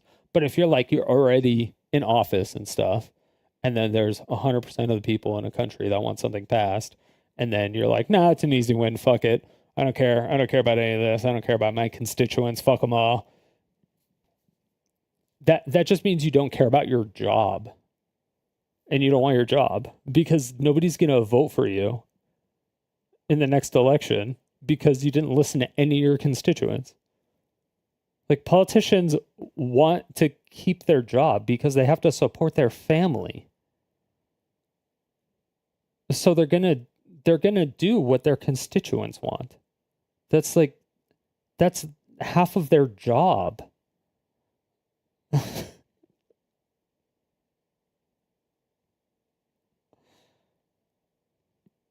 It's weird. It's just really weird. Is incredibly absurd to me. I don't think this is the right direction at all for a movement like this. I think it's incredibly damaging, and it makes our entire industry look bad. Yeah, the way Ross phrased this is really bad. Both on the player side and the developer side. If we're going to be putting forward anything that may eventually turn into legislation, it should be passing because it's the right thing to do for consumers and developers, and that there's some kind of a middle ground, not just because it's an easy win and politicians don't care. This sets us off on a completely wrong foot. EU law is already...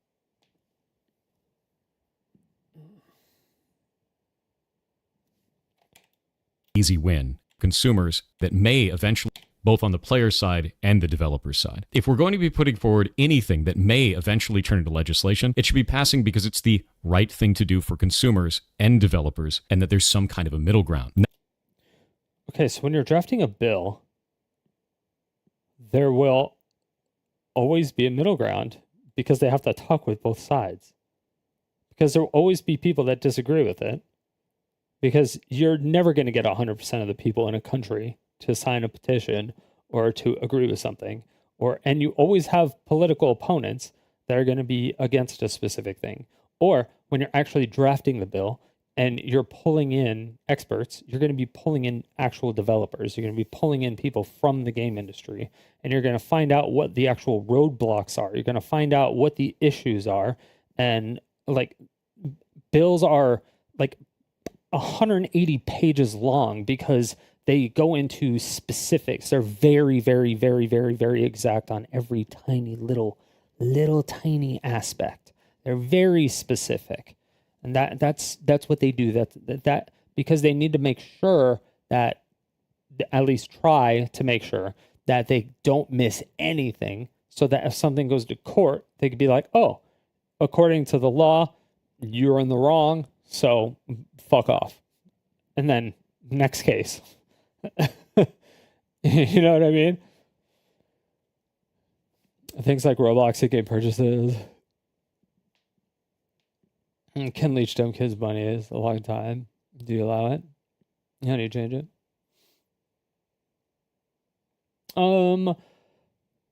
China did something to where you can only play games for a certain amount of time. They capped out how much money you could spend, I think, on certain games or during certain times. I forgot. China did some things that were actually kind of respectable when it came to that. It actually was pretty... They forced game companies to kind of do some of that stuff. Yeah, it was really weird. You know, about the spending time limits? Yeah. Yeah, they did some time spending limits and stuff on it. So yeah, it's interesting. It was interesting. It's an interesting thought experiment. at the very least, it's an interesting thought experiment. You know? Not just because it's an easy win and politicians don't care. This sets us off on a completely wrong foot. EU law is already unclear on a lot of this practice anyway. And that's dangerous. If we're going to be setting... Yes, it is dangerous. That's why we need to help clarify. That's why we need to codify it in law. That's why we need to get a bunch of signatures to present it in front of somebody who can get access to experts to bring it in to help draft a bill. And then they propose it, and then there's back and forth, there's negotiations, and then they have the bill, and then it's boom, put into place. Because then I feel like that's obvious.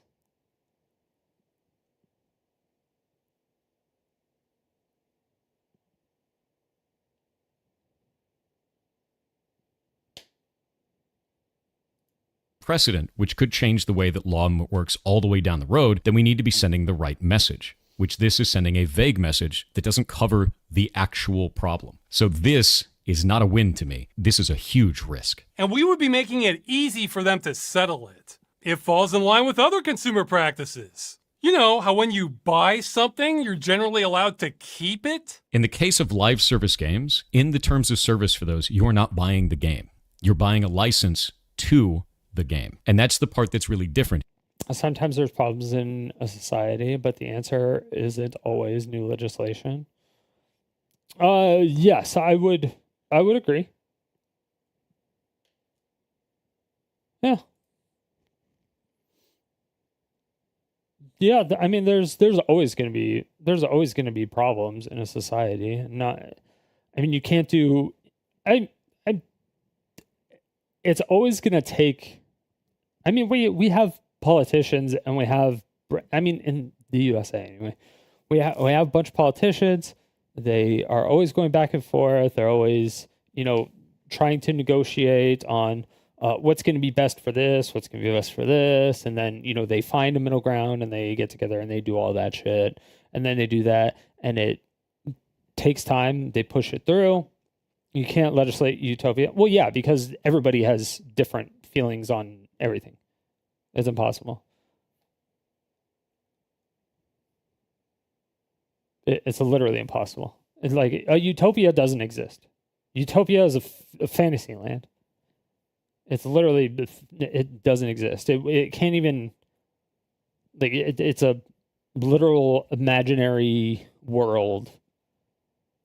There's no such thing as a utopia anywhere.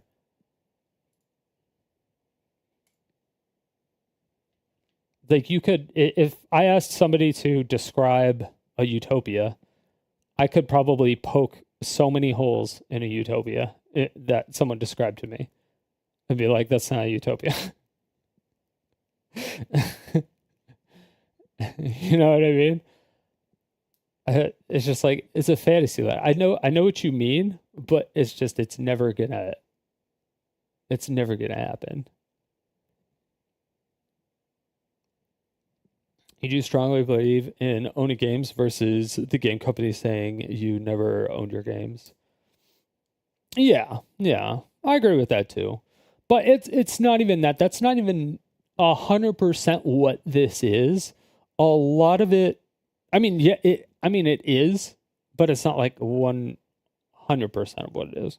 Because live service games it's kind of a little weird, because you have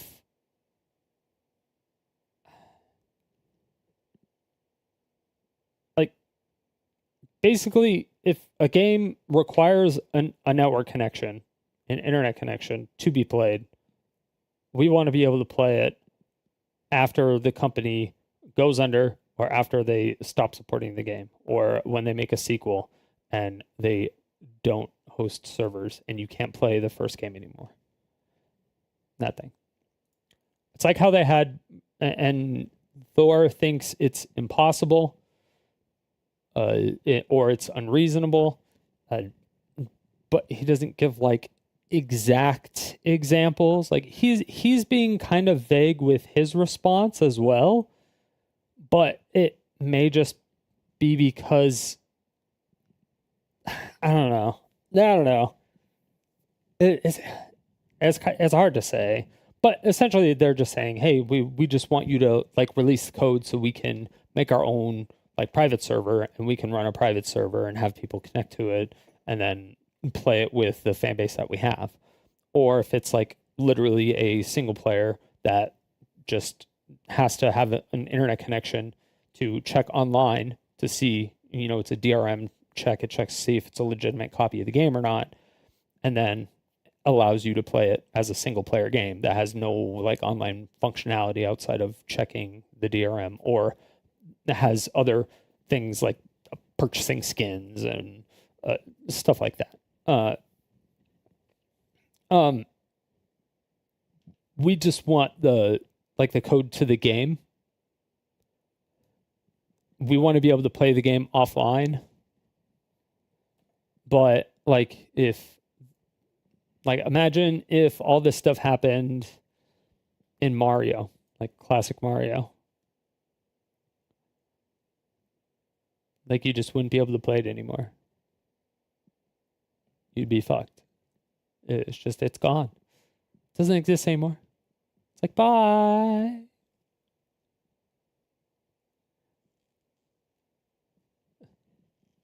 Watching YouTube videos of people playing MMOs from a decade ago that still have one server, a handful of players. Yeah, they're able to like rip code and stuff like that. Like they had vanilla WoW servers for a long time. I mean, there's Diablo 2 private servers. There's EverQuest 2 private servers. I mean, there's private servers for. I mean, they remade Smash Brothers Melee. I went over this already, but we went through like every genre of every game, and we were able to find examples of every single genre and every single thing. So it can be done, but I don't know what the roadblocks are. The only roadblock that he brought up so far right now that actually made sense was that there is a licensing issue with something like in racing games, if you're working with Ferrari or something like that, right? You're working with Ferrari, so you have to go to Ferrari and say, hey, we want to put your car in this game. And they're like, no, we don't want that car in the game because we have a new car coming out around that time. Here's what it looks like, blah, blah, blah. So you can use this car, but we don't want you to use this car because we want to sell more of this car. And if it comes out at the same time, it'll help advertising for us. So they say no to this car, but yes to this car, and they do things like that. But you get licenses to that stuff. So they'll do that. And there can be limited time licenses, is what he was saying, as far as like, you get it for like 10 years and then it all gets shut down, which is what he thinks happened with their main example, which is definitely possible because they didn't want to renew a game that was just kind of dead. They didn't want to renew the license for every single car company that they needed to. So in those cases, you can just like release the source code or whatever, because all those companies that you would have to pay the license for it. The community would have to pay the license for it, and that's doable, but they would have to pay the license for it. It would be pretty crazy. European Citizens Initiative video games being destroyed. Most video games work indefinitely, but growing number designed to stop working as soon as publishers end support. This effectively robs customers, destroys games. Jesus Christ. Did you just copy paste that from the website?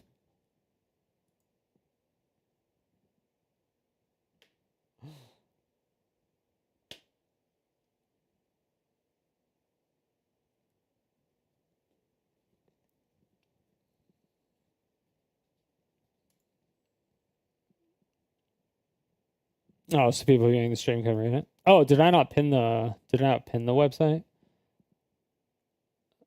Give me 1 second.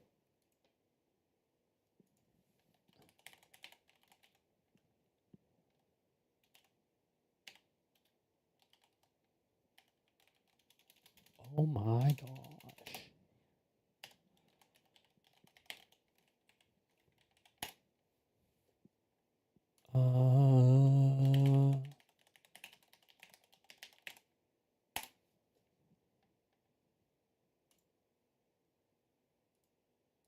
My bad. All right. There you go. Pinned.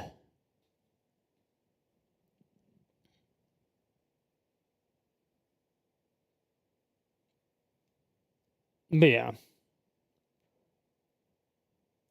Here, if we don't like the idea of live service games as a whole, I get it. Has the group made any progress?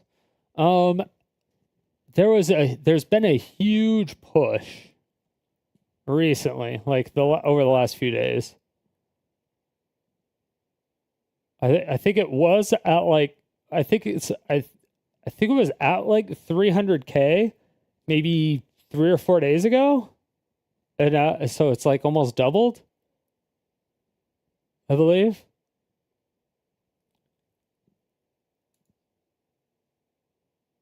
But I'm not in EU, so I don't know. I can't do anything. I can advertise it, but that's about it. Don't play live service games then. Don't agree to those terms. But if we're under this weird idea that we need to get rid of all live service games or damage that practice in any way to keep in line with consumer policies, it is in line with consumer policies. If it wasn't, it wouldn't be there in the first place. So this doesn't really make a lot of sense to me. You're not in line with consumer policy. So he's saying like every single gacha game, every single game that has like skins that you purchase, every single like all those games, anything that has a microtransaction is perfectly fine, and they can just snag a bunch of money from people and then go out of business and make the game 100% unplayable. You can't do anything with it, and you don't get to keep any of that stuff. You don't get to keep playing the game, and it's just gone. And that's perfectly acceptable for you. And all those people that invested all the time is perfectly fine. And you're okay with that. You're 100% okay with that.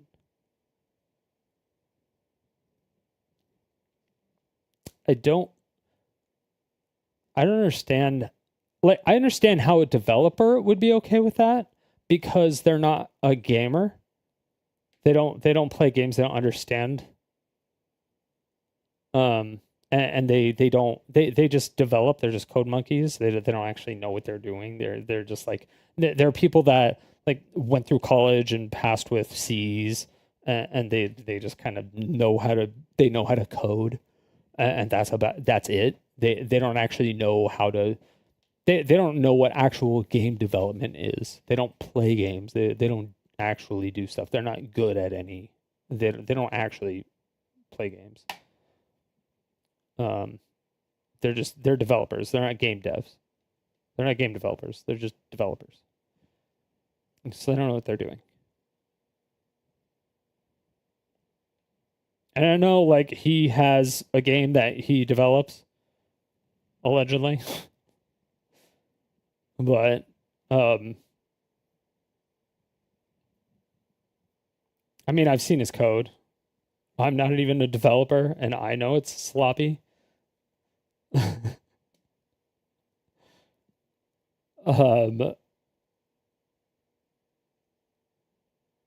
Yeah, I don't know.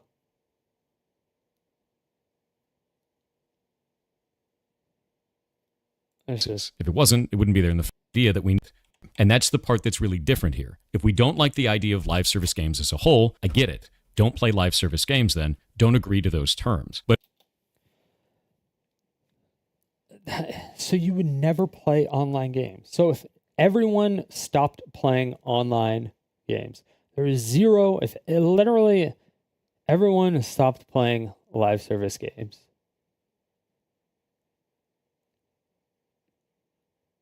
that's like every AAA game studio would go out of business immediately.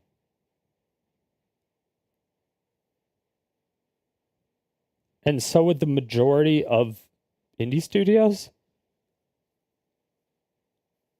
But if we're under this weird idea that we need to get rid of all live service games or damage that practice in any way to keep in line with consumer policies, it is in line with consumer policies. If it wasn't, it wouldn't be there in the first place. So this doesn't really make a lot of sense to me. You're not buying the game, you're buying a license to the game. In the niche cases where a studio is trying to sell a game as if you are buying it or purchasing it or using that language specifically and they give you a live service game instead, I agree that should change. That language should change. You are not purchasing the game. You are not buying the game. You are paying to have a license to a live service experience. I get that. Is that what this is doing, though? The initiative is not trying to call that out specifically. It's trying to say that all games need to stay in a functional, playable state, which is not calling out the language that is being used to manipulate the player. Call that out specifically, not this vague bullshit. And finally, this is a diversion from really... Calling out specifically. It's trying to say that all games need to stay in a functional, playable state, which I believe it should be released in a functional, playable state. I don't understand why that is. I don't understand why that is unacceptable.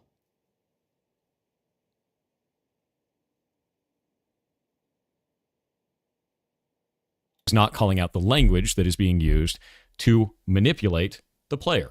Call that out specifically, not this vague bullshit. And finally, this is a diversion. Using that language specific for sense. I mean, he if does we make don't like good the points idea of live service here. games as a whole. I get it. Like, if you don't like live service games as a whole, don't get it. The thing is, if, like, one thing that it's not calling for all live service games or live service games to not exist or any of that stuff. It's just, it's like, it's almost like he didn't read the website, I feel.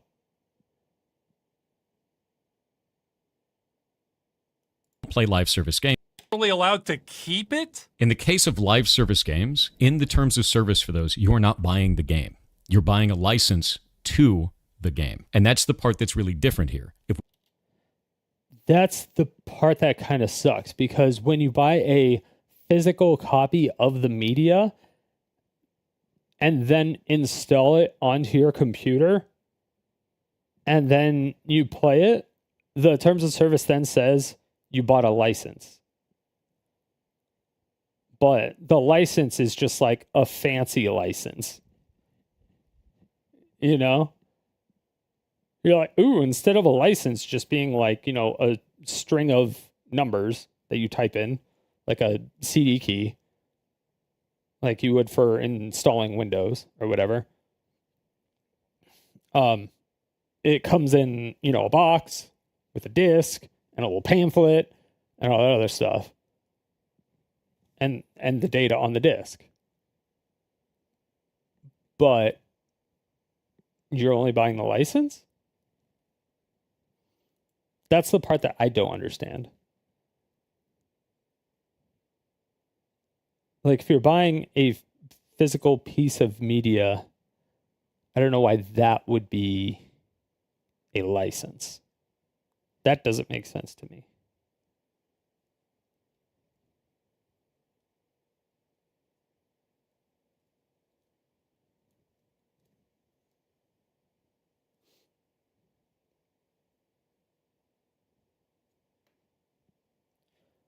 Talks about it and shows his game most of the time in the background. Was in support, then catching cheaters and some other things. You watch about 50 of his shorts. Yeah, I really liked him when he like first exploded, because he was talking about like network security and stuff like that. And that's just like the type of stuff I like. And that's like what I do. And so I really liked his stuff, but I never watched his streams or his videos or anything. I just saw his shorts, so I would click on him when I saw him. And then slowly, I just it seemed like he didn't really know what he was talking about, or he wasn't as smart as he was leading everyone to believe he was. Or both. Like, I feel like he watches YouTube videos from smart people and then regurgitates the information, but doesn't understand all the information. Sometimes. We don't like the idea of live service games as a whole. I get it. Don't play live service games then. Don't agree to those terms. That's weird. But if we're under this weird idea that we need to get rid of all live service games, or okay, no one was asking to get rid of all live service games, though. Or damage that practice in any way to keep. I guess damaging the practice of developing live service games. I mean, it wouldn't be damaging it. It would be changing it. But I mean,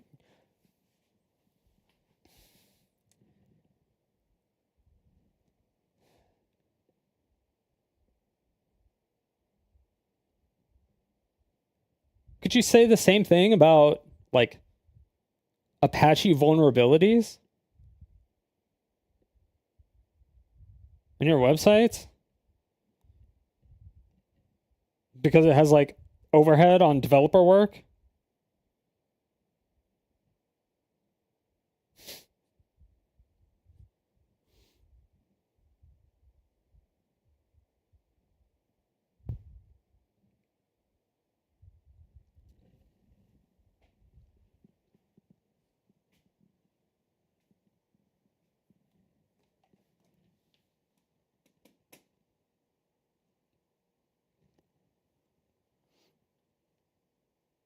Because there was no law for that you had to, like, do all that stuff until it was codified.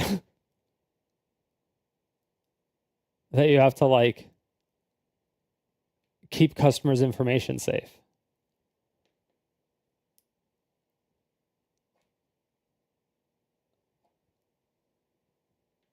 Unless, like, obviously exigent circumstances, you know, there's always the cat and mouse of, like, the hacker and the non-hacker, but you have to be in a reasonable, you have to make reasonable efforts to maintain your systems so that they are protected from, like, general basic hacking shit.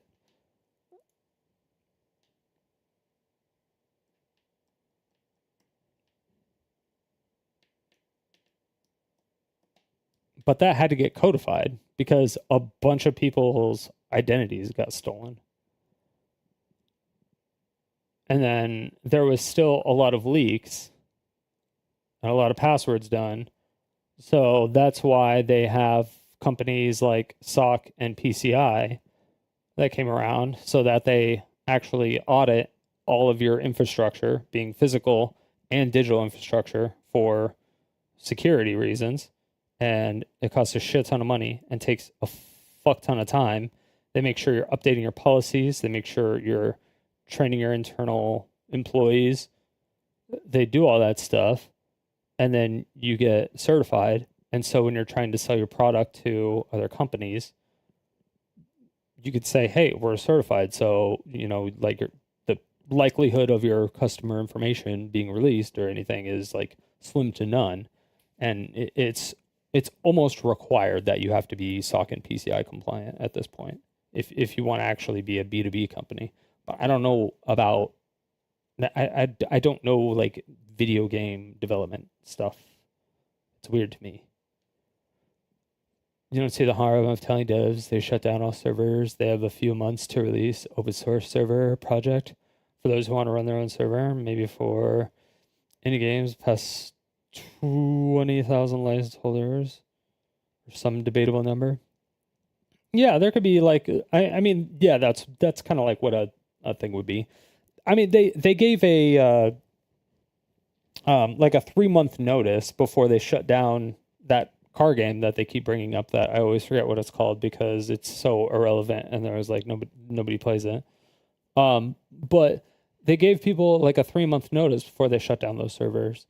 So let's say it wasn't a car game, it was some other game. But it still had like offline functionality of those games. If they just released the code, then people could take the code, spin up their own private servers, and keep playing the game if they wanted to do that, and then maintain it themselves. And the company wouldn't have to do anything.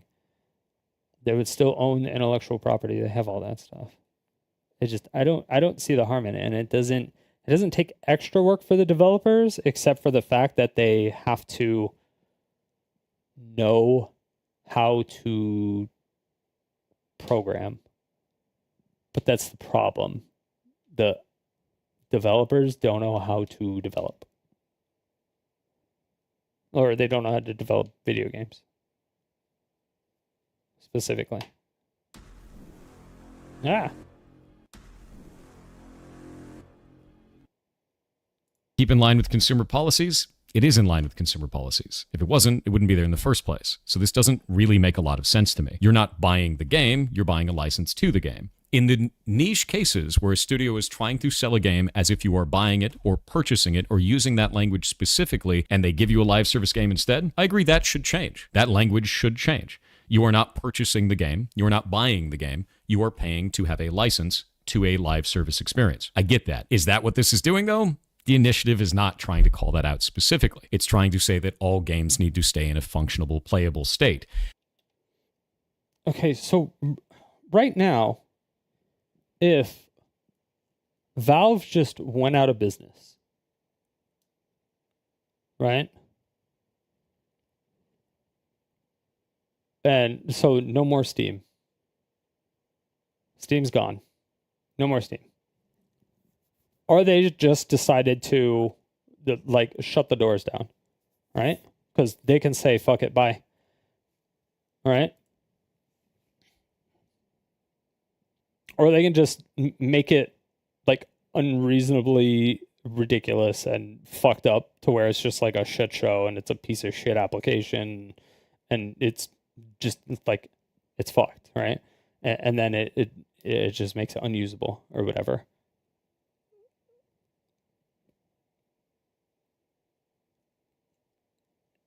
So, or they take away offline mode. Then your entire Steam library is gone. And you have literally nothing. You have none of your games. But because you agreed to the TOS, that it's just perfectly fine.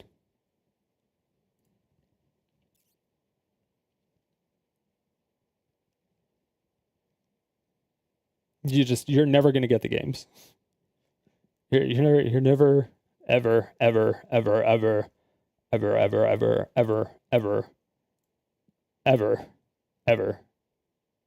getting those games. Those games are just gone. They don't exist anymore.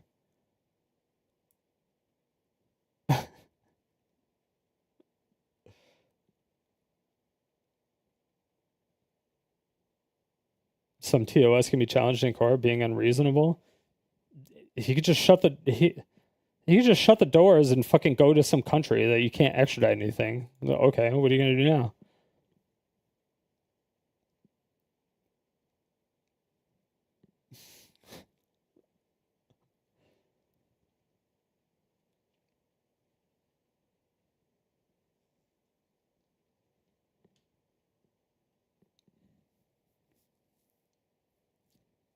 Or sorry, go to a country with no extradition laws. It's like, I mean, everyone will fucking hate you forever. But it's just like, and that would never happen. Like, I'm talking way extremes here. I'm talking super, super extremes. This is like a ridiculous hypothetical that would never happen, right? It would never happen. This is like a never happen situation, basically. But Like if China shuts down servers, it would be tough to punish them. Well, I mean, Steam has access to all their servers, right? So Steam could technically write something that, I mean, doesn't necessarily. I mean, there was actually a virus going around for a while. This was back in the day, which it might actually still work. Most servers are still running like platter based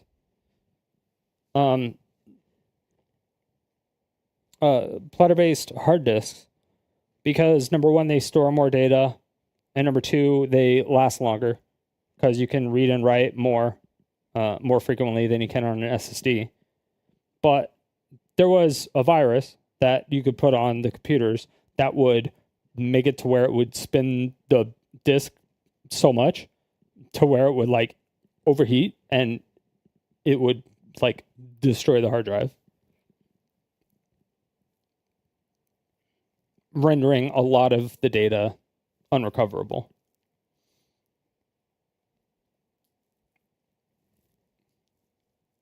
So if they program something like that and then they got rid of the Steam client, or they broke the Steam client to where you couldn't even open it anymore, and then they remotely logged everyone out,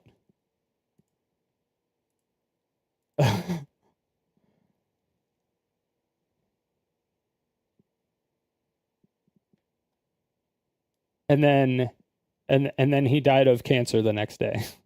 I don't know. It's the most extreme example. I fucking that is like that situation is 100% acceptable in his eyes. Going from his terminology, this is acceptable.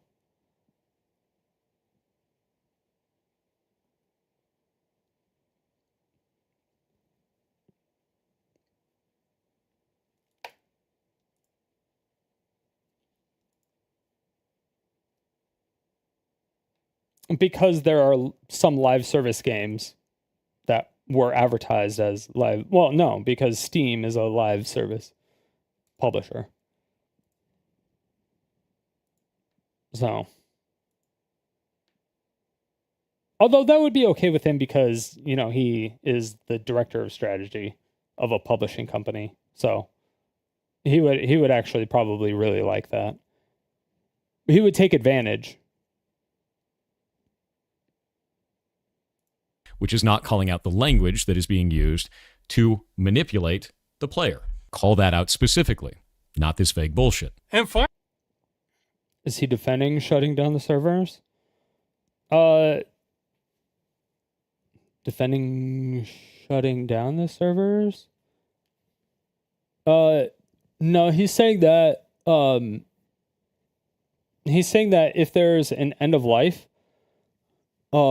like nobody's playing the game or not a lot of people are playing the game, you know, because it costs a lot of money to do all that stuff to run the servers and things of that nature. If it's becoming a loss, or if you do a sequel and you want people to play the sequel instead of the original, it's fine for them to like get rid of the original, make it to where people can't play the original because it's a live service game or it's an online only game. And they get rid of it. So they're like, he thinks it's 100% acceptable. That's fine. And you can't play the original without providing any code or anything.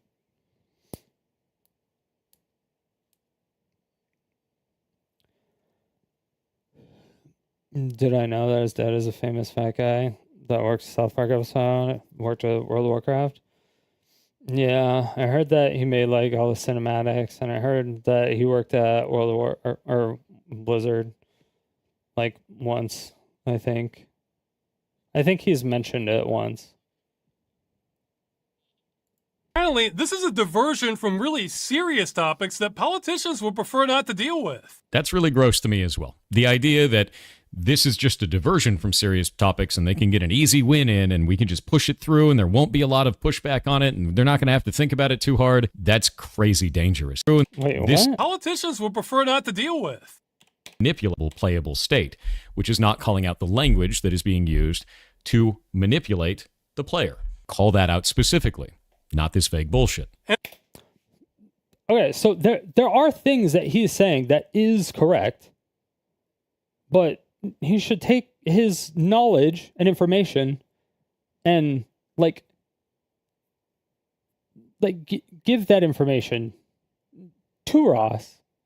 Like there are some things, like there's a lot of things that he's just not understanding or he's just not reading it and getting it wrong and stuff like that. But there are things that he has valid criticisms and stuff like that, or there is a couple things that are like a little bit too vague, or he's like, yeah, maybe you should add in this, or maybe you should probably remove this because of this reason. And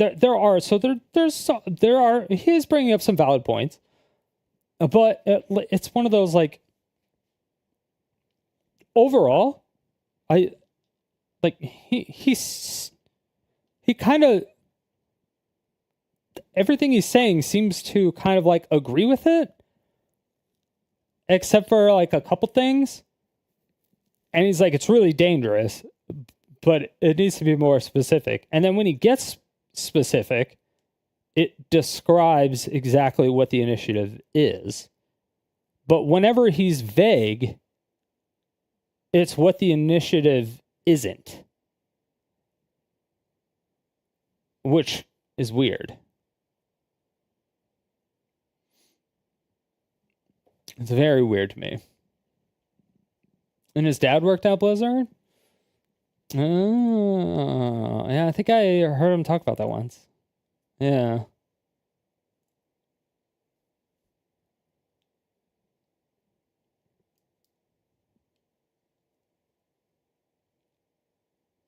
But, like, I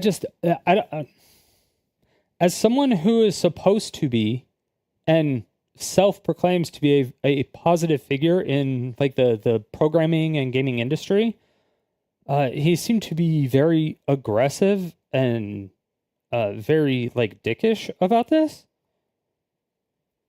And I feel like he should have just like helped, maybe. Like, I mean, it's not his obligation to help, but like, it's also not his obligation to be a fucking dick about it at the same time.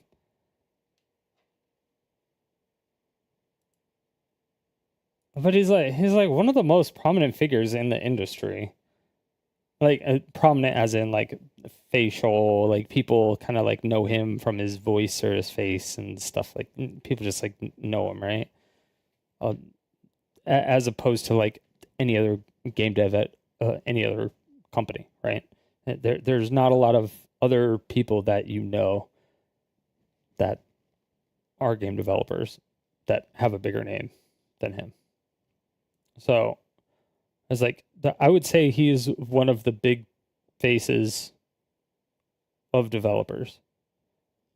So I don't know why he wouldn't. Like, he said he wants to protect the rights of the consumers and the developers. So if Ross is a consumer and you're a developer and you think a lot of his consumer things are unreasonable for developers and you're a developer, why not talk with the consumer and, like, you know, be like, hey, as a developer, here's where I'm coming from, and I think if you worded it this way and this way and this way, or change this, change that, it would be better, and it would make more sense, or things like that. And it would just, I don't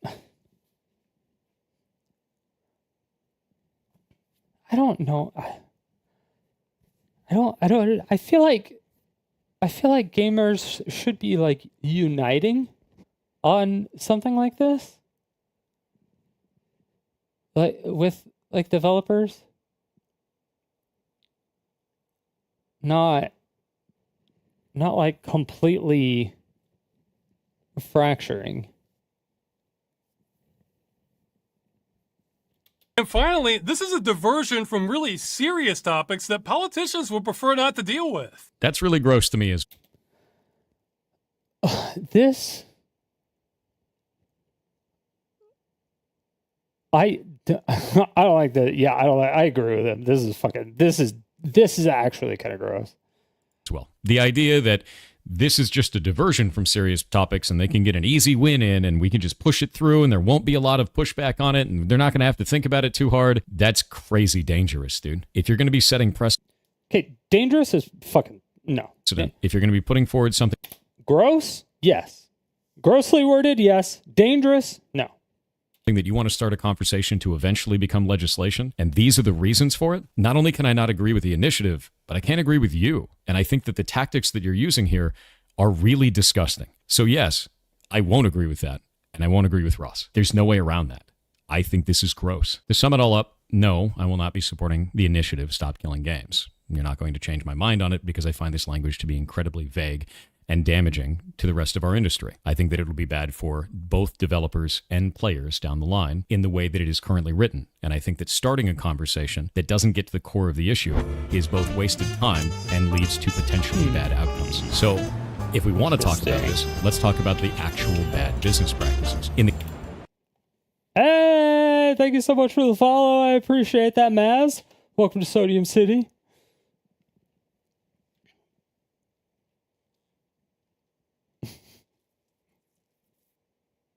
I think it would take a big active server suddenly vanishing to get the attention of a big group of gamers. It's all over YouTube. Right. It is all over YouTube, and everyone is like rallying against the case that a studio is making a live service game and they sell it to you as a product. They say that you are purchasing the game or you are buying the game, when in reality you're actually purchasing or buying a license to that game. I think that we should be fighting about that. That needs to go away. A player should be well informed at the point of purchase. Which is, as far as I know, in here. He's like, there should be like a big label on the box that said, hey, this is a live service game within, if there is an end of life date that will like no longer exist, that it needs to be written or something.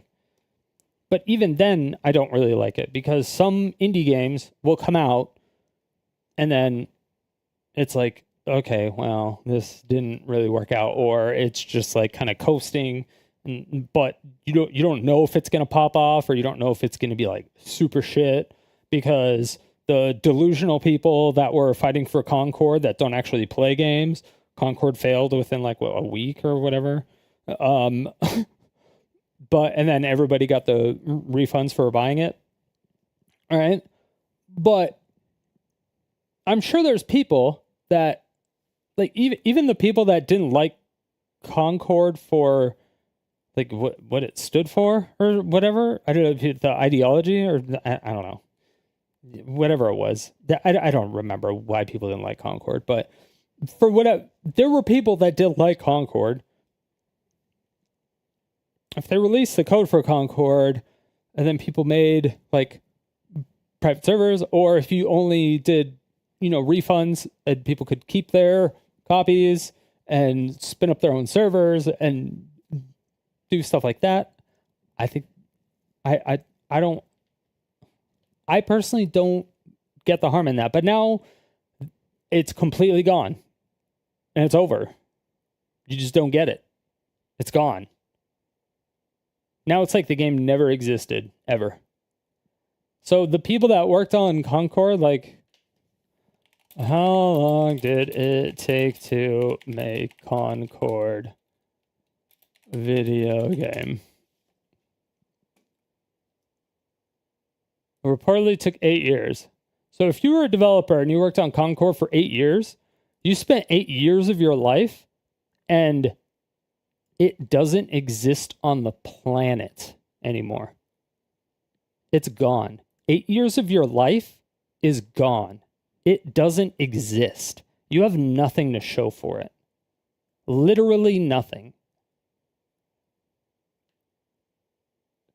And you got laid off.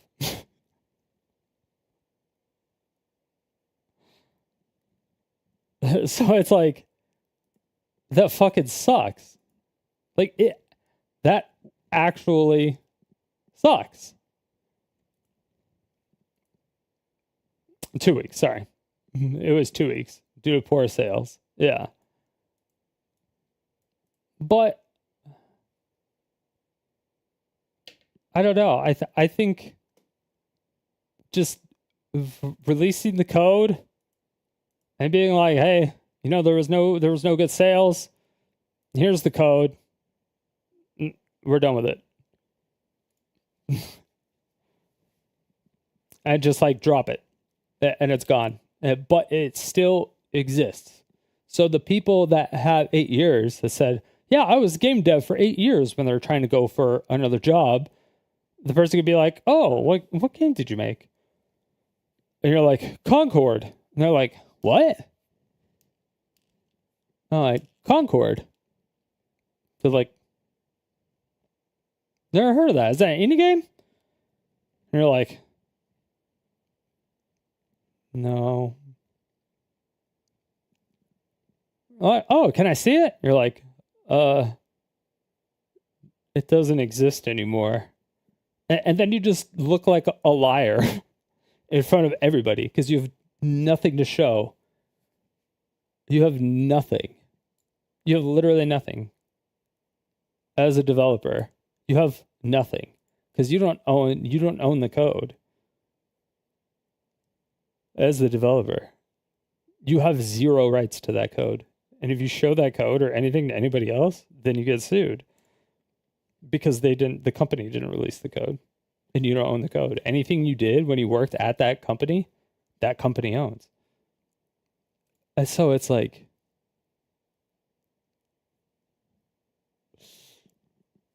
it's like,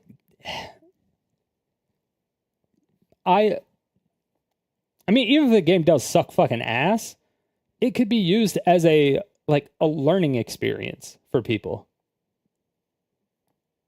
in the future. They'd be like, hey, there's this game back in 2000. It could be in like 20 years in the future. It could be in schools. People are being like, hey, you know, in like video game design class or whatever, and be like, hey, you know, there was this game called Concord. Here it is. Here's what it looks like. Here's what it plays like, or whatever. Or like, I'm going to require you all to play it. Here, you know, it's a private. It's a school thing. Like they have school servers for it. It's a private school server. They're like, yeah, connect to it. I'm going to require you all to beat it by the end of the school year or whatever. It's like a, I don't know, 4-hour game. I don't even know. I don't even know what kind of game it is, but you know what I mean.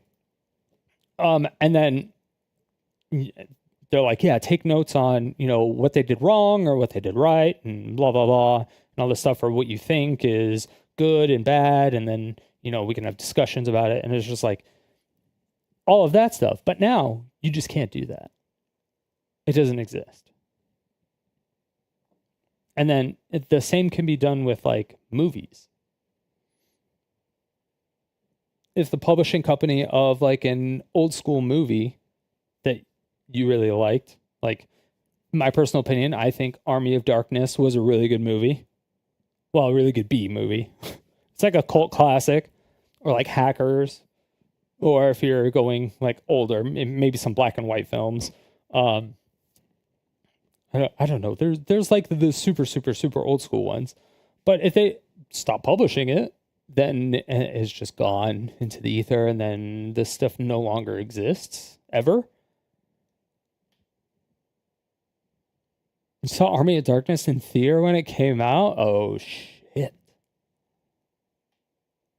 I didn't even know when it came out, but I was probably like 5. I don't even remember. I don't know. I was born in 87, so I don't know when it came out, but is that they are purchasing a license, not buying a game. And the reason that we have those licenses in the case of client-server interactions, like we had before, we're talking about client-server games, is so that they can ban you when you cheat at them. They revoke your license. Yes. Exactly. Which is why we want to make private servers, which is what we did with like Vanilla WoW, which is what we do with Diablo 2, which is what we did with, Counter-Strike, which is what we did with League of Legends Tournament Realm, which is, when he said, no, could you do that with League of Legends? Yes, actually. Which is what they did with Dota 2, what they did with Dota 1, which is what they did with, the whole fucking list we just went through. That's why they revoke your license, to protect the gameplay of every other player that you're impacting when you cheat at these games. That needs to exist, but it needs to be better informed to the player at time of purchase. So I agree on that. This doesn't bring that up, though. Yes. It just attacks. It does bring it up. It does bring it up. All video games that have online-only components and says that they need to keep being able to be played indefinitely. That doesn't make any sense to me. Yeah. Aside from that, a lot of people really like live service games. I don't agree. Indefinitely. Have online-only doesn't bring that up, though. It just attacks all video games that have online-only components and says that they need to keep being able to be played indefinitely. That doesn't make any sense to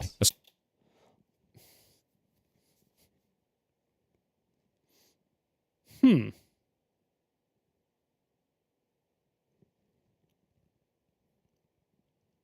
So you don't want video games to be able to be played indefinitely.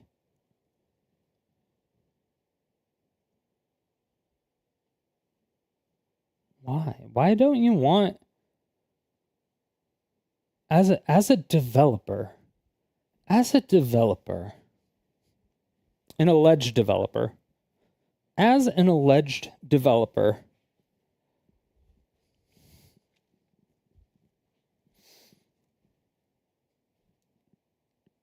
okay, so he spent 8 years on his game, right? And we still don't have a finished copy. He said it's been 98% done for like how many years now?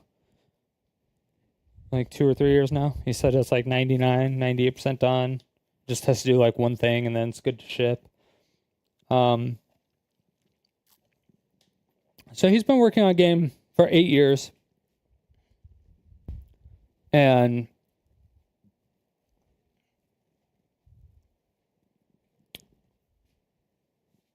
if you did an online check,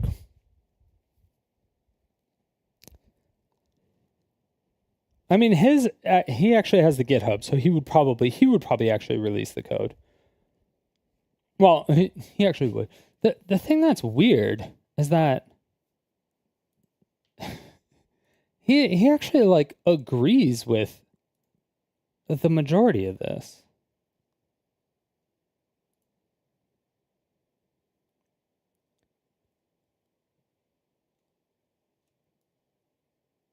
Where was that?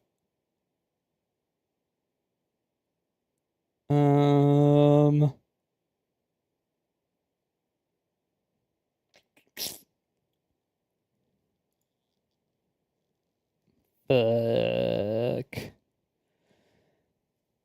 There's anti-piracy achievements. Fuck, which one was it?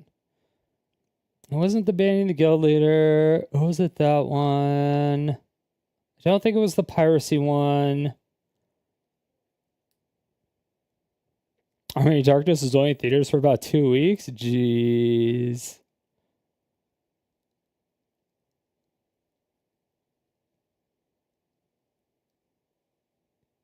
Oh, this was the China one I was talking about. China has actually just announced something really wild. So this is also weird that he's for this. Like he's fine with this. Online games will now be banned from giving players rewards if they log in every day. If they spend on the game the first time, like the top-up bonuses, gone. If they spend several times on the game consecutively, so chain money, they're like, oh, you bought like 5 items, you can get 50% off the next item. That's gone. In addition, games will be stopped from luck-based draw mechanics, like loot boxes to minors. No more gacha for kids. That's good. It is crazy and crazy to see this. So these are all banned now. in China. Panic among investors, wiping nearly $80 billion in market value off of China's two biggest gaming companies. The moment that they did this, $80 billion wiped off the map, dude. Now, here's the thing that's really interesting. People will be like, oh, that's just going to be in China. They're going to use them everywhere else. I don't know about that. Remember when the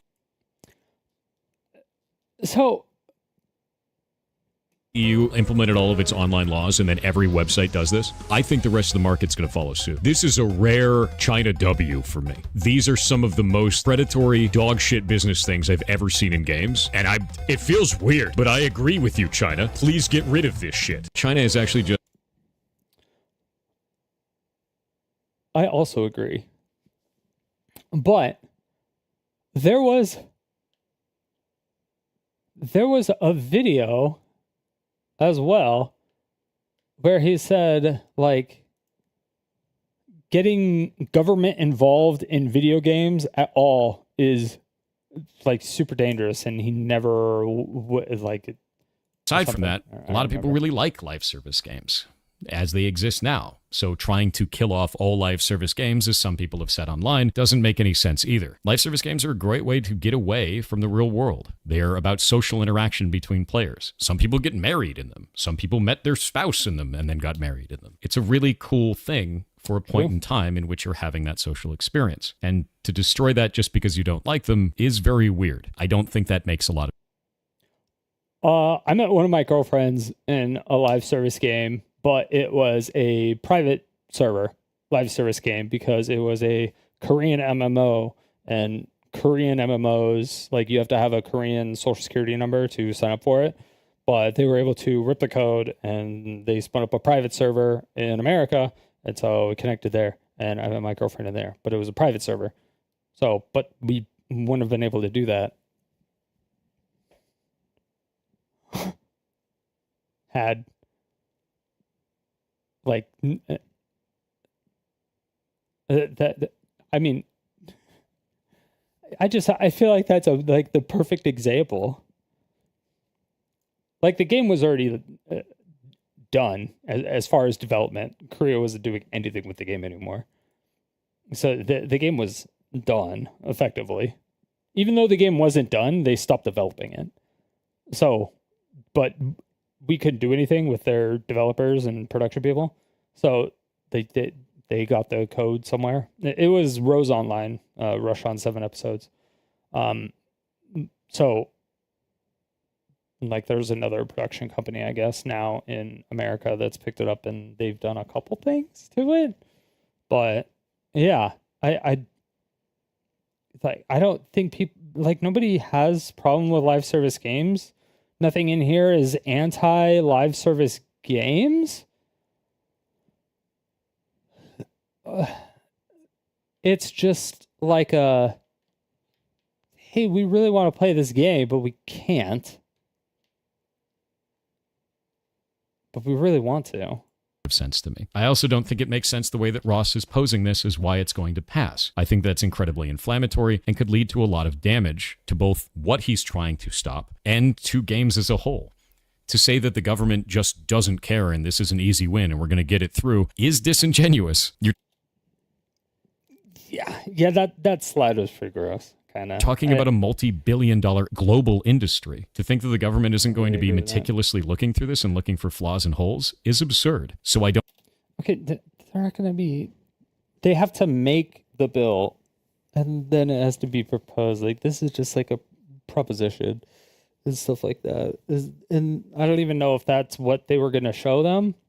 Although, I think Ross said that he thinks that they would have laughed at it, which I think is a huge mistake, that he probably shouldn't give that slide to them to try to make them laugh. I strongly disagree with that. I think it's fine if they say, hey, we got all these signatures, there's a lot of support in America for it as well, even though it doesn't matter, because it's Europe only, which is big sad. Yeah. I don't think that's honest at all, and I find it disgusting. So for everyone who's mad about that, fine. Be angry about it.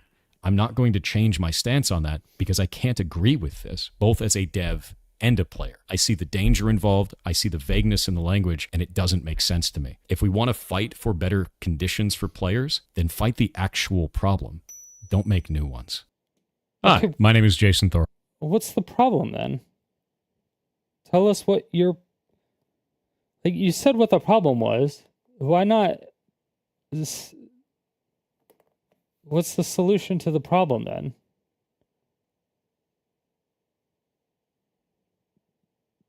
Like, you just added a problem to the list, and you kind of broke down and were anti against what he said in the government slide on that whole first video.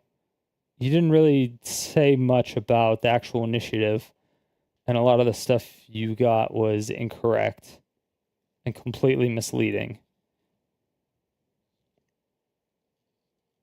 But the whole second half, you were just tearing down the one slide. It didn't make any sense. Hall, also known as Pirate Suffer, and the other day I put out a video called Stop Killing Games, saying why I would not support the initiative. Overall, it was actually quite positive. The analytics on it show that people really think it's a good idea. There's a huge amount of like ratio, and I received hundreds of comments from developers thanking me for putting it out because they can't speak publicly while they're at a business or a job elsewhere. A lot of the times, major companies will fire you if you are speaking out of turn and cause a PR disaster for those companies. And since this is such a popular thing among players, which unfortunately is very true. As I have experienced that firsthand. Most devs aren't going to say anything to you, so I am. So let's discuss the most common requirement of the initiative, which is games have to be left in a functional, playable state. Now, what happens if that game is a online-only live service game? Well, if you want that to stay in a functional, playable state, that means the devs have to release either server binaries or somehow carve off the game to be a single-player experience now. Some way to keep it functional and playable, right? Now, many of you are requesting, yes, I should get the server binaries so that I can go and make private servers for this. But that doesn't make a lot of sense in the real world. And the reason why is because it leaves developers open to abuse. So let's explore that a little bit. Let's say that... Oh yeah, how did we get the World of Warcraft server binaries? Then how did we get the Diablo 2 server binaries? Or is Diablo 2 just peer-to-peer? Oh no, they still have official servers up. Oh, because you have to connect to Battle.net. We would still have something. You made your own video game. And you made a live service game. Maybe it's an MMO, maybe it's something else, right? And let's say that I want to monetize that game, but you don't allow monetization of the game by any other party. This makes sense because most creators don't allow for that. You can't just take someone else's art and profit off of it. Normal, right? Yeah, which is specifically outlined in the initiative. It says you can't.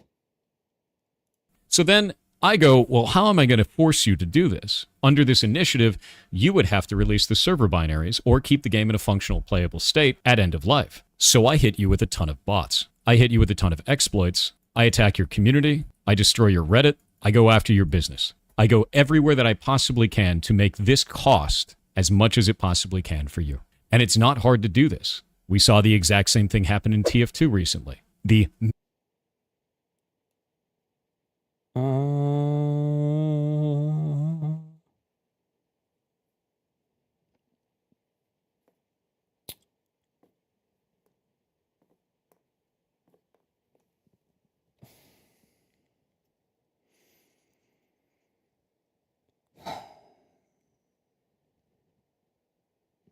Okay, do I have...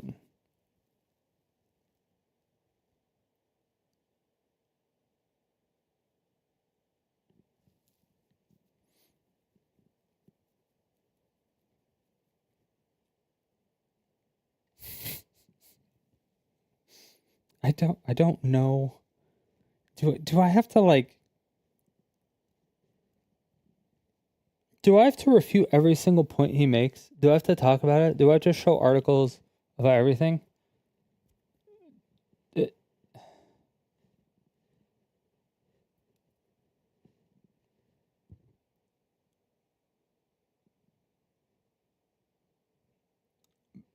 because people have been talking about the anti-cheat issues in TF2 for probably 10 years now, and it's just gotten like worse and worse and worse and worse and worse. It's not like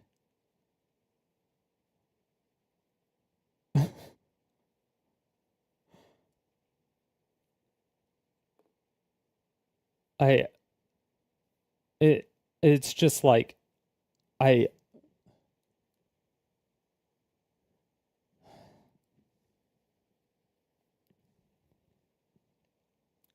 Steam essentially just stopped supporting it and doing a lot of stuff with it. They just don't do any like anti-cheat stuff with it right now. They just like stopped everything with it.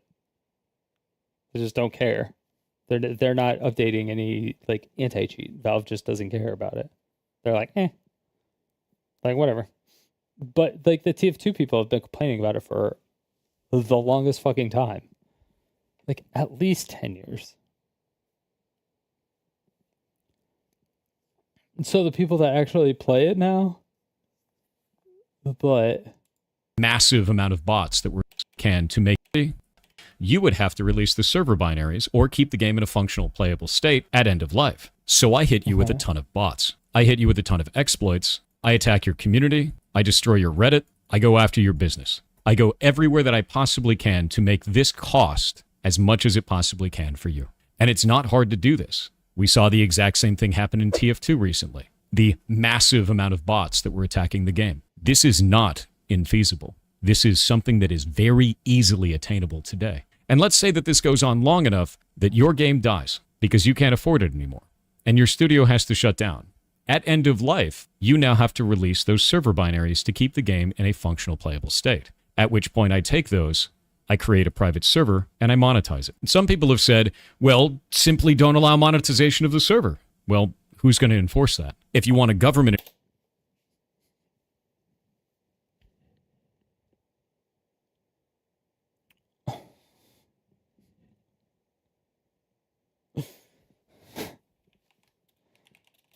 When was the last time there was an anti-cheat update for TF2?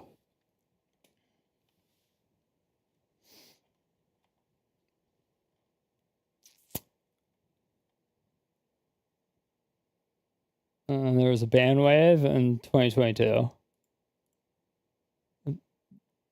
Valve took down the servers. For a short period to remove some bots.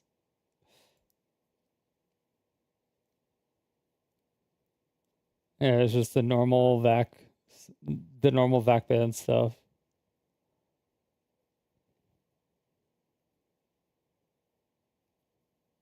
Delayed bans. Cheat is detected, the player's count is flagged. The ban is delayed by days or even weeks. Possible vac waves. A large number of accounts flagged as waves or vac waves.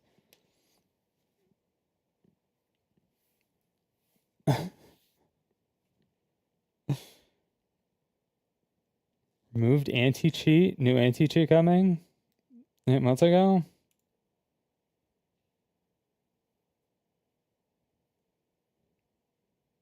Wait, is there a...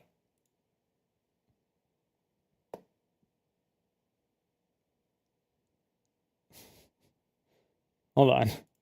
Simply those to release easily attacking the saw the exact same. This is not infeasible. This is massive.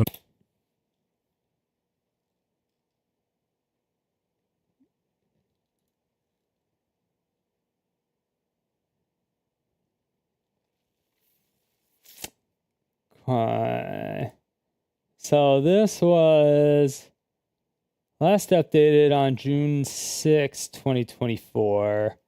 And this was October 23rd, 2024, when they removed an anti-cheat. But this says last updated. And this was PC Gamer the Global Authority UK edition. Random. Okay, so let's take a look at this article and see if there was like a correction. Team for Retros to plummet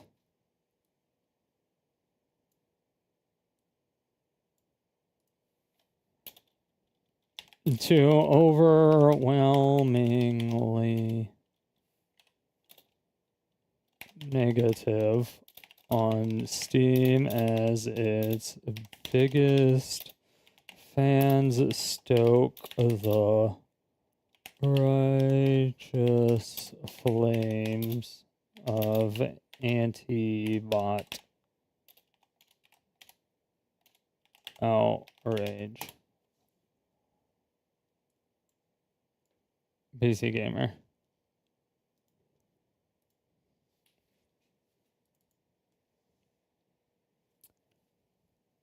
By Lincoln Carpenter. Alright, I'm on the US edition. I need to go to the UK edition. Okay, UK. Recent updates. June 6th. TF2 has now overwhelming negative on Steam with 16% in the past 30 days. While overall reviews are still very positive, TF2 has accrued over 1 million reviews over the last 17 years on platform, making it hard to needle its original shift.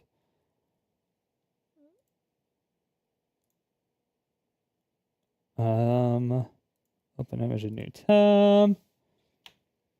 You can clearly see it happened right around here. Yeah.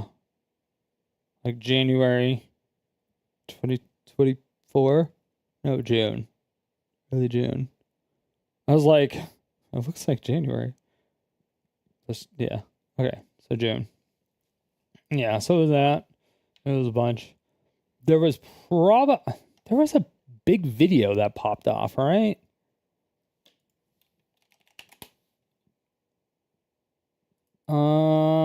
TF2 bot issue.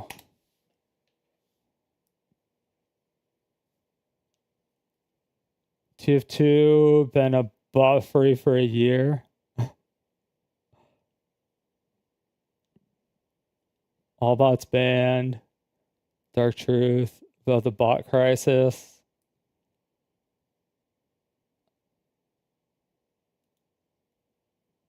Wait, what? When I made a video back in December of last year celebrating that TF2 had been bot-free for exactly 6 months, I jokingly stated that 6 months is a very long amount of time, and a lot can change in half a year. Now imagine doubling that. As of today, the 27th of June 2025, TF2 has been a bot-free game for exactly 1 year. Wow. Now, bots free comes with a huge asterisk at the end because, you know, bots do occasionally pop up and it took a while for the bots to all truly be banned, but the reason I feel that today is the day we should mark the occasion for is because on the 27th of June last year, Valve took their first measures to mass banning the bots. And yeah, it's been great. There's not really much else to say about it. I kind of no-lifed TF2 when the bots got... So the 27th of June. So there was a massive outrage on the 27th of June. This came out on June 6th.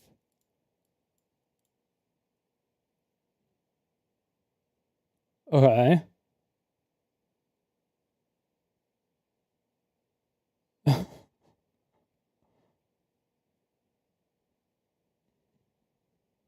Okay, so there was a hashtag. All right, so let's just read this article. Let's read this article that we're in the UK There was a version. ban wave. Just like he is. He's in the UK edition. I'm on the UK edition. PC Gamer. Global Authority on PC Games. All right. Team Fortress 2 plummets to overwhelmingly negative on Steam as its biggest fans stoke the righteous flames on anti-bot outrage. Okay. By Lincoln Carpenter. Last updated June 6, 2024. Okay. June 6, 2024. Okay. This is the same article. Okay. Same region. We're all in agreement to this, correct? Okay. If you're not in agreement to this, then just leave, because I'm going to say something. Anyway, I wrote yesterday about hashtag SaveTF2 movement's latest campaign. Okay, so there was an actual campaign. Team Fortress 2 players gather over 140,000 petition signatures in the latest campaign against the ongoing aimbot menace. Okay, so there was 140,000 players that got a petition signed and sent it to Valve, and then Valve fixed the fucking issue, and it's been bot free for a year.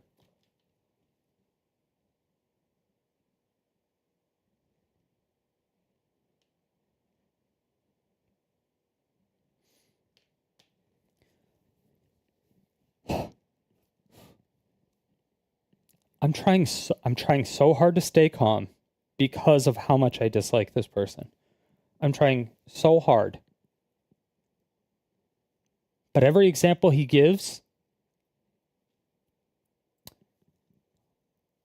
I can easily disprove. But nobody is doing it. Why is nobody doing it? Why?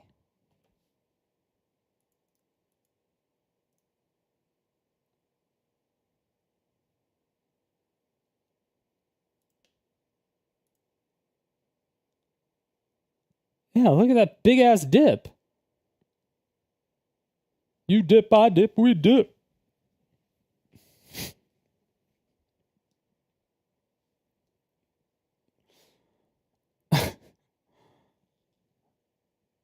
Oh my gosh. I'm like,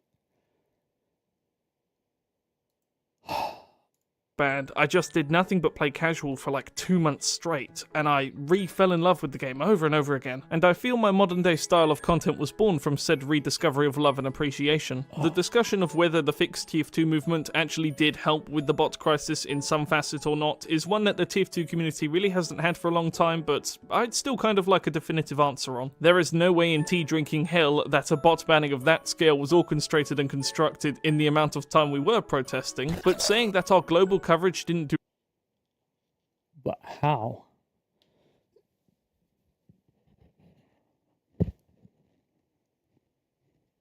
People went to Valve. Like, people visited the Valve.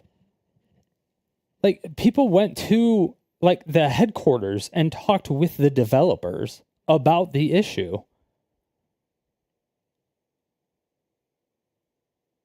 When did they do that? Visit Valve TF2 cheaters.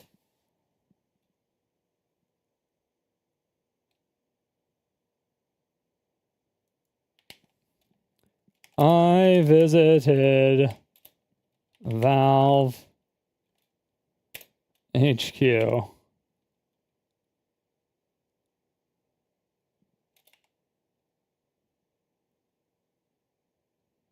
TF2 bots. We visited Valve to save TF2. Last week, I was part of a small group of people that visited Valve on behalf of the TF2 community to deliver the names of the 340,000 plus people who signed the fixed TF2 petition to rid the game of cheating bots. 1,000 plus visited Valve on behalf of the TF2 community to deliver the names of the 340,000 plus people who signed the fixed TF2 petition to rid the game of cheating bots. This moment has been the culmination of the entire fixed TF2 campaign. And now that's kind of a wrap on the movement. I believe it's fair to say that TF2 is kind of in the best state it's ever been in a very long time. The bots are gone, the game is still getting new content and quality of life updates, and the 7th comic that will wrap up the TF2 storyline and give the game some closure is finally in the works. And while I can't claim to know much, I'm certain that fixed TF2 was at least a factor in TF2 receiving a bit more care lately. Certainly more care than Counter-Strike 2 of all games. Geez, if you think TF2 is having a content dry spell, take a look at CS2 patch notes. Okay, I'll start by addressing the big Because people have been playing Dust 2 since fucking 1987.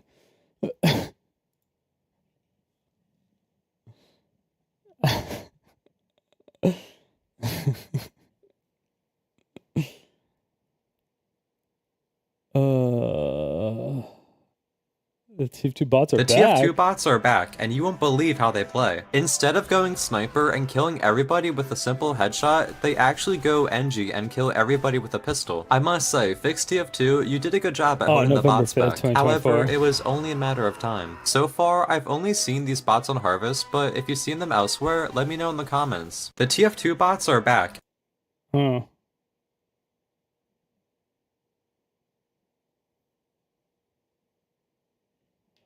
I mean, it seems like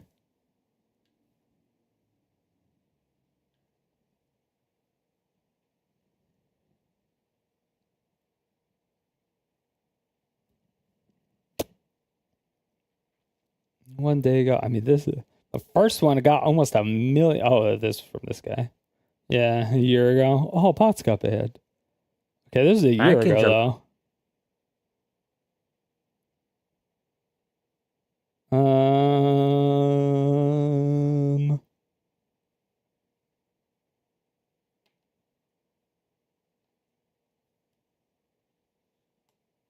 It's blue. Roll back.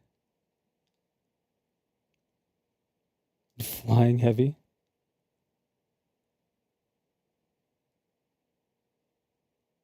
I get why Valve gave up on this now. Oh, that was like 10 months. I don't know what this was. I don't know if this is actually the game or if this is like some private server shit.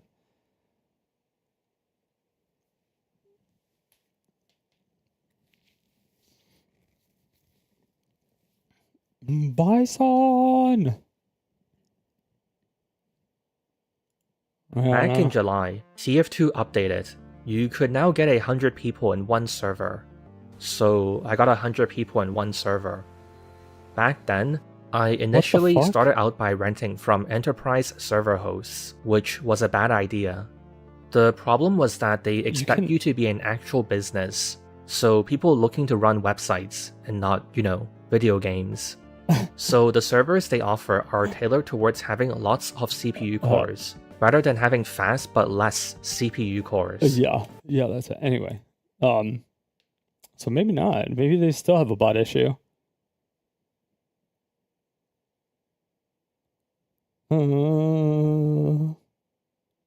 Anti-bot, bot killing, bot compilation. Bots are trying to be back a month ago. After free-to-plays got unmuted. Wait, what?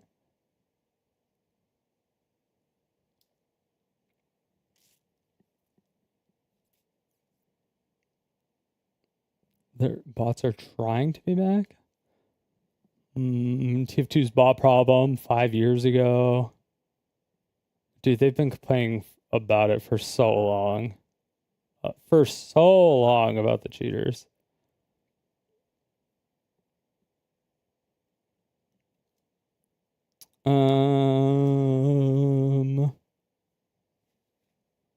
Where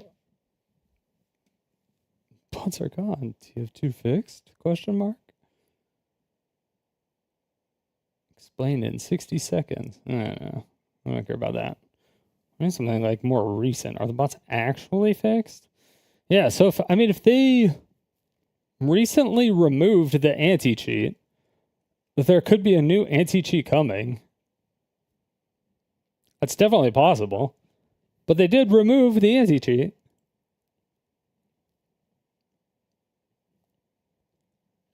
Either way, there was a huge ban wave a couple times. And it was after this.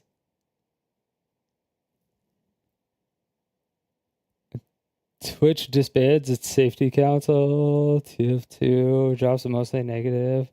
GOG deleting cloud saves. And video. What the fuck is this? Okay. Are TF2 bots still an issue? Okay. Let's see. Are TF2 bots back 2025? TF2 bots are trying. That was a month ago, 5 months ago. Back when TF2 had bots. No. That was back when they had bots. TF2 bots back from the dead 5 months ago. Okay. Bots are back in TF2. Okay, that was 1 month ago. Bots are back 4 months ago. Yeah. New anti-cheat 2 years ago. Yeah. I mean, it's always there, though. There's always like the hackers and then the non-hackers and then the hackers and then the non-hackers. And it's like the anti-cheat, non-anti-cheat, cheat, anti-cheat, no anti-cheat. It's just that Valve didn't do anything for so long. That's what that petition issue was about.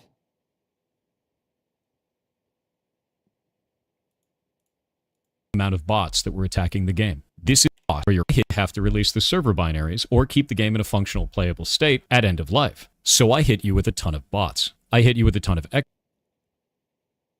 Okay, who are you hitting? Exploits. I attack your community. I destroy your Reddit. I go after your business. I go everywhere that I possibly can to make this cost as much as it possibly can for you. Oh, you as...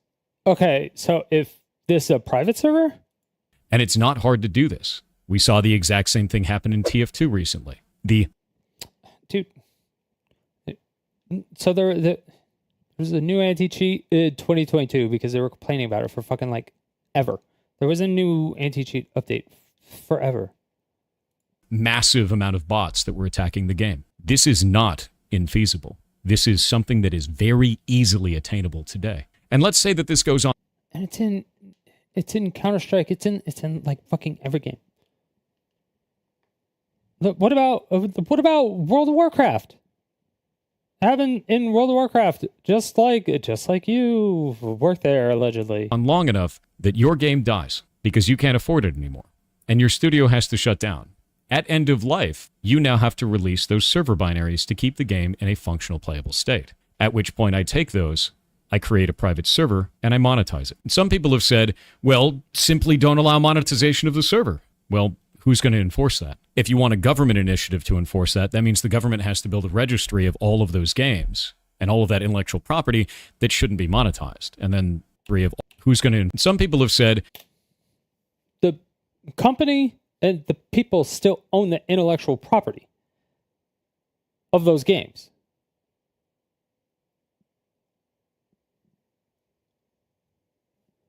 Even if they release server binaries and the code and all that shit, they still own the intellectual property. Even if the business is gone, they still own the intellectual property. Well, simply don't allow monetization of the server. Well, exactly. You can, like, it can't be for profit. Well, who's going to enforce that? If you want a government initiative... The government. That's what... Initiative to enforce that. That means the government has to build a registry of all of those games. You mean like what they already do with the intellectual property laws? With the fact that they have the intellectual property registered? And all of that intellectual property that shouldn't be monetized. And then somehow enforce that with no one owning it because those studios have shut down. That...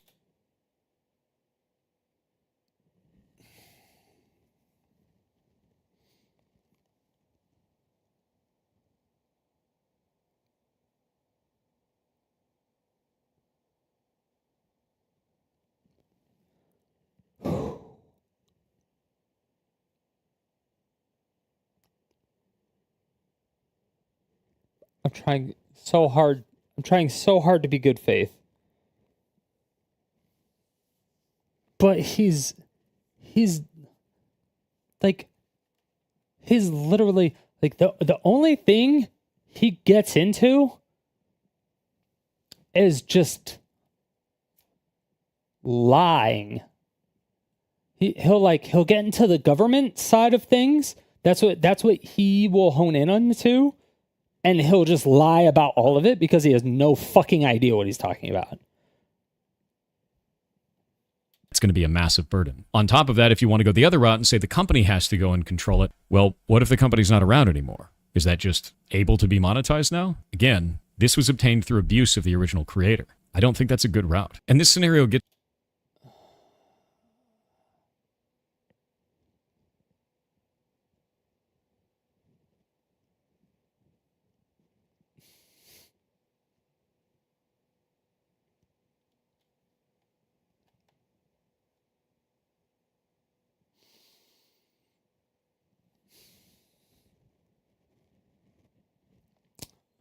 Okay.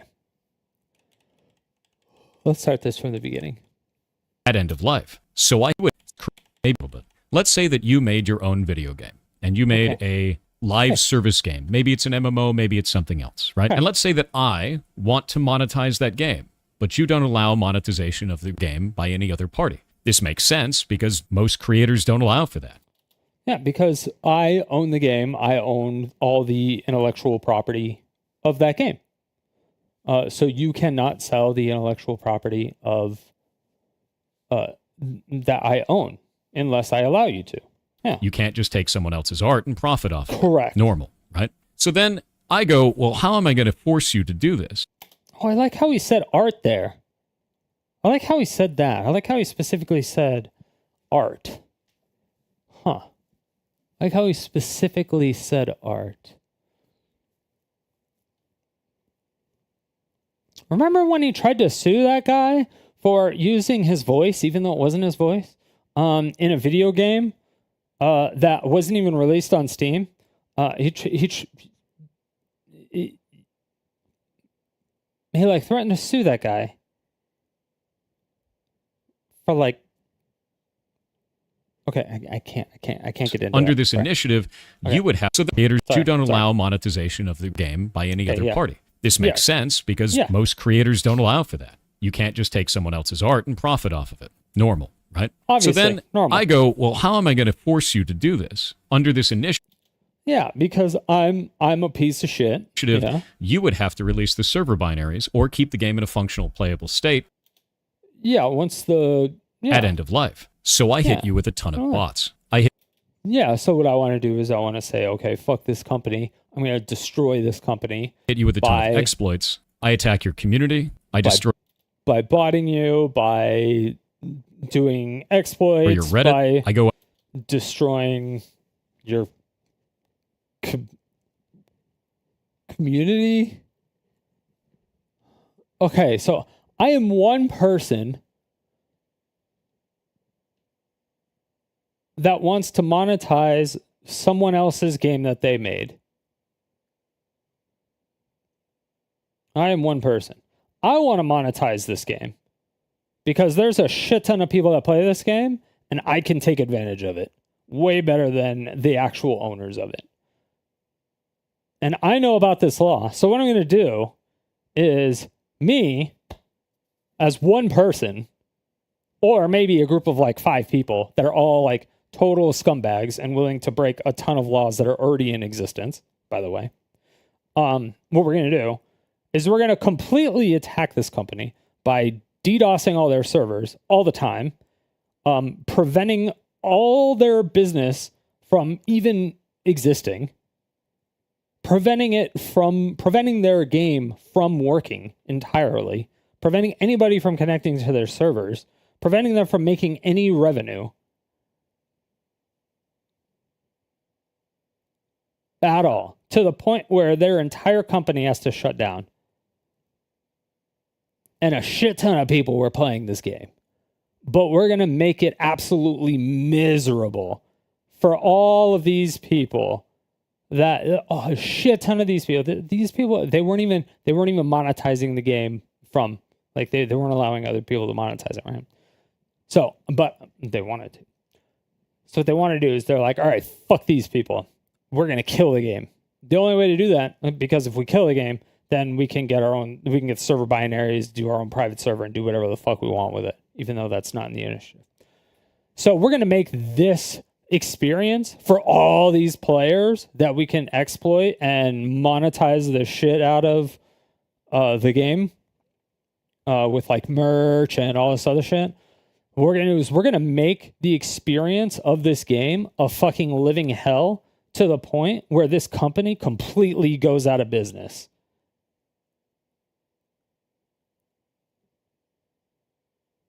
And then they release it, and then we're going to make a private server where there's zero bots, exploits, or anything. And then we're going to monetize it. And zero people are going to find that fishy or weird at the fact that zero of the bots or zero of the exploits or every single exploit that there was is now completely plugged up. That everything was released. And it was released immediately. And it was like plugged up immediately.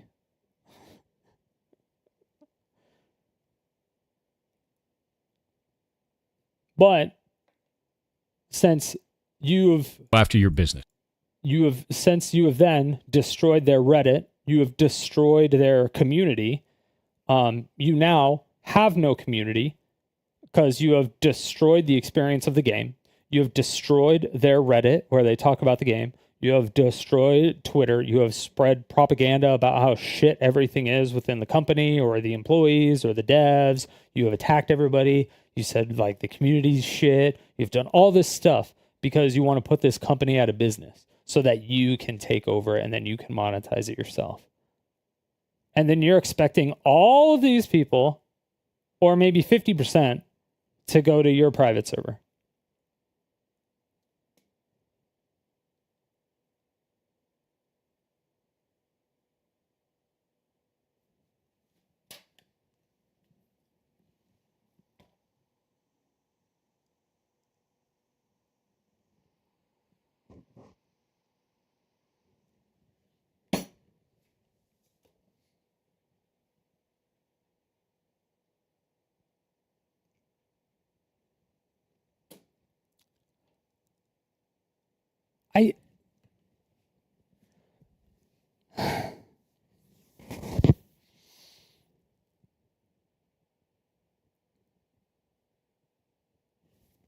How does this make sense?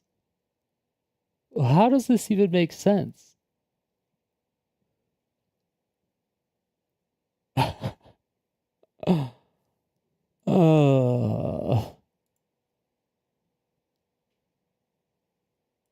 I go everywhere that I possibly can to make this cost as much as it possibly can for you.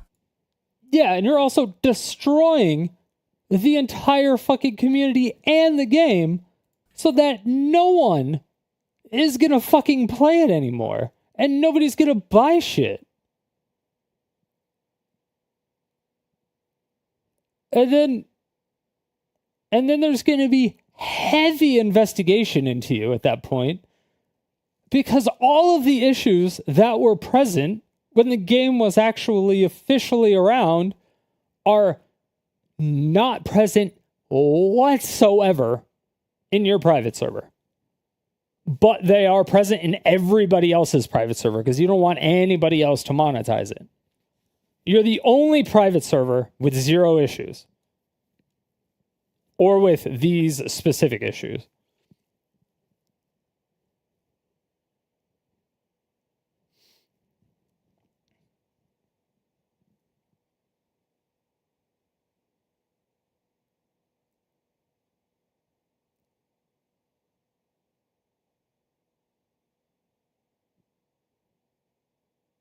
You're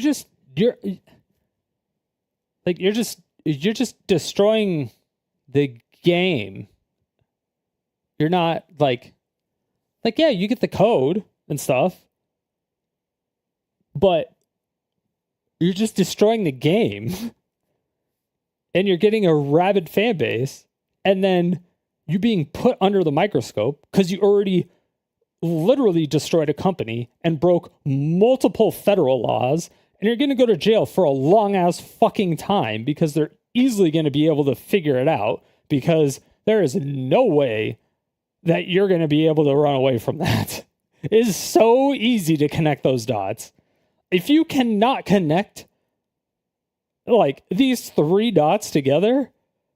And it's not hard to do this. We saw the exact same thing happen in TF2 recently. The massive amount of bots that were attacking the game. Remember the shorts where you were talking about in World of Warcraft where there was just like a ton of bots, but you wouldn't like do one at a time. You would wait for like a ton of bots, and then you would just like put a rock in front of them or whatever, and then you would wait for like a ton of bots, just be running straight into a rock, and then you would laugh at them. And then you would wait for a really long time, and then you would do a ban wave. And then all of a sudden there was some big giant Save TF2 initiative that came around because they weren't doing anything for the anti-cheat, and there was just like crazy bots all over the place, and they weren't doing anything with TF2 because they didn't really care about TF2 anymore. It wasn't like a new game or anything. It was just like an old game. 17 years old now. 17 years old now. It was back in like fucking 2008 when the orange box came out. Portal 1. It came out with Portal 1. They don't fucking care about TF2. And they got like over 300,000 people to sign this petition. And they fixed it. And yeah, the bots are coming back, but it looks like they're fixing it. Because the bots came back and then they got fucked again. And now they're coming back, but they'll probably get fucked again. But now it shows that the anti-cheat got removed, so they may be working on a new anti-cheat system. That is very possible.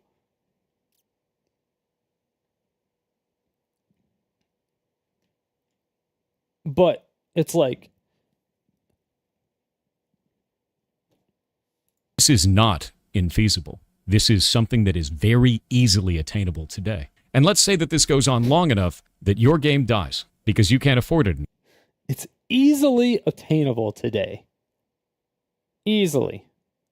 Give me one example to where this has actually happened. One example. Team Fortress 2 is still up and running, and it's better than ever.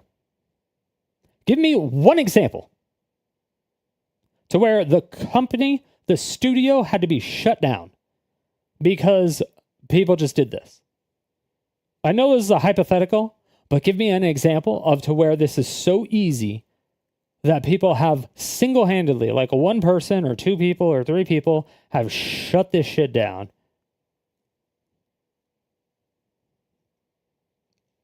This just seems to be coming from his personal experience, that he gets a ton of negative reviews on his game because of the fact that people review bomb his game. And he thinks that they're bots when they're actual people.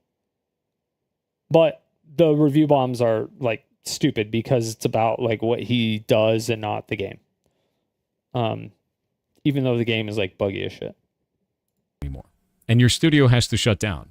At end of life, you now have to release those server binaries to keep the game in a functional playable state. At which point I take those, I create a private server, and I monetize it. And some people have said, well, simply don't allow monetization of the server. Well, who's going to enforce that? If you want a government initiative to enforce that, that means the government has to build a registry of all of those games and all of that intellectual property that shouldn't be monetized, and then somehow enforce that with no one owning it because those studios have shut down. That's going to be a massive burden. On top of that, if you want to go the other route and say the company has to go and control it, well, what if the company's not around anymore? Intellectual property. intellectual property, IP laws. More. Is that just able to be monetized now? Again, this was obtained through abuse of the original creator. I don't think that's a good route. And this scenario gets even worse if you do allow monetization. Because now I can just kill off your company and then monetize the server and no one will ever come after me. Now it's even more of a problem. So, except you already broke so many laws. You have already broke so many laws. Like, federal laws. You're fucked if you do something like this. You're actually fucked if you did something like this. You would get... You would get sued by every single employee of this company. Literally every single employee of this company would sue you. And if the company was an LLC, the company itself would sue you.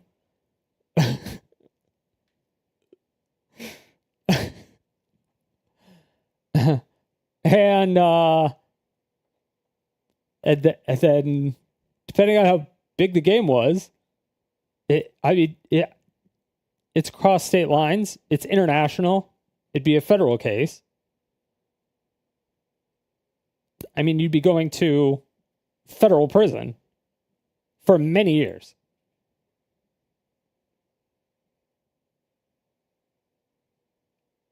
Like, you've already broken a ton of laws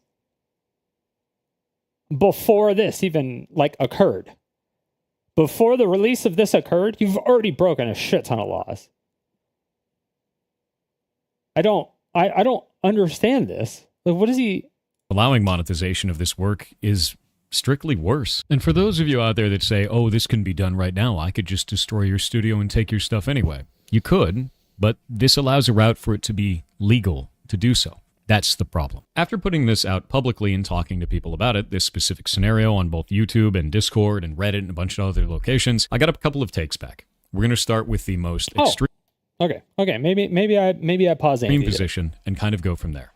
So in the most extreme, people said live service games shouldn't exist at all, and the initiative will kill them off for good, and that's a good thing. Well, you don't get to define what players get to play or not play. You also shouldn't be able to get to define what... Oh, I thought you were going to talk about this part.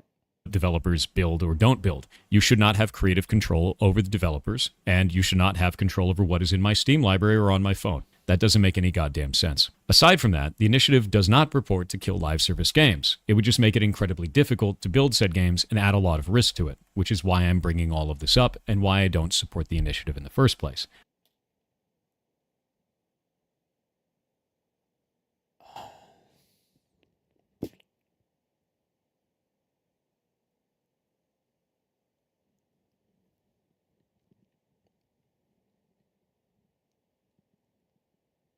I mean, I see this concern because it can happen and they may make some money before they get caught going to federal prison.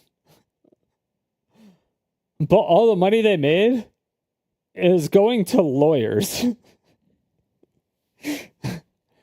And that's if they made money. That's if they made any money. Because they'd have to maintain the servers. Like, if you were doing this, if it was one person doing this, and you were shutting down a studio, you would have to pay for all of this. You would have to find out how to destroy a community by yourself. You would have to attack the Reddit. You would have to attack their Discord. You would have to do so much psyop shit. You would have to DDoS every single server. You would have to maintain all this. You would have to do this 24/7. You would have to have a team. You would have to, like, hire people to do this shit. You would have to have a team of illegal people doing this shit. Like,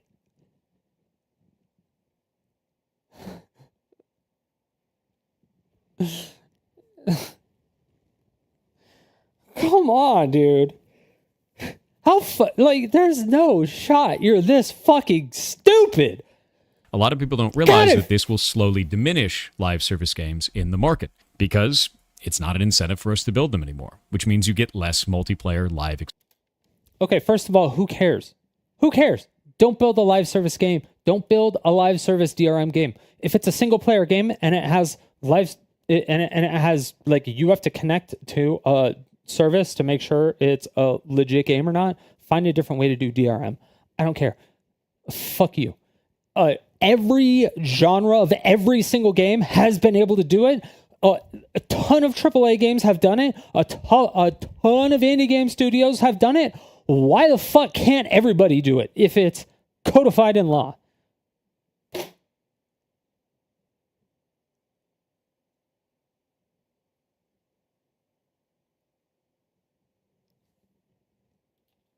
Experiences. That sucks.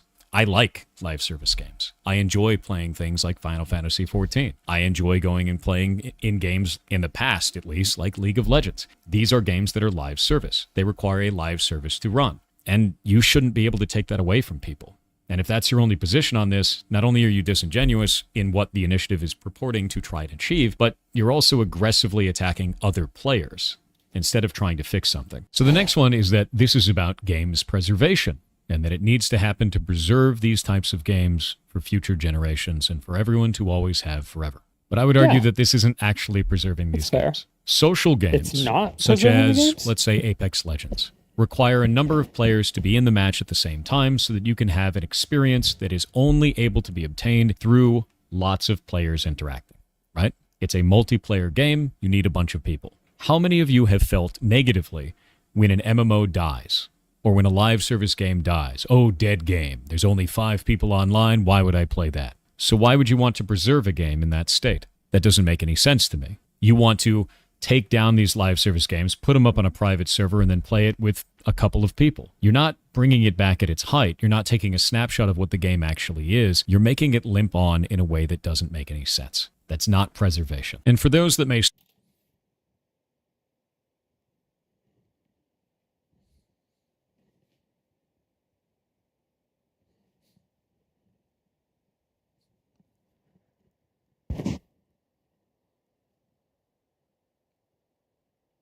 I'm sorry, what? So like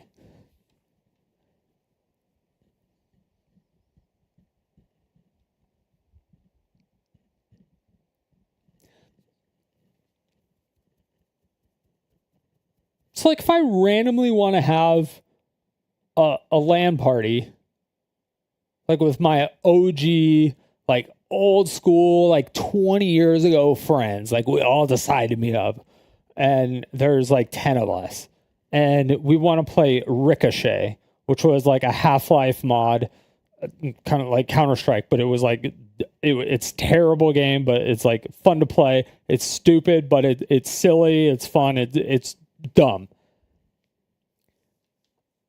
And I shouldn't be able to just like it.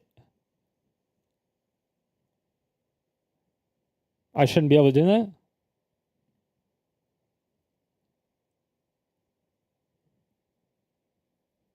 that. I shouldn't be able to. It should just like things should only ever exist in memories. I can't take pictures of anything. Or like pictures or like I don't understand this. What does this mean? You can't preserve anything? You can't preserve paintings? We burn them all and we take a picture of it and that's it, maybe? Or put it in history books? What are we doing with history books? It's like, I don't understand this logic. What is this logic? I'm so confused about what he's talking about. Stop there and go, but private servers going to have a lot of players. Look at all the ones for World of Warcraft. Again, we talked about that. It opens up a route for abuse of the developers, so that is not a solution. And the last take that I got from this, private servers going to have a lot of players. Look at all the ones for World of Warcraft. Again, we talked about that. It opens up a route for abuse of the developers. Wait, what happened to the abuse of the developers? What are you talking about? So that is not a solution. And the what? Wait, where? Where did we talk about that? Okay, I missed.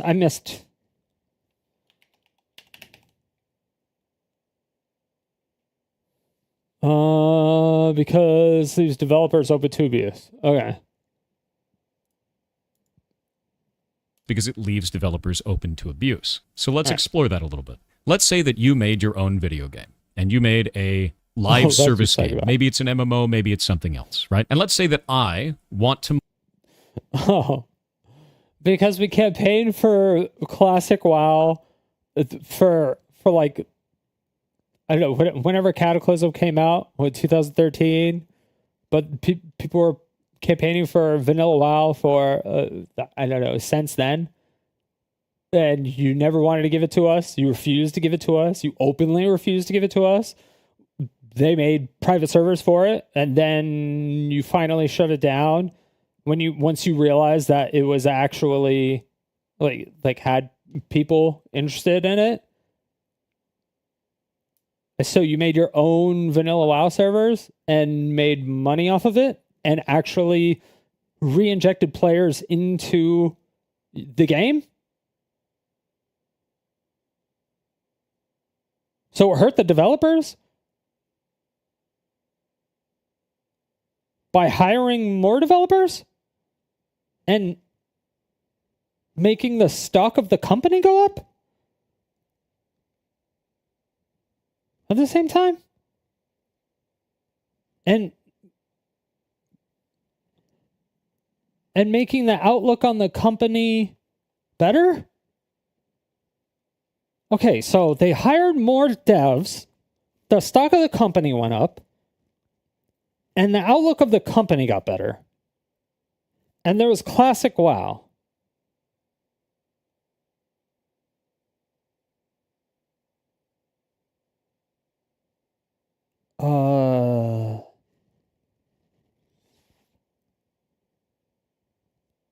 What was the bad part? The abuse to the developers.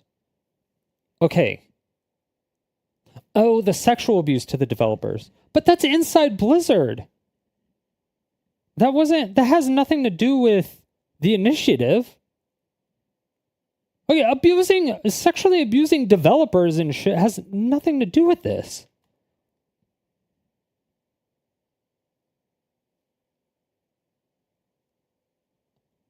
I am so confused.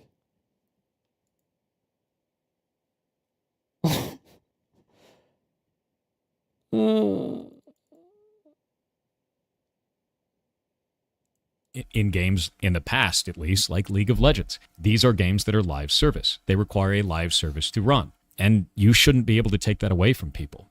And if that's your only position on this, not only are you disingenuous in what the initiative is purporting to try to achieve, but you're also aggressively attacking other players instead of trying to fix something. So the next one is that this is aggressive. I enjoy playing things like Final Fantasy XIV. I enjoy going and playing in games in the past, at least, like League of Legends. These are games that are live service. They require a live service to run. And you shouldn't be able to take that away from people.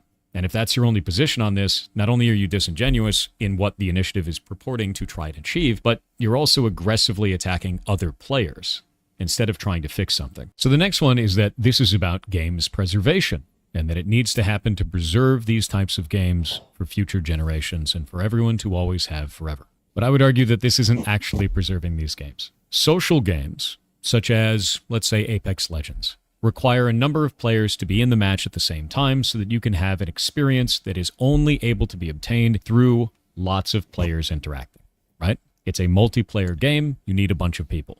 How many of you have felt negatively when an MMO dies or when a live service game dies? Oh, dead game. There's only 5 people online. Why would I play that? So why would you want to preserve a game in that state? That doesn't make any sense to me. You want to take down these live service games, put them up on a private server, and then play it with a couple of people. You're not bringing it back at its height. You're not taking a snapshot of what the game actually is. You're making it limp on in a way that doesn't make any sense. That's not preservation. And for those that may stop there and go, but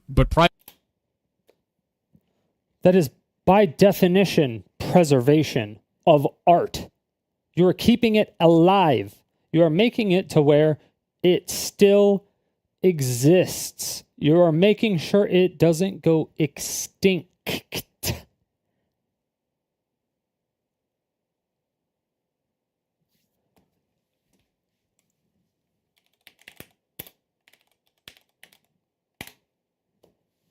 Preserve. Maintain something in its original or existing state.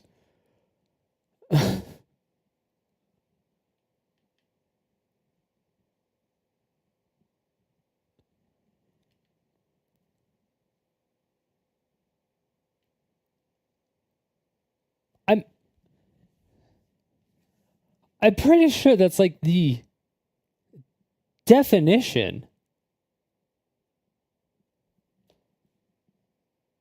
Like Preserve. Preserve. Okay. Yeah. Okay.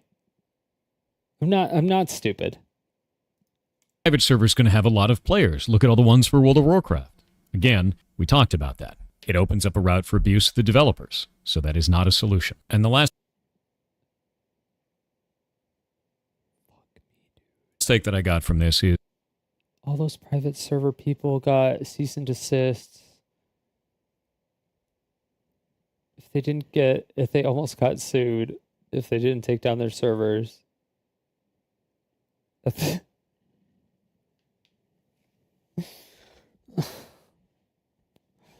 Dude.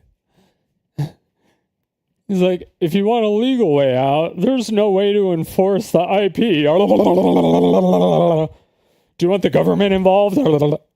And it's the most reasonable to me. This is an initiative. It's not a law. Why are you upset? Just wait. I'm not going to wait. And the reason I'm not going to wait is because I see the start of this conversation not making sense. It's not including the actual developer side of the conversation. It's not showing the trials and problems that this could arise inside of the gaming industry for people who are actually making the games you play. I don't have any reason to be quiet about that. And many other developers aren't going to be able to speak on this. As I explained before, it's really easy to lose your job. Every single indie dev should be able to do it if they're so passionate about all this shit.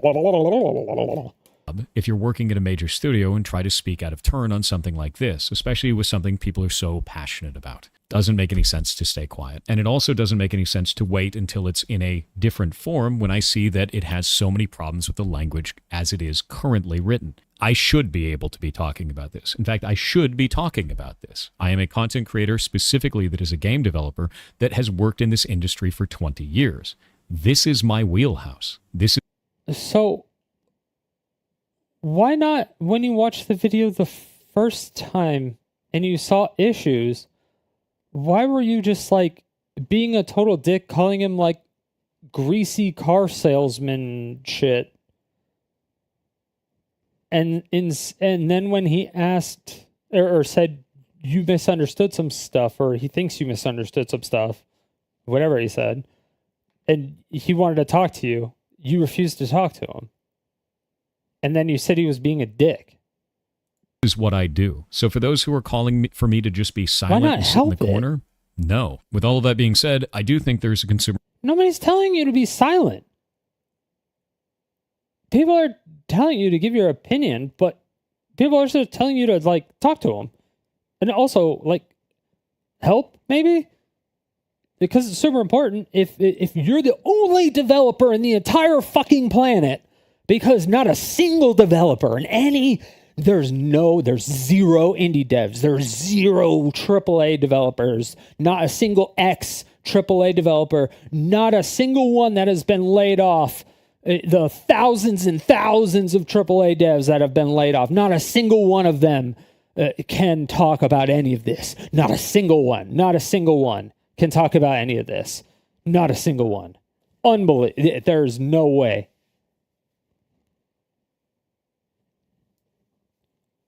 Even if they don't work on live service games, they can't talk about this at risk of being fired.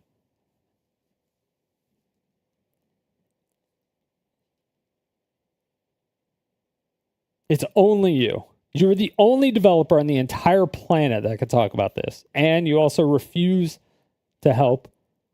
And you specifically said you are actively going to go against it.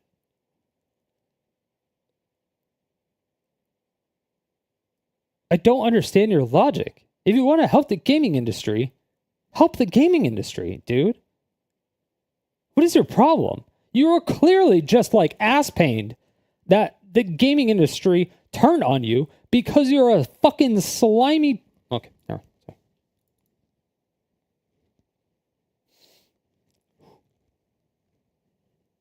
My bias was showing. My bias was showing. You're clearly mad at the gaming industry. That's what you are right now. You're mad at the players. Anybody who's trying to do anything in the gaming industry that's any way impressive. Wait, this was before all the World of Warcraft shit. This is before all that stuff. I think you're just jealous that you didn't think about any of this. Maybe. I don't know. Protection thing that we can fix here. It's just not really what the initiative is about. I think that if you're going to buy a live service game, you shouldn't be told you're buying the game. You shouldn't be told that you're purchasing the game. You should be told explicitly that you are purchasing a license to that game. The reason why is because... And should... Okay, see, there is some criticism there. There's something. Okay, yes. It should be like a label or something that says the end of life date or something like that, of that sort, at the very least. Because that license needs to be revoked anytime that you are cheating at the game and damaging the play experience of other players. While this is written in the TOS and the EULA, it's usually not clearly defined at point of sale. Or they throw a giant TOS in front of you and it doesn't really do anything because people skip past it. If at point of sale it says specifically, there's specific language stating that you are either leasing or purchasing a license or anything along those lines, that you're not actually buying the game directly, I think it would go a long way to informing consumers of what they're doing and protect them from some of these business practices that they didn't realize they were engaging in. That makes a lot more sense to me than force all developers to leave the game in a functional, playable state. And that's... Okay, so that is a really good thing. I mean, that doesn't necessarily have anything to do with the initiative, but you could definitely add it to the initiative because you do want to inform the people of what they're actually buying, because it may discourage a lot of people from purchasing things that are license only, because then consumers are then educated that they're only buying a license, so the game they just won't own forever. The company can shut down the game whenever they want, and you will not get a refund.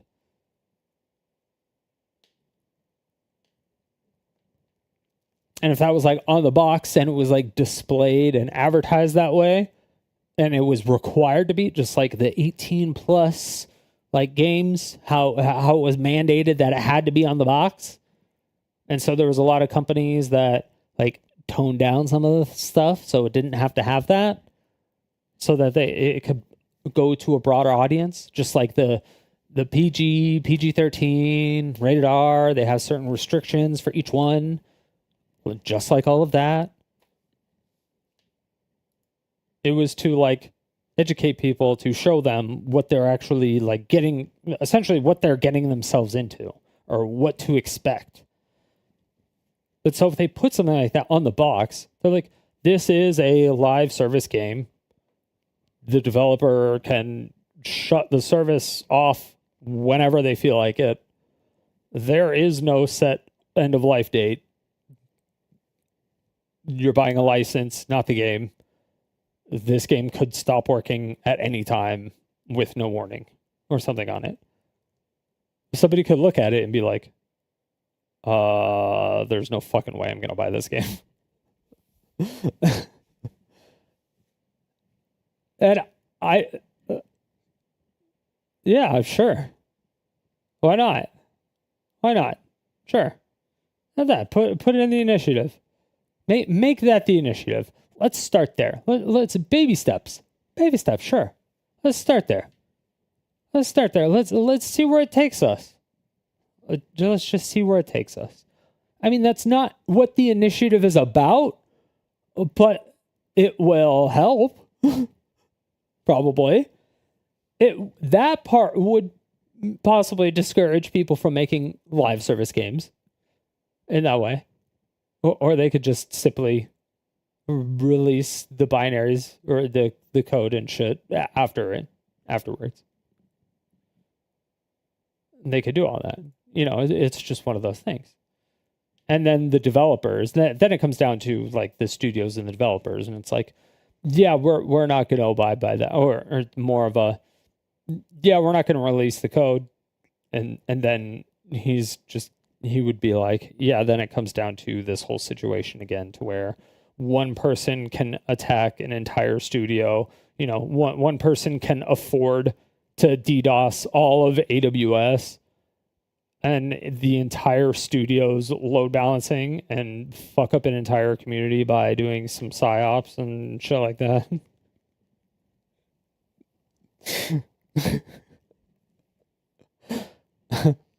Just so they could take over the game and then do another psyop to go back into the community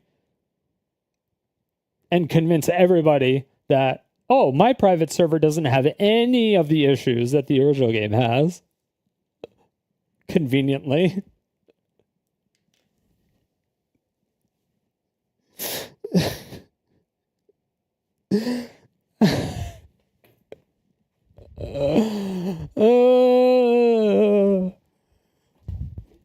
Oh my god, dude. This can't be real. That's all I really wanted to talk about with this. I hope that's clarified some things for some of you and some of the dangers that this can cause as it is currently written. If you're still mad about this, not much I can do about it. Outside of that, I'm going to be gone for the next 4 days, so if you expect me to respond or anything like that and you think I'm ducking the issue or hiding in some way, I'm not. I'm just in Vegas because there's DEF CON going on, which is a hacking convention, and it's the first vacation I've had in 5 years. I can't wait to see my friends out there. So with that in mind, see y'all later. We're going to pull up a game called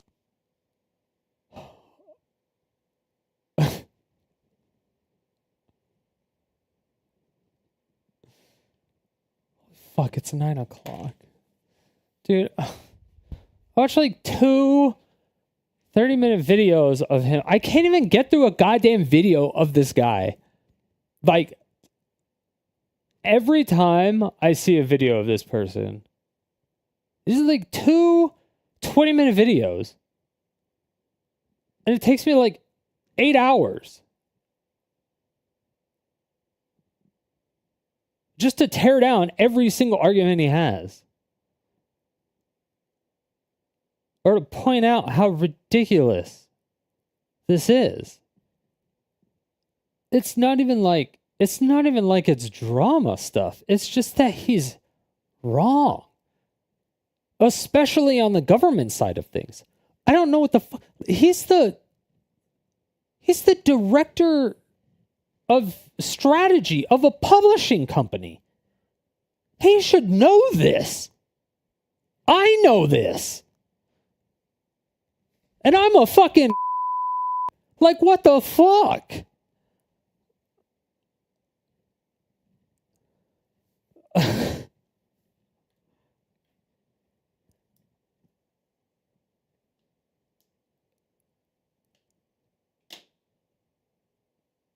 I can't. It's so hard to stay calm. It's so hard to stay calm.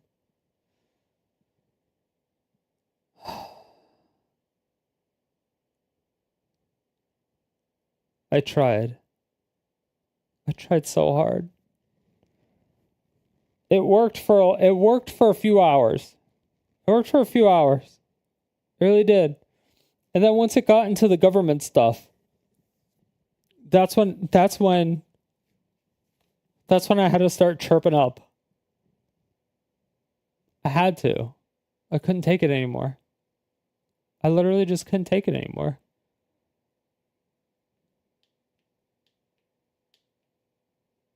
But I can now officially say that I did watch his videos. Okay? I did watch his videos.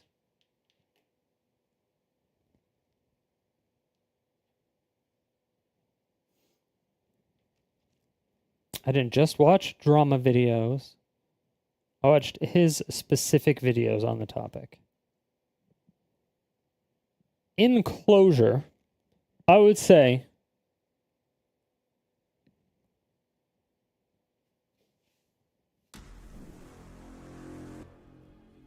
let me go. Hold on. All right. So, in conclusion, on my thoughts of Pirate Software and everything that he was saying about the Stop Killing Games stuff, I think he is patently incorrect in almost everything he said when it came to the government side of things. There was shorts that he said that he was very anti-government intervention. There were times where he said W China for doing government intervention. There were other times where he just misrepresented lots of things with the government and how IP law works. It seems that he just doesn't understand the majority of the way the government works in general. So,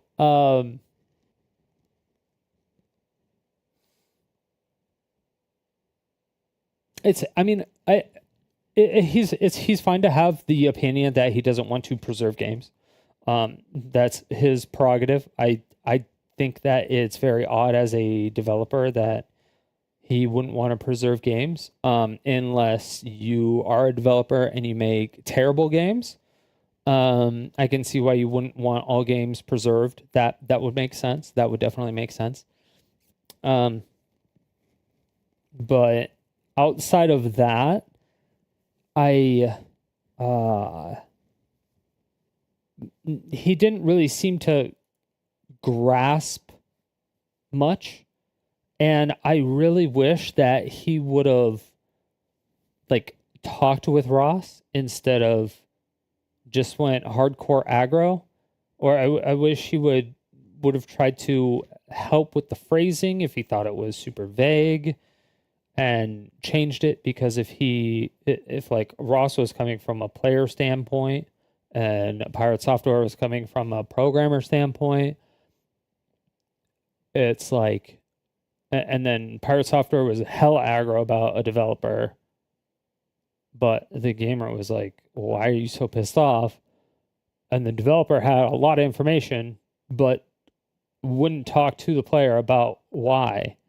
It should have been like hey, let's get together and let me help you rewrite this so that it makes more sense and it's good for both developers and gamers.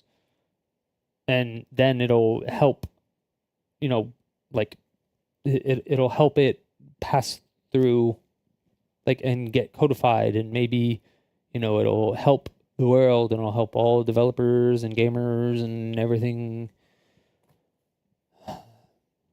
That's he said that he promotes positivity and development and gaming and all this other stuff, yet there's what seems like a positive thing of preserving games and stuff like that.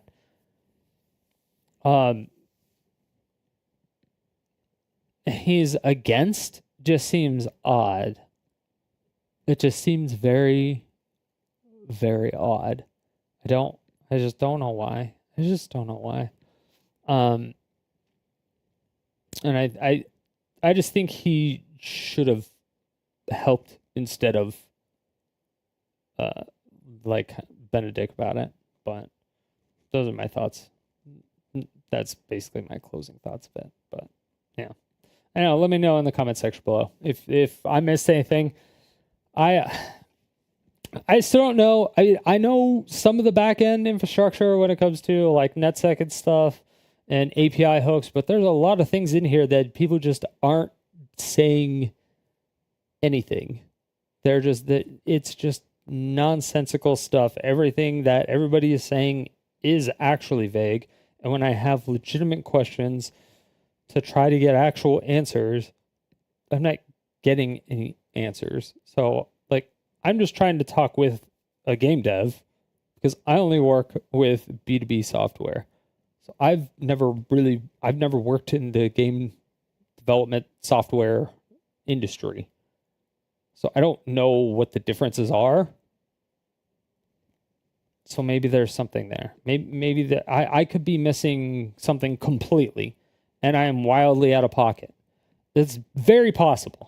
But I don't know, because every time I ask a question, I never get an answer. I can't get an answer from anybody. Not a single person. Not a single fucking person. So I don't know. It's whatever. But check out Pirate Software's videos. I will link them in the description, and I will pin the comment of his videos. But definitely check out Stop Killing Games. I'm in support of it, but unfortunately, I'm in the US of A, so I can't sign it. It is a EU petition. So if you're in the EU, definitely sign it. It ends soon. Do now.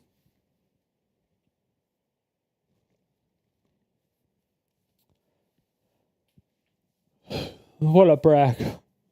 Hey, being a landlord, freaking 8 p.m. Call about having no power in the thunderstorm, getting soaked. Not fun. Jeez. Wait, do you have to walk there?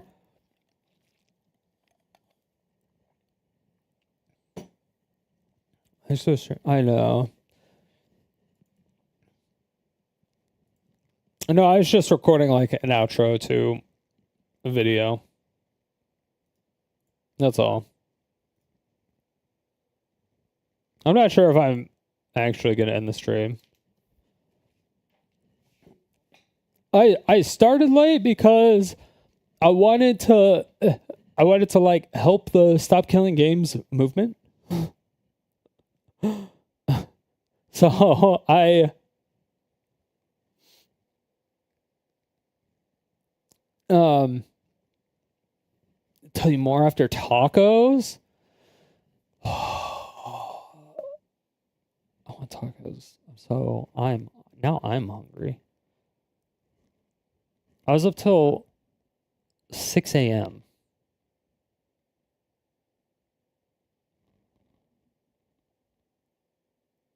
It was terrible. I was up till 6 a.m. But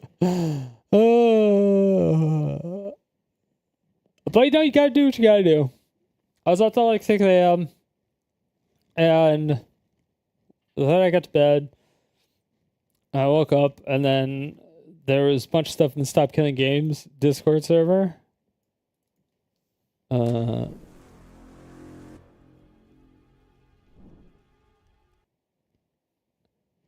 So there's an, I don't know, you can see it. Yeah, you can see it. Okay.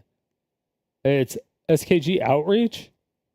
And I thought this was like a lot of people were talking about like outreaching to certain creators. They're like, oh, this is a good creator to reach out to. Oh, who should we reach out to? Blah, blah, blah, blah, blah, blah, blah, blah, blah, blah.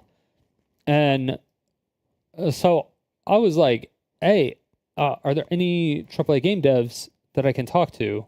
Or are there any like reps I can talk to about this? Because I have a lot of questions and I need to talk to somebody that has like actual technical knowledge, you know?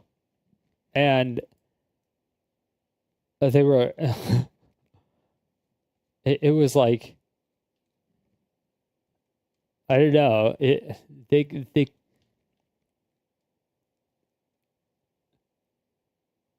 They said I was proselytizing myself. They were like, "Did you contact a mod?" And I'm like, "This is I thought this was the outreach channel." I was like, the vast majority of Discord servers don't want you to just randomly DM mods. And I was like, I saw people talking about who to reach out to, and they were linking videos of other creators. And so I volunteered as a creator to talk with people. Like it made sense to me. And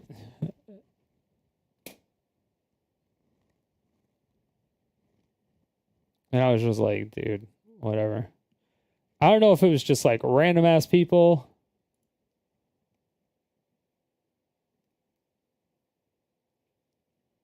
I don't know what the fuck it is, because you could just like change your color. You can have whatever color you want. I didn't see what.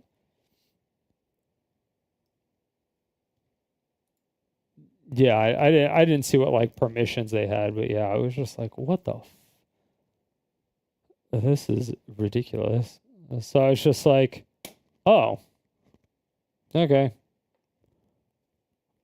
Oh. I was like, oh, this. I was like, I read through the pinned messages and stuff.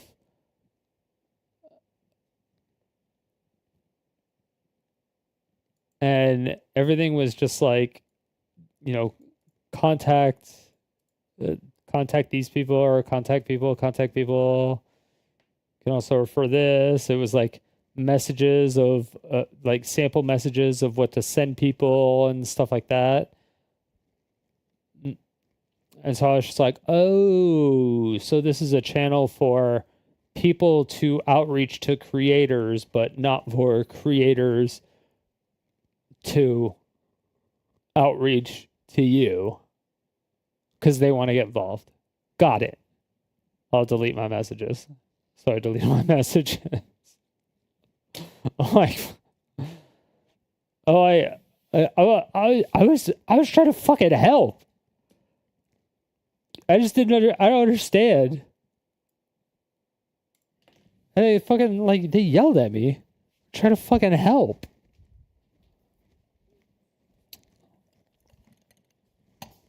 I'm gonna grab some water. Is my... Oh. Is this out of water? Oh no, it's still got a half of it. Okay.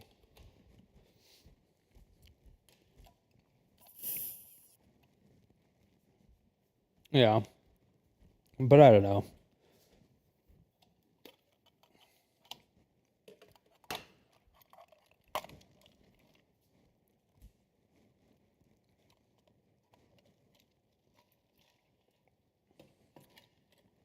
Oh, brain freeze. Oh, brain freeze. Brain freeze. Brain freeze. Oh, brain freeze.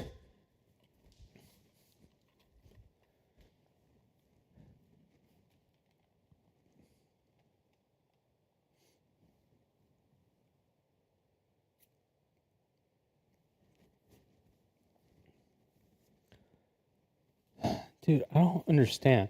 Like, I feel like the air conditioning is broken or something on this goddamn thing. I don't know.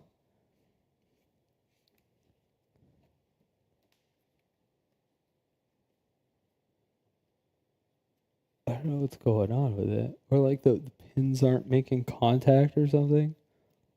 Pull? What is this? That's a whole lot of wires. Because like, I ran an experiment last night because like I feel like there's just I don't get, like, it doesn't get cold. I had it set to 71 degrees all day, literally all day, and it is still 80 degrees in here.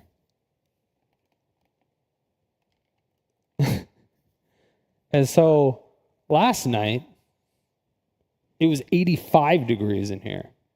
And I set it to 50. And I left it running for 3 hours at 50 degrees. And it went down to 74 after 3 hours. I was like, what the fuck? I was like, this is the worst air conditioning I've ever seen in my fucking life. So I gotta talk to my landlord about that. I can't believe it's fucking 9 o'clock. Mother of dick. I gotta take my meds. Med check! Med check!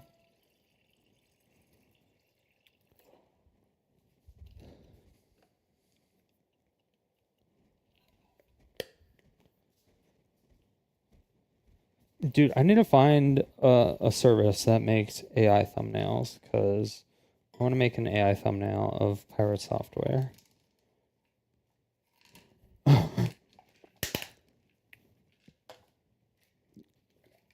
Because you know I would make it funny.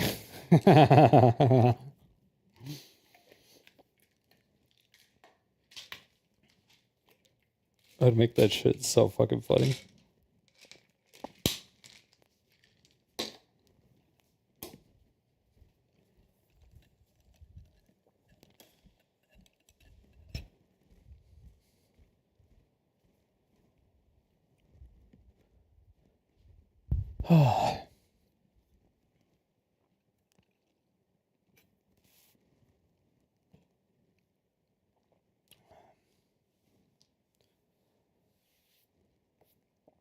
I had to teach RDC about toxic. Piracy is back. If buying isn't owning, piracy isn't stealing. What?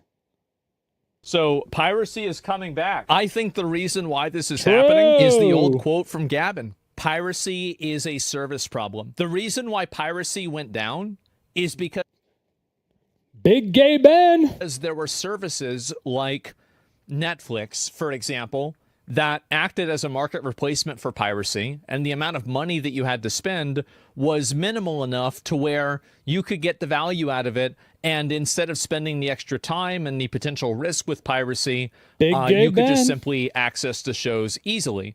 I think Spotify is the best example that a lot of us use now. How many of you guys had LimeWire and now you have Spotify? I know I did. So Spotify is an example of this happening and working in an effective way. I mean, yeah. I did use LimeWire for a long time. Napster, MIRC.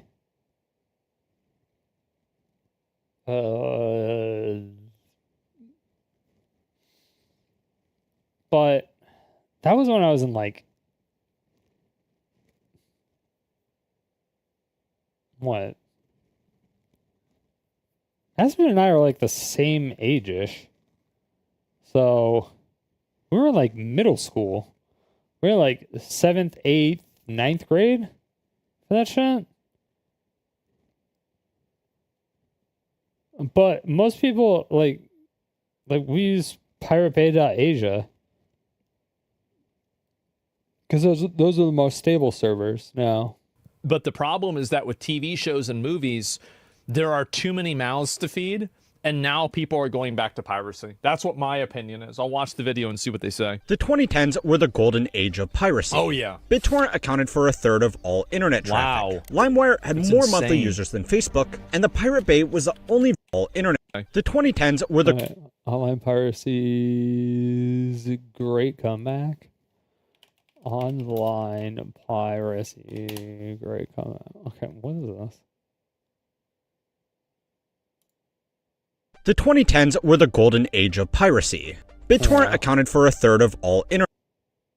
As I sit here and steal your content, Kappa. Internet traffic. LimeWire had more monthly users than Facebook, and the Pirate Bay was the only video store. That's actually fucking crazy. Wait, hold on. In traffic. LimeWire had more monthly users than Facebook. Wait, what? And the accounted for the 2010s were the golden age of piracy. 2010s. Okay, well, in like, when did Facebook actually become open for everybody? Because Facebook was exclusive for college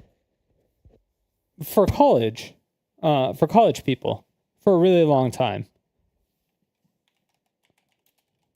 When did Facebook when did Facebook become open to the public? Yeah.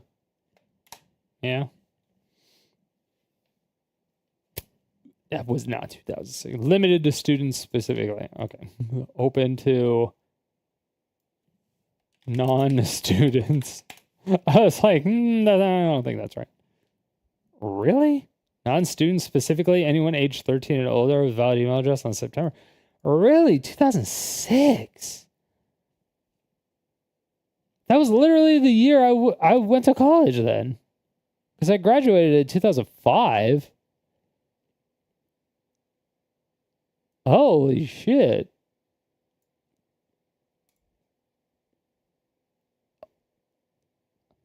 Oh, that's... you had to have a university email address. That's why this is not right. This is not correct. No. This is fucking bullshit. This is bullshit. There is some fucking lies in here because you had to sign up with a university email address. I fucking remember that shit. Yeah, edu domain was prerequisite.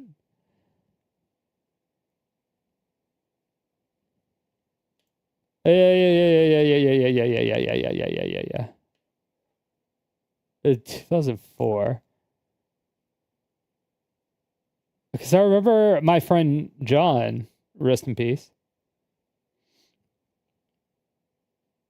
He had it. BitTorrent accounted for a third of all internet traffic. LimeWire had more monthly users than Facebook, and the Pirate Bay was the only video store in town where you were sure to find what you were looking for. Hypothetically, of course. The world was slowly switching from physical to digital media, and even people who weren't particularly tech-savvy realized that digital goods could be replaced endlessly with practically zero marginal cost.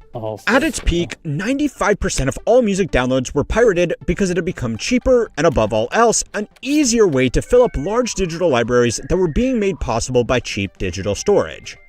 Yes, because what would happen is that when people would release a CD, it would have like 10 to 12 songs on it, and you're like, what the fuck am I going to do with 10 to 12 songs? Like, this fucking sucks.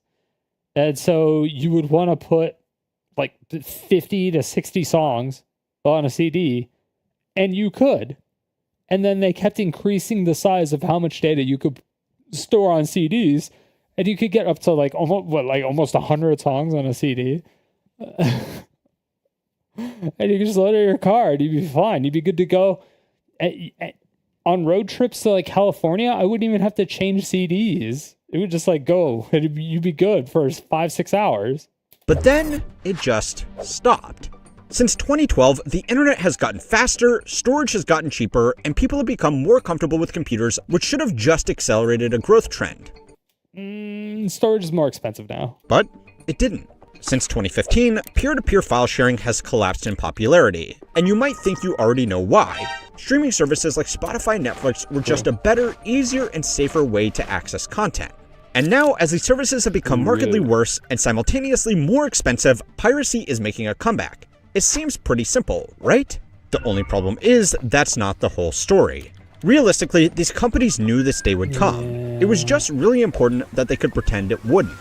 For a lot of people, they've decided it's time to cut back. But legitimately, it might be time to cancel some subscriptions, and I'm probably going to have to cancel some. Some of them I'm not using, and it's just... Okay, the problem is that everyone used to do TV, and then everyone complained about how with the TV subscription, you had to have like 20 other packages on top of it and how it was bullshit. And now everyone's complaining how you need like 20 different video subscriptions, and it's really fucking annoying. And I'm like, it's the same thing, except before it was way more convenient because it came from one place instead of 20 different places. So you don't know, like, sometimes you don't even know you're paying for something when you're paying for something, unless you actually pay attention to your account. But since nobody teaches finances, a lot of people don't actually look at their bank statements. Like, even when they do their taxes every year, they don't look, they don't do anything with it. Wasting money. There's so many of these, it's hard to keep track. At that point, that's an adversarial relationship. I don't want to pay people to enter adversarial relationships. We aim, as I said, for this business to be a growth business for the company with margins that our shareholders will feel good about. So what really made piracy go away and what's really bringing it back might sound simple, but there's actually a bit more going on. First and foremost, the majority of people actually would like to acquire their media legally as long as it was easy and not ridiculously expensive. Sorry, I don't mean to pause again, but okay, to be fair, nasty pick. But to be fair, Spotify is fantastic because they have like the it's like a recommended for you or smart thing. I don't remember exactly what it's called. This is fun.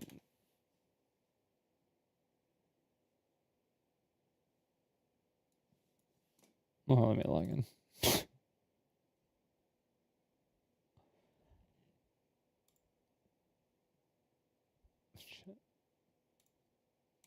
This one? Did I do it with this? I don't know what account I did it with. Fuck! What was that? Continue? Fuck me in the dick. Okay, I don't remember. You're just gonna have to take my word for it. I don't remember my login information. I don't remember what it was OAuth to. Anyway, but it was like a recommended for you, and it would just find stuff that was either like on your playlist or stuff that you starred, like you favorited, and not necessarily that was on your playlist, and it would just like find songs that was like that. So it would use just not even necessarily, it would just be just machine learning, just basic machine learning. It would be like, oh, a lot of people that starred this also starred this. And so you might like this. And it would just like it would curate a playlist for you, basically. It was like a for you playlist or a new stuff. So you could use that and you might find new artists, you might find new music. You'd be like, oh shit, this is cool. And Spotify did a really good job with that. They did a really, really good job with that. And that was one of the big things that I liked about things with Kazaa back in the day, Napster, is that there wasn't like I like the 80s and 70s and like 60s and 50s, all those bands like Elvis Presley and the Beatles and like Aerosmith and Metallica. And I don't know, all that other boring shit. I don't know. I don't care. I don't give a fuck. Kiss. I don't care. Ozzy Osbourne, whatever. I just didn't care about any of that stuff. But that's like the only shit that was on those pirating sites. Like that was it. That was all that was on those things, except for you'd find random little nuggets that wasn't that. And so those were the ones that I would download just to check it out. I would just download one. And that's how I would find my music. I would find stuff from things that I never heard of before.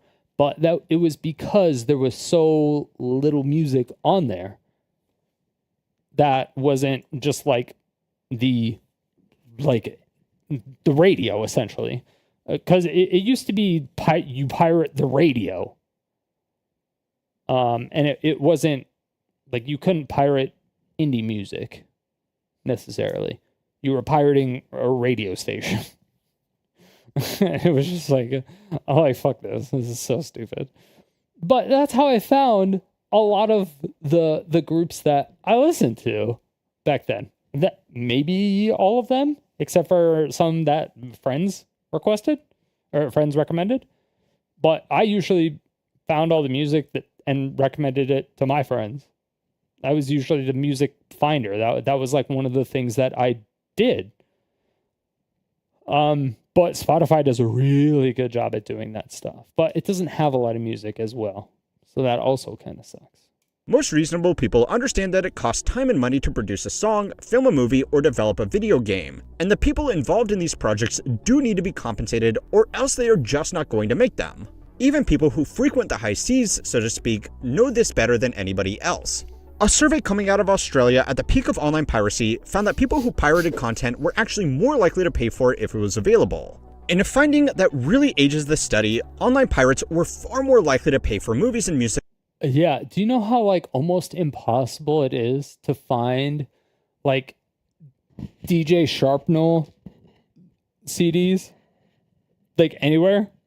Or like DJ Sharpnel music, even online? It is so hard to find like DJ Sharpnel stuff. It is almost impossible to find DJ Infinity stuff. It is so hard. Like I legitimately cannot find a lot of my favorite music from back in the day. Legitimately cannot find it anywhere. And it sucks.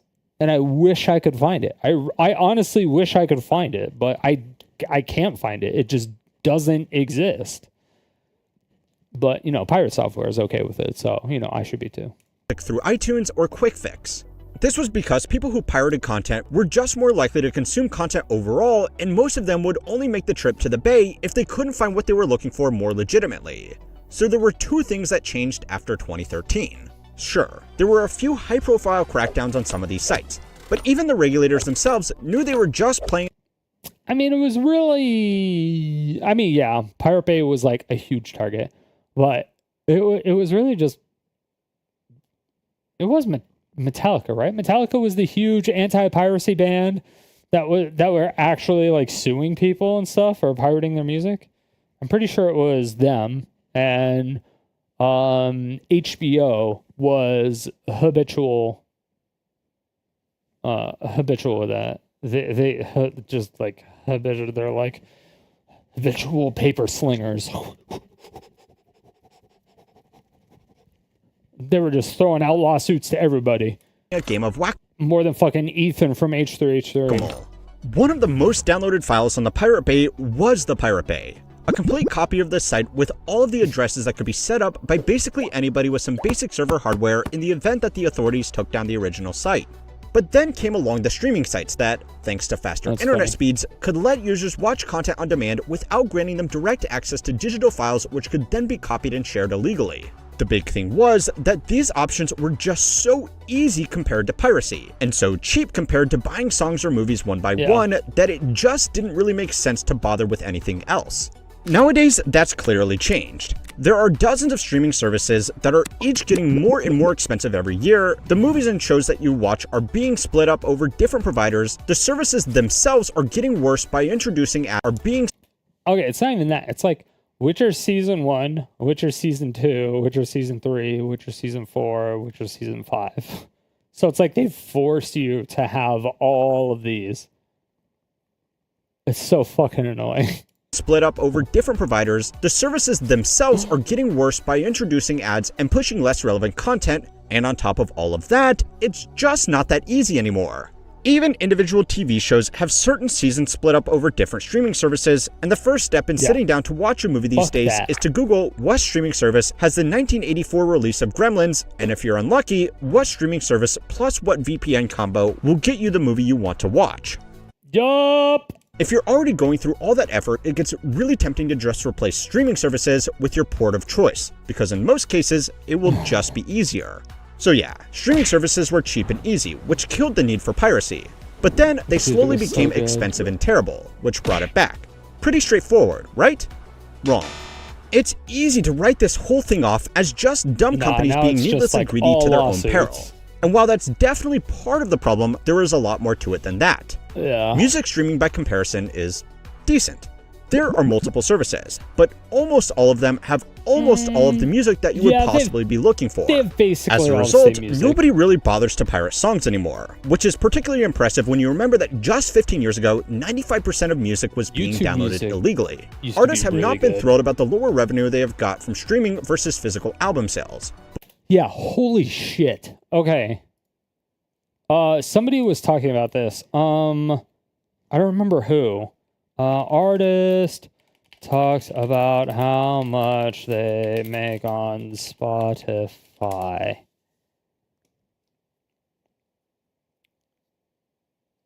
Today I'm going to show you how much money I've earned off of 20 million streams as an independent artist on my song Threesome.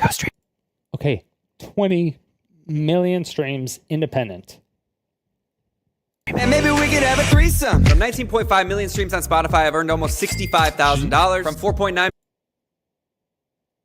20 million streams on Apple Music, I've earned $30,000. From just 587,000 streams on Amazon Music, I've earned $6,000. From 1.2 million streams on YouTube Music, I've earned $5,000. From 4,774 sales on iTunes, I've earned $4,000. If you add all those numbers up and you include all the other streaming services that people use, I've earned $114,542.95. Subscribe and drop any other questions you have down below. Okay, that wasn't what I was thinking of. Okay, so that's as an independent user, which is pretty nice. But when you have like an actual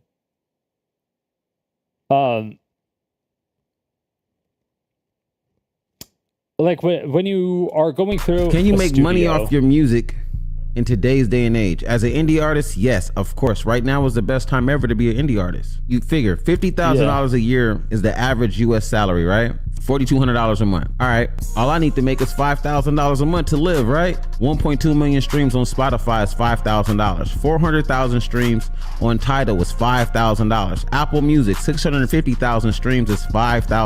YouTube, 2.5 million views is $5,000. May sound like a lot, but actually it's not. For instance, Spotify, 400 million monthly listeners, right? That's like 13 million listeners a day. And on average, they're listening to about an hour worth of music a day. That's about 30 different songs a day from 13 million different people per day. Go get your money, man. Stop playing. Can you make money off? Oh, that's a lot of fucking, that's so much. But again, indie artist. But when you're signed,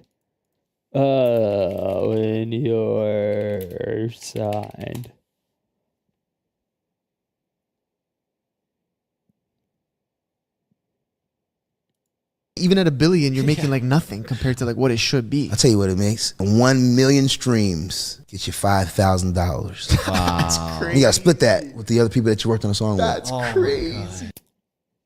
Yes. That's crazy. 1 billion streams to get you 5 million. How many people stream 1 billion times? Yeah. Really nobody. But you know, so now 1 billion streams is gonna get you 10 million. Yeah. It's better. It's better than 5. It doesn't make sense. Yeah. It's not what the labels are getting. The labels making 2 billion a month, guys. Ooh. What? Yeah. What? Wait So a it minute. makes sense why you're like, now this year, the industry's on track to make 50 billion this year, guys. Even at $1 billion, you're making like nothing compared to like what it should be. I'll tell you what it makes. 1 million streams gets you 5,000. Yeah. Okay, hold on. Label versus artist income Spotify.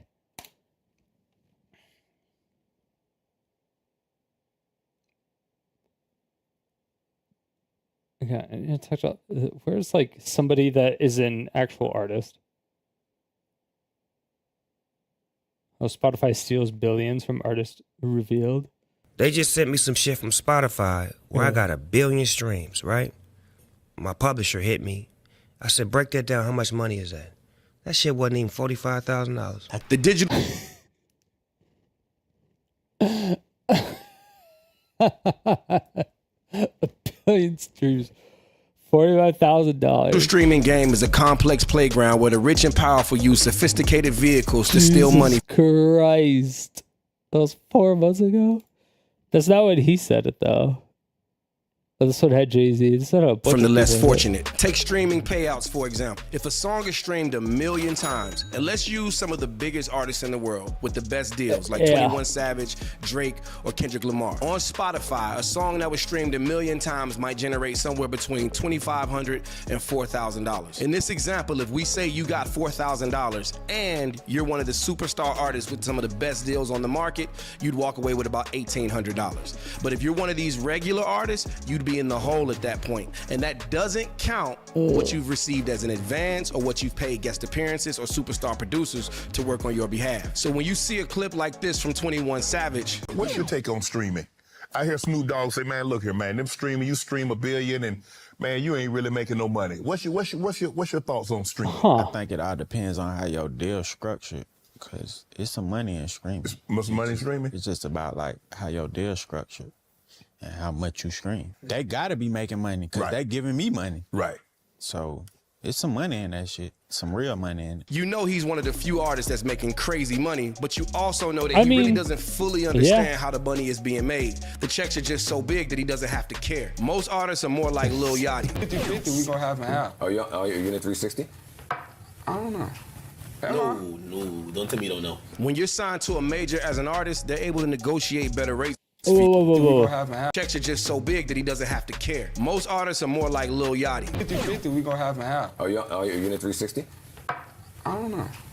No, don't tell me you don't know. When you're signed to a major as an artist, they're able to negotiate better rates for you, so they can put you in position like 21 Savage, even though he's probably not getting what he's worth. Furthermore, these labels were there when Spotify launched. They took equity and have made billions from that equity and split very little with the artists. The streaming companies and the labels rob the artists. But in order for me to explain to you how they do this, I have to make sure you understand how the money is made in digital streaming. Streaming companies are supposed to make their money in two primary ways. The first is subscriptions. Yeah, I've heard that they've made almost nothing, but most of them still go along. It's like a fraction of a penny per stream with it, because even a small share of something is better than most of their music being accessed for free. This raises a potentially unpopular idea, that it might not be streaming that's broken. Maybe not. It might be the movie industry that's broken. The golden age of streaming was never going to last because it was never meant to last. So it's time to learn how money works to find out why piracy is really making a comeback. This video was made possible by iScanner. I was sorting through some old receipts for tax season, trying to remember which ones I still needed to file. And of course, one of the important ones had coffee stains all over it. Oh no! The text was barely readable. Classic me. That's why I started using iScanner. I just scanned the receipt and it used AI to clean everything up. It straightened the page, fixed the lighting, and even removed the worst of the stains. I could finally read the numbers again, and drop the PDF straight into my records. Since then, it's kind of become my go-to. Whenever I'm scanning documents, notes, receipts, or even something my dog got his teeth on, iScanner makes it super easy to salvage whatever's left and turn it into something useful. It's fast, it works across all my devices, and the free version actually does what I need, including editing, signatures, and storing everything in one place. Check it out with the link below, and make your paperwork just a little less painful. Netflix is the most dominant movie and TV streaming service in the world. It has over 300 million paying subscribers, and unlike a lot of its competitors, it's actually profitable. But from its very first days of online streaming, they knew they would eventually lose people back to piracy. They just really didn't care. And to see why, I'm sorry, but you are going to have to look at some financials. Last year, it made $8.7 billion in net income after taxes, which is extremely impressive. But it still makes it hard to justify the valuation of more than $500 billion. At that rate, shareholders would need 57 years for their investment to pay off, which is not a reasonable bet for a company in an industry that has only been dominant for a decade. 57 years ago, watching a movie looked like this. And in another 57 years from now, it's highly unlikely that we will still be watching movies through the current selection of streaming services. Now, most investors in this company aren't dumb. They know that Netflix can't make their money back with its current structure. What they are banking on is being able to offer a cheaper service that they can charge more for. That isn't necessarily true, because what's happening is that I hate beating this to death because I've beaten it to death so many times, and I jack off over this, but it's still a fucking problem because it's just gonna take time for everything for it to happen, I guess. But Netflix was one of the first companies to adopt it. Which is the AV1 codec. AV1 codec uses a fraction amount of the actual bandwidth as like every other codec that's out there, like a fraction. So if I were to stream, because right now I'm streaming on YouTube in an AV1 codec. Right, in 4K. So 4K AV1 codec, and I am using because Twitch doesn't allow for AV1 yet because Twitch doesn't have the capability. You can't do any like rewind or AV1 codec or go up to 1440p or 4K or any of that stuff. Even though you can on Kick and YouTube. But anyway, so I do 1080p 60 FPS on Twitch. And I could do 4K 60 FPS on YouTube. And it's the same exact amount of bandwidth that I'm using.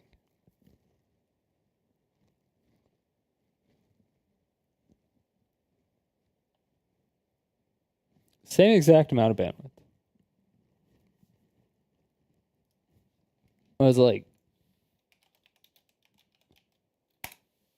the good thing about this is that it's royalty free. Therefore, you don't have to pay for it.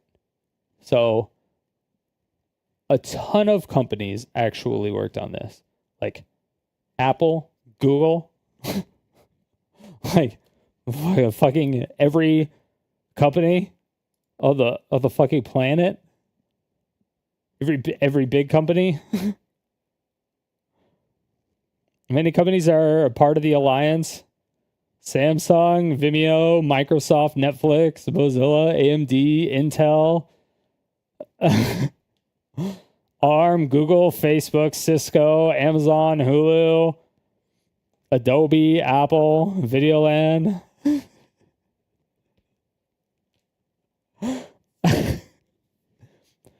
So there's a lot of people that did it. So it's royalty free. So you don't have to pay to use the codec. Number one, because you have to pay to use the codec like VP9.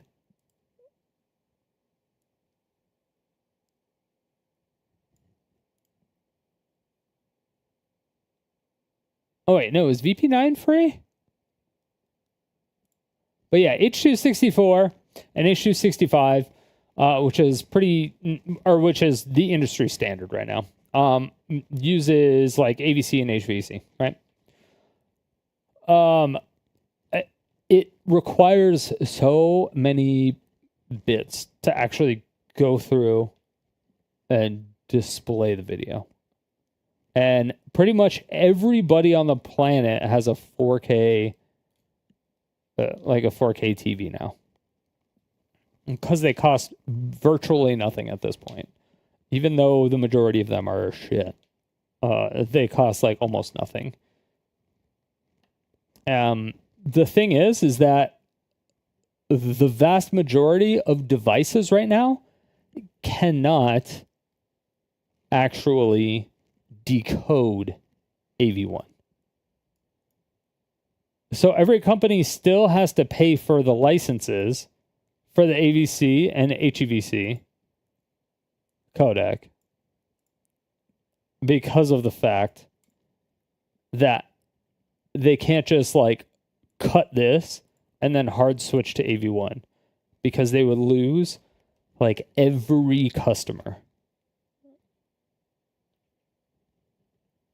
Not even every customer. They would lose a lot because even though Apple was a huge proponent in making this AV1 codec, they only recently implemented it into their MacBooks.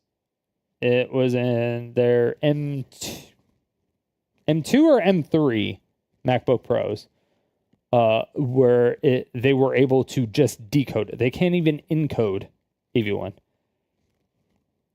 And the Adobe products can't even decode or encode AV1 either,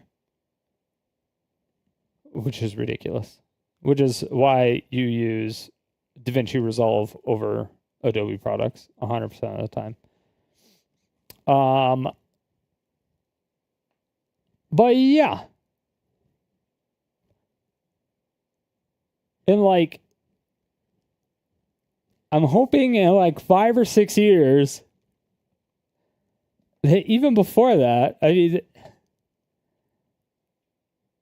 I'm hoping like every device, because no phones can decode AV1 either, and like no tablets can do it. So people are just kind of screwed. They're just stuck with it. They're just stuck without it. And so, and most people watch Netflix on their like tablets or their phones. I think that was the majority of watching it. So they're kind of screwed until phones add that. But then you have the point to where not everyone is going to have like a brand new phone all the time. So you have to wait for like a lot of end of lives to happen before you can just do like a hard switch. But Netflix and YouTube have a thing to where if you upload an AV1, you can, like, people can actually view it using the AV1 codec, but they will also sometimes convert it into their own codec that they have, which is like this VP9 shit. Like one of those stats for nerds. They're using AV1. Never mind. Or in order. See, this person's smart. They're using AV1. But yeah, you'll see it if you like right click on a video and you do No, stop it. If you do that, you do stats for nerds. If you right click on a video and do stats for nerds, and you have like a whatever, like an older computer, if you don't have an NVIDIA card, you'll see like some codec that's not, it like starts with P, and it's YouTube's like custom codec that they did, because they'll change stuff. I don't know. They do weird things. So they'll actually do things with AV1, which saves a shit ton of bandwidth for them. Like a shit ton of bandwidth, which saves a shit ton of money, because they said that YouTube storage based on video quality.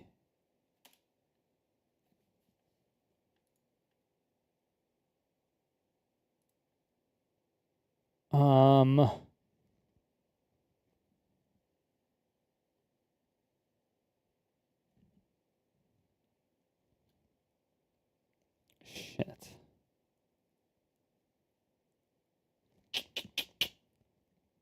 Fuck. What was it?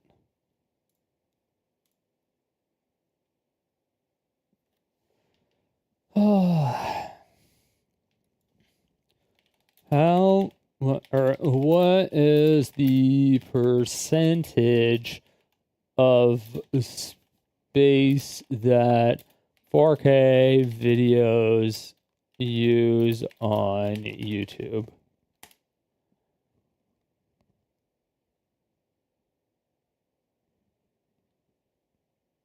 I swear they released it. I swear to God they released it.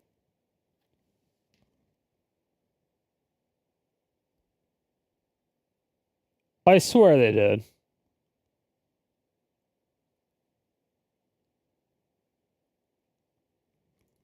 Was it bandwidth?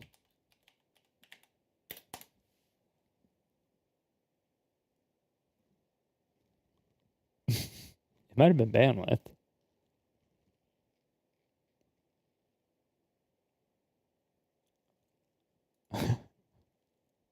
Jesus Christ. Average data user per hour. If you're using 4K, 7.2 gigabytes per hour.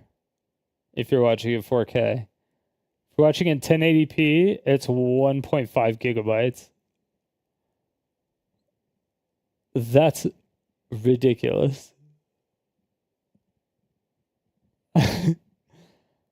But if you are running the AV1 codec, this goes all the way back down to like 1.5 gigabytes.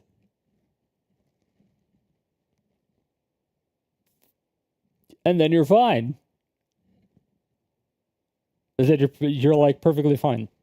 So a lot of people picked up on this because a lot of people use DaVinci Resolve, and the upload speeds are obviously so much faster because there is a lot less data to upload and a lot less data to render, and it's actually faster, and the quality is actually better. So you have better quality.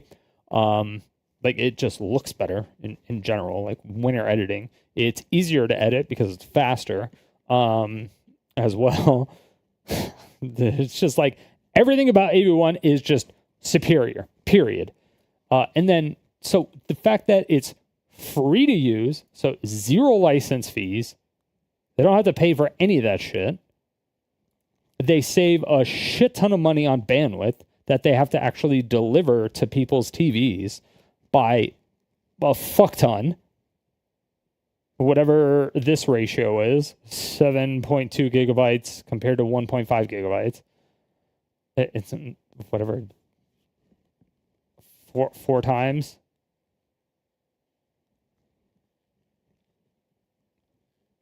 So once they implemented AV1, they saved a shit ton of money. And it was the same with Netflix. The thing is, when Netflix implemented the AV1 codec, it was the same time that they increased their prices. Like most recently, or the second most recent time they upped their prices.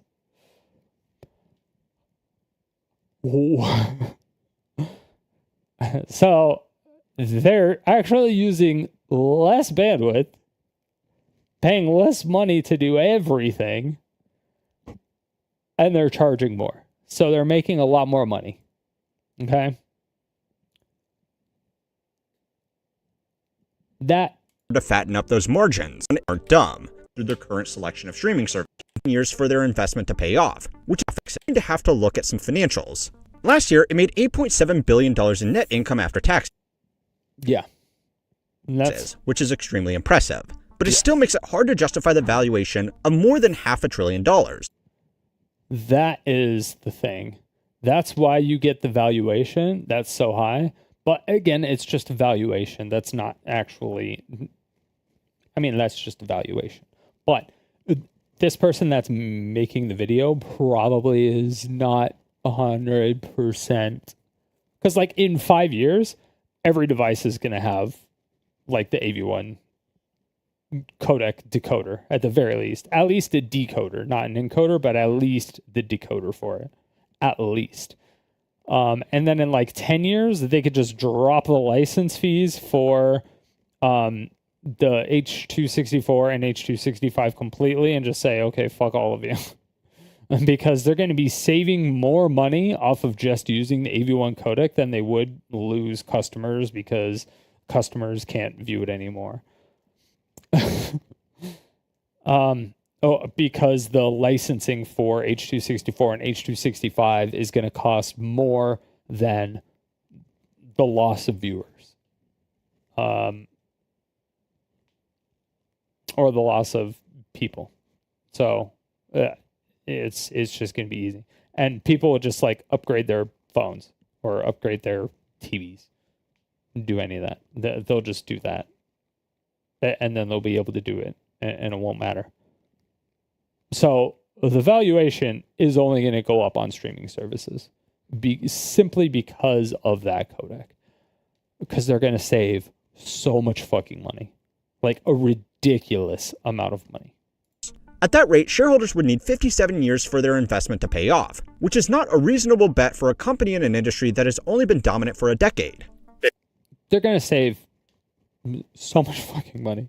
If they made like $8 billion 57 years ago, watching a movie looked like this. And in another 57 years from now, it's highly unlikely that we will still be watching movies through their current selection of streaming services. Now, most investors in this company aren't dumb. They know that Netflix can't make their money back with its current structure. What they are banking on is being able to offer a cheaper service that they can charge more for in order to fatten up those margins. Let's not talk about my margins, by the way. Being nice and fat, that's a nice shirt. Do they make it for men?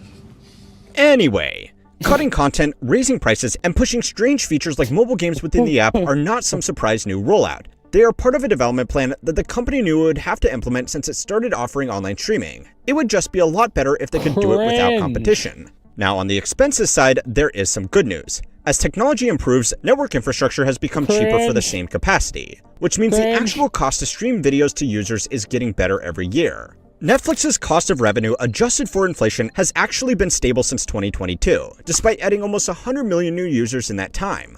Included that AV1 codec hits hard, baby! In those costs are the aforementioned servers and network infrastructure, but it also includes the cost to license and produce their own movies, TV shows, and games. Another big reason their Which has costs have been been a lot improving is more. because they just aren't. So they've spent a shit ton of movie producing their own movies and TV shows, yet they have spent the same exact amount of money and gone up in users.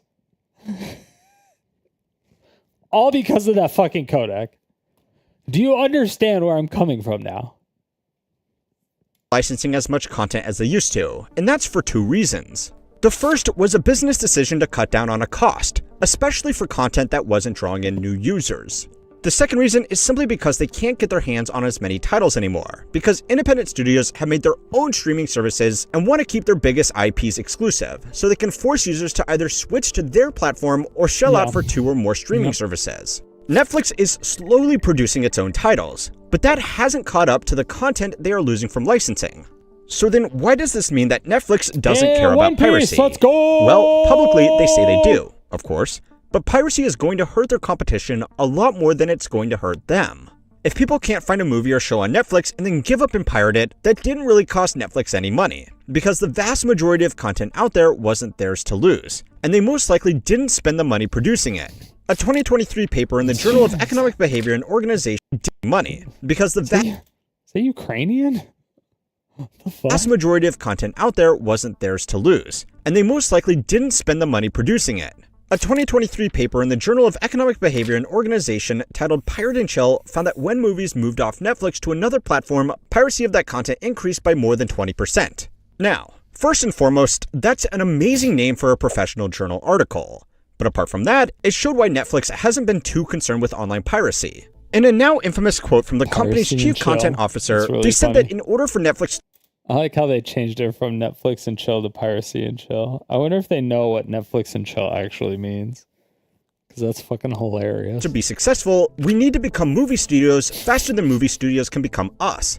Piracy that disproportionately hurt legacy movie studios and their libraries of content was not something that Netflix would encourage. But behind closed doors, they certainly weren't too sad it was happening. Another way to think about this is that obviously Amazon isn't encouraging shoplifting, but it's a problem that hurts their competition far more than it hurts them. Piracy has also been a handy little tool throughout the company's history. They were the Back in first people to 2013, adopt it. it admitted to using data from online piracy sites to find out what was popular and therefore what was worth licensing. Okay, so Netflix doesn't care about the rise of piracy, but what about the scrape the actual data. Hollywood studios? Well, they obviously do, and they crack down on IP theft with furious anger, but they are... Netflix definitely cares, because if you go to Netflix and you try to stream it, like on a streaming site, it will black out the window so that nobody else can see it. It's like if I... because I can show my Discord right here, but if I turn on streamer mode...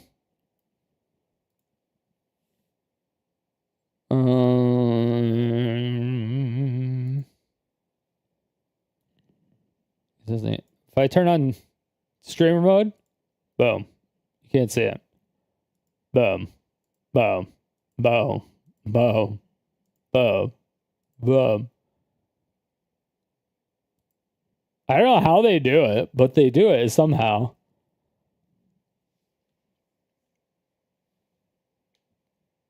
Bruh, fuck streaming services.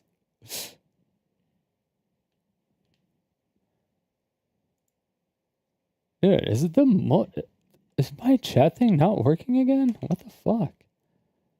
I'm like not seeing your messages. That might be like way after.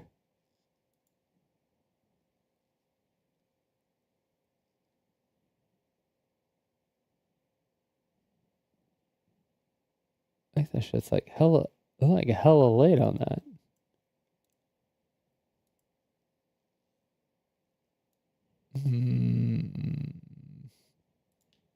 All right, whatever. At least I know. At least I can see it now. I can see your chats now. Sorry, Brack. I don't know when you sent that. But yes. So there's something going on that they're able to do stuff. I like that there is streamer mode now. There has been for a very long time. Because people were like accidentally, showing their DMs or, accidentally doing shit and stuff like that, and it was not good, right? It wasn't good for streamers. So Discord implemented that streamer mode thing that did it, right? It would put like the first letter of the person's name, and then it would put like ... So you couldn't even see people's names either. Even if like someone was here, they wouldn't be able to see the people's names. Like if they were physically here. So yeah, I don't know. I think it's pretty cool. But yeah, Netflix does it too. I don't think Hulu does it. You can get around it. There's like websites that you can get around. I don't think I'm allowed to talk about this on YouTube or Twitch, but there are ways around it. There's websites that you could do like watch parties and shit. But yeah. In a difficult situation. They could send piracy back to the dark ages by reconcentrating their content onto a single easy platform. But at the moment, that would probably be Netflix, which a company like Disney would obviously not be willing to go along with after investing so much in their own service. If they keep competing though, they are just going to make the experience worse for everybody and probably lose more ground to the high seas. Now, for these companies, this whole fight could not be happening at a worse time.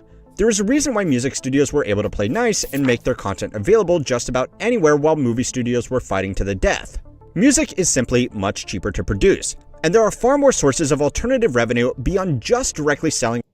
Wait, what did you just say? Much cheaper just about anywhere while movie studios were fighting to the death. Music is simply much cheaper to produce.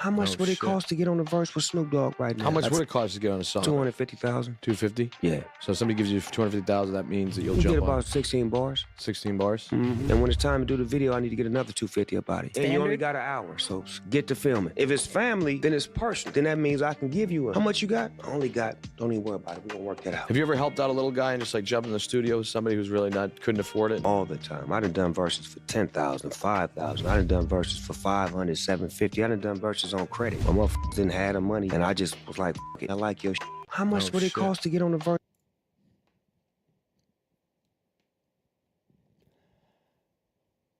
It can be cheaper. It can be cheaper. And that's just a feature. That doesn't include the producer.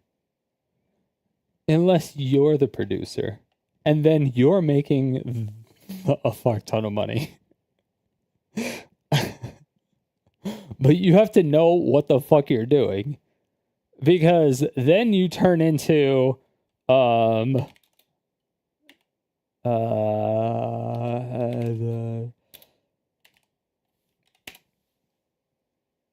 you turn into this guy.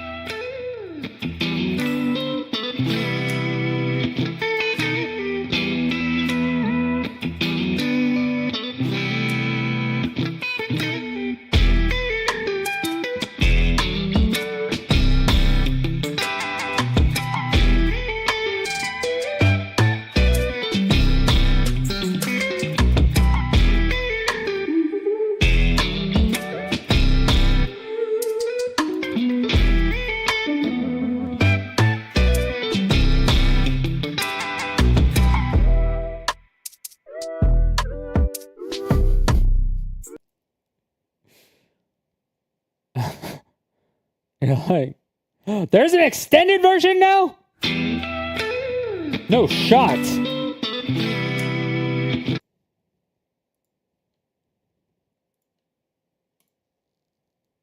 Okay. I'll look at that later. I fucking love that song. I was like, why is this only like 50 seconds? Fuck that shit. I was so mad when I listened to that for the first time and it was only 50 seconds. I was like, what the fuck is this shit? Why is it only 50 seconds? But yeah, he does, like, the production of this shit that he does is crazy. It's fucking crazy. And there are far more sources of alternative revenue beyond just directly selling a song or an album. Artists don't make as much from streaming as they would from a physical album sale, but they can make it. Do you want to watch a movie on Prime and there's no English audio? What the fuck? It wasn't English. You might need to be on a VPN, possibly. The problem with being on a VPN is that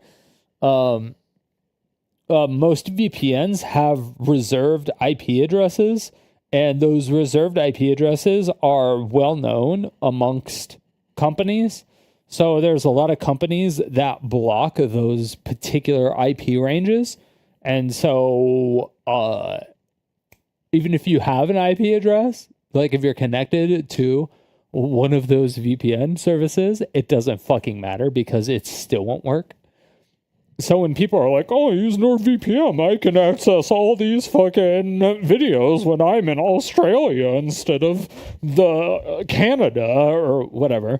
You actually fucking can't, because NordVPN has been using the same fucking range of IP addresses, and then when they change, it's still a fucking range of IP addresses, and it's like instantly caught, and it's also shared because it's a shared database amongst like fucking everybody, and they just block that shit.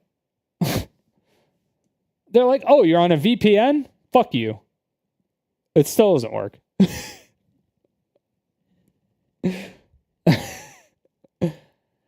So there's some VPNs that will work, but yeah, it's you have to find one that's not just like a reserved range of IP addresses, like public IP addresses, because usually they're like, oh yeah, it's just like this. Like I would show you my IP address and explain it a little bit better, but I fucking can't because I'm not on a VPN right now. Up in tours, merchandising, and other licensing deals. On the flip side, movies have largely been getting more expensive to produce, while cinema attendance has never fully recovered from its dip during COVID. Ironically, one of the biggest theater releases of the past 5 years was actually for a music studio with the cinema release of Taylor Swift's Eras Tour. In the past, poor box offices wouldn't matter as much, because mid-budget movies could make a lot of their money back through DVD sales. But obviously, that's not really a thing anymore. So studios have put even more effort into pushing their streaming services to eventually make back the difference. It's a bold strategy, and there are hundreds of billions of dollars in market cap at stake. So executives really want to pretend that eventually it'll work out. But if it doesn't, there are some lessons to be learned from the music industry which didn't beat piracy. It just made it unnecessary.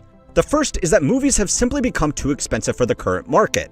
Studios is like music production has become cheaper, and then you look at this thing. This thing alone is like $20,000 bare minimum, and this fucking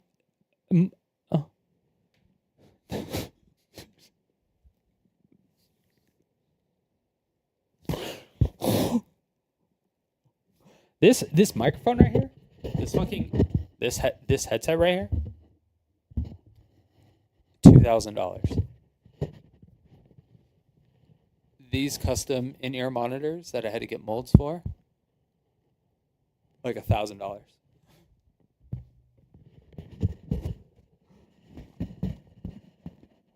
And then you have to get, oh, I can't actually show those because they're behind my monitors. And then you have to get wireless receiver packs. And then what they actually receive. And they're like $600 to $800 each.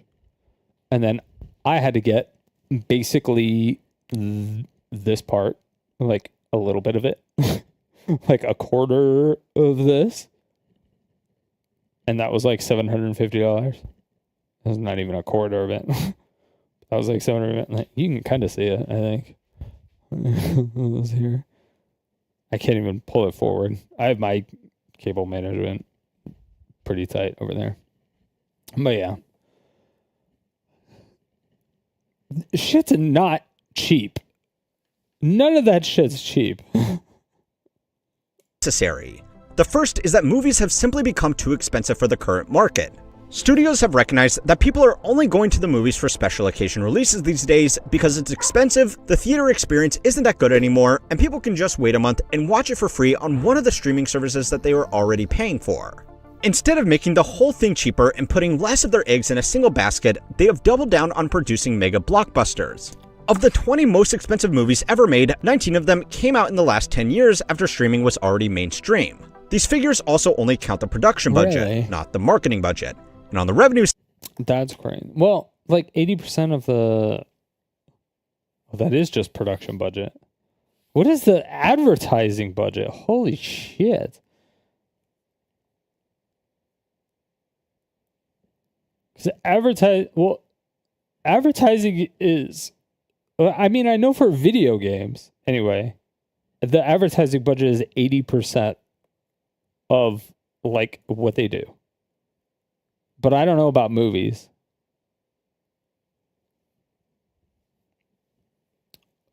Star Wars, ugh. Avatar, ugh. Avengers, ugh. Mission Impossible, ugh. Pirates of the Caribbean, ugh. Avengers, ugh. Fast 10, ugh.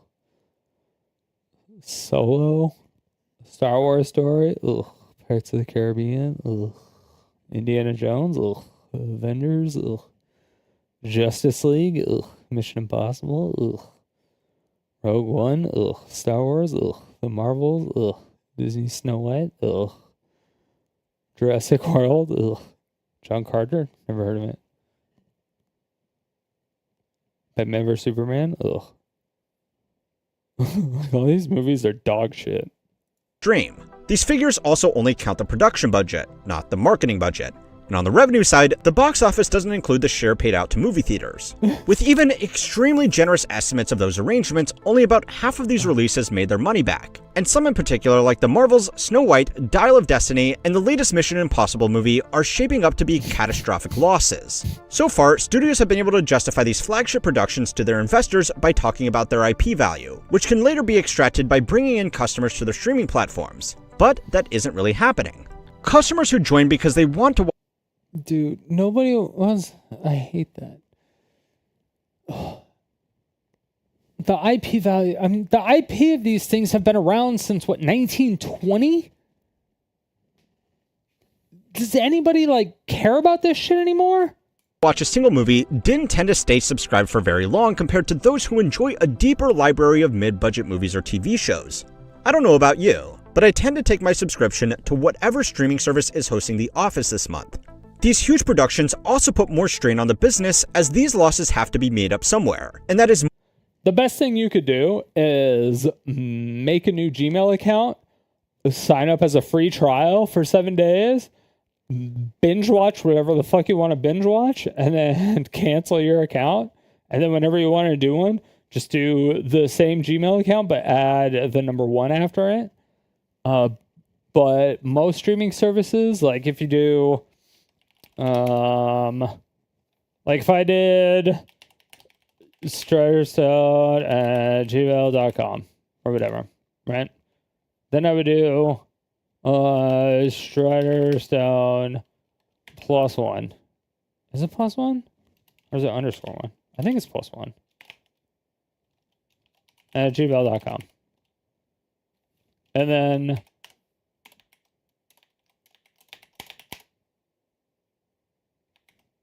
then I would do the same thing. 2, 3, 4, 5, 6, 7. I would do like all that. All this does, like adding the +1, all that does is, or adding the plus after it, is all it does is it still forwards it to this original striderstone@gmail.com, it just adds stuff. So like you could say striderstone1 at plus Netflix. And then you know that like if you get random spam mail and shit, but it says it was addressed to striderstone plus Netflix at gmail.com, you know that Netflix sold your Gmail account. And you can do the same thing for like Hulu, and you could do it pretty much everywhere. But there are some websites that disabled that. But that is because of the fact that they're selling your email addresses. But for the most part, it works, and it'll still go, so you don't actually have to make a new email address. It'll still go to your main email address. You just got to do like +1 and then +2.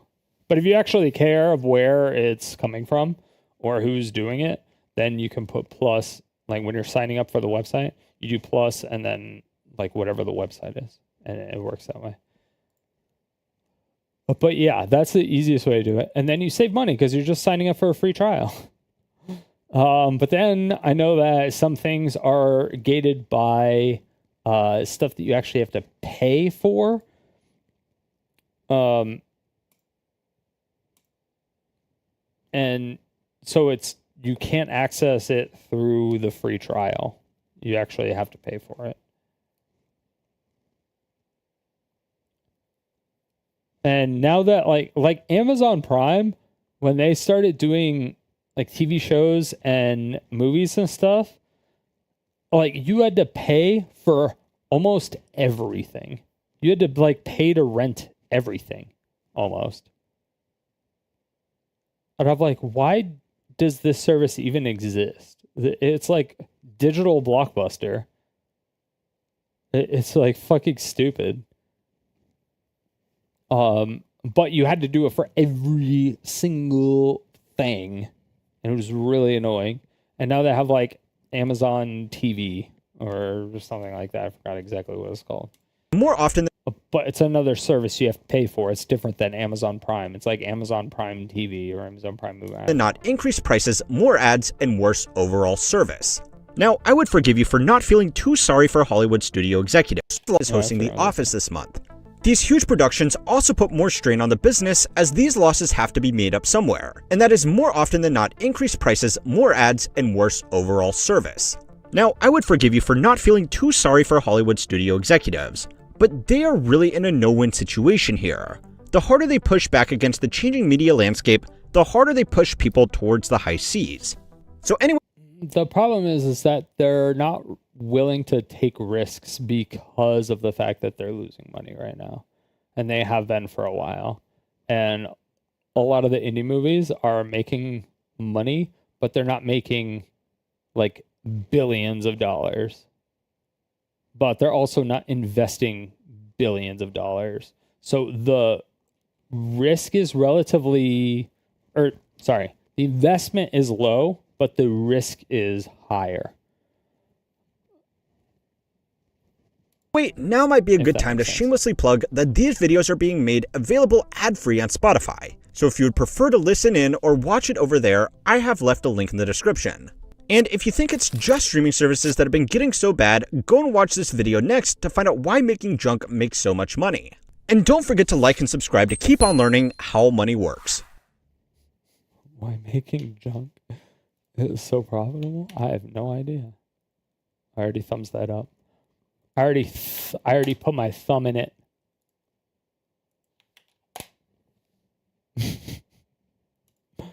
All right. Definitely go check out that video. Give it a thumbs up. Sub to the channel if you're interested in that.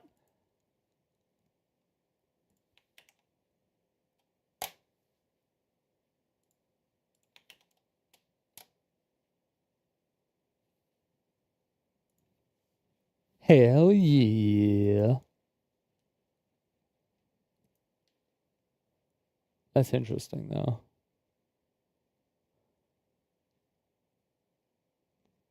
Squid Game season 3 was bad. Did Squid Game season... I don't even think I saw Squid Game season 2 yet.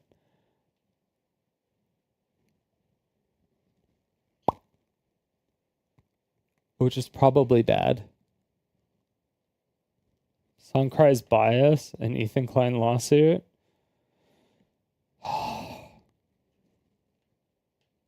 Do I even watch this?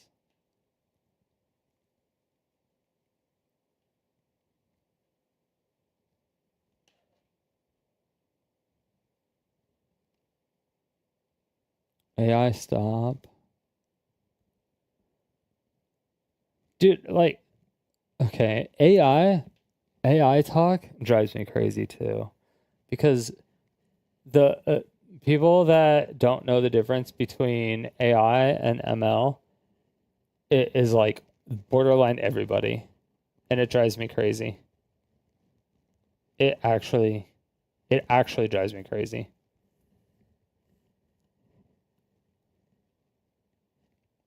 And people just use AI for everything. They're like, oh, it's AI. Oh, it's AI. Oh, it's AI. I'm like, it's not AI. This is ML. This is machine learning. This is not artificial intelligence. This is machine learning. It's machine learning. Like 99.99% of shit that is marketed as AI is actually machine learning, which is not artificial intelligence. Artificial intelligence is a subsection of machine learning. So you need machine learning to do artificial intelligence. But it's not fucking AI. Artificial intelligence is like trying to be a human, right? And machine learning is like training based off inputs, but it's not trying to be like a person. If that makes any sense. It's like using data sets and looking at patterns. That's what machine learning is doing. But it's not like trying to imitate a person or anything.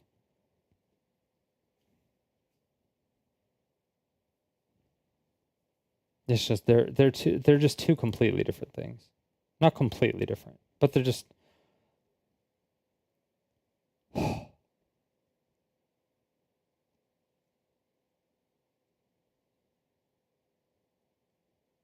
can't be wrong. I worked at Blizzard.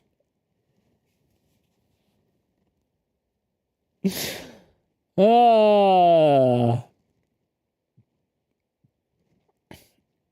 love it. I love it. I almost what okay. The fight over the future of It's Philip DeFranco. He goes over like daily news. Daily nudes. So he just looks at daily nudes and he does it. But I don't think he ever actually takes a stance on anything. I think he just like says, here's what happened today. Here's what happened today. Here's what happened today. Is that like... Does anyone watch Philip DeFranco here? Like, he has like a fucking, 6 million subs.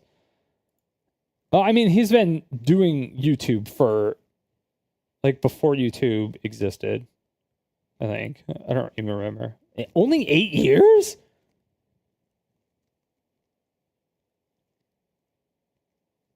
No way. He's been doing it for longer than 8 years. Oh, did he change his content up? Maybe?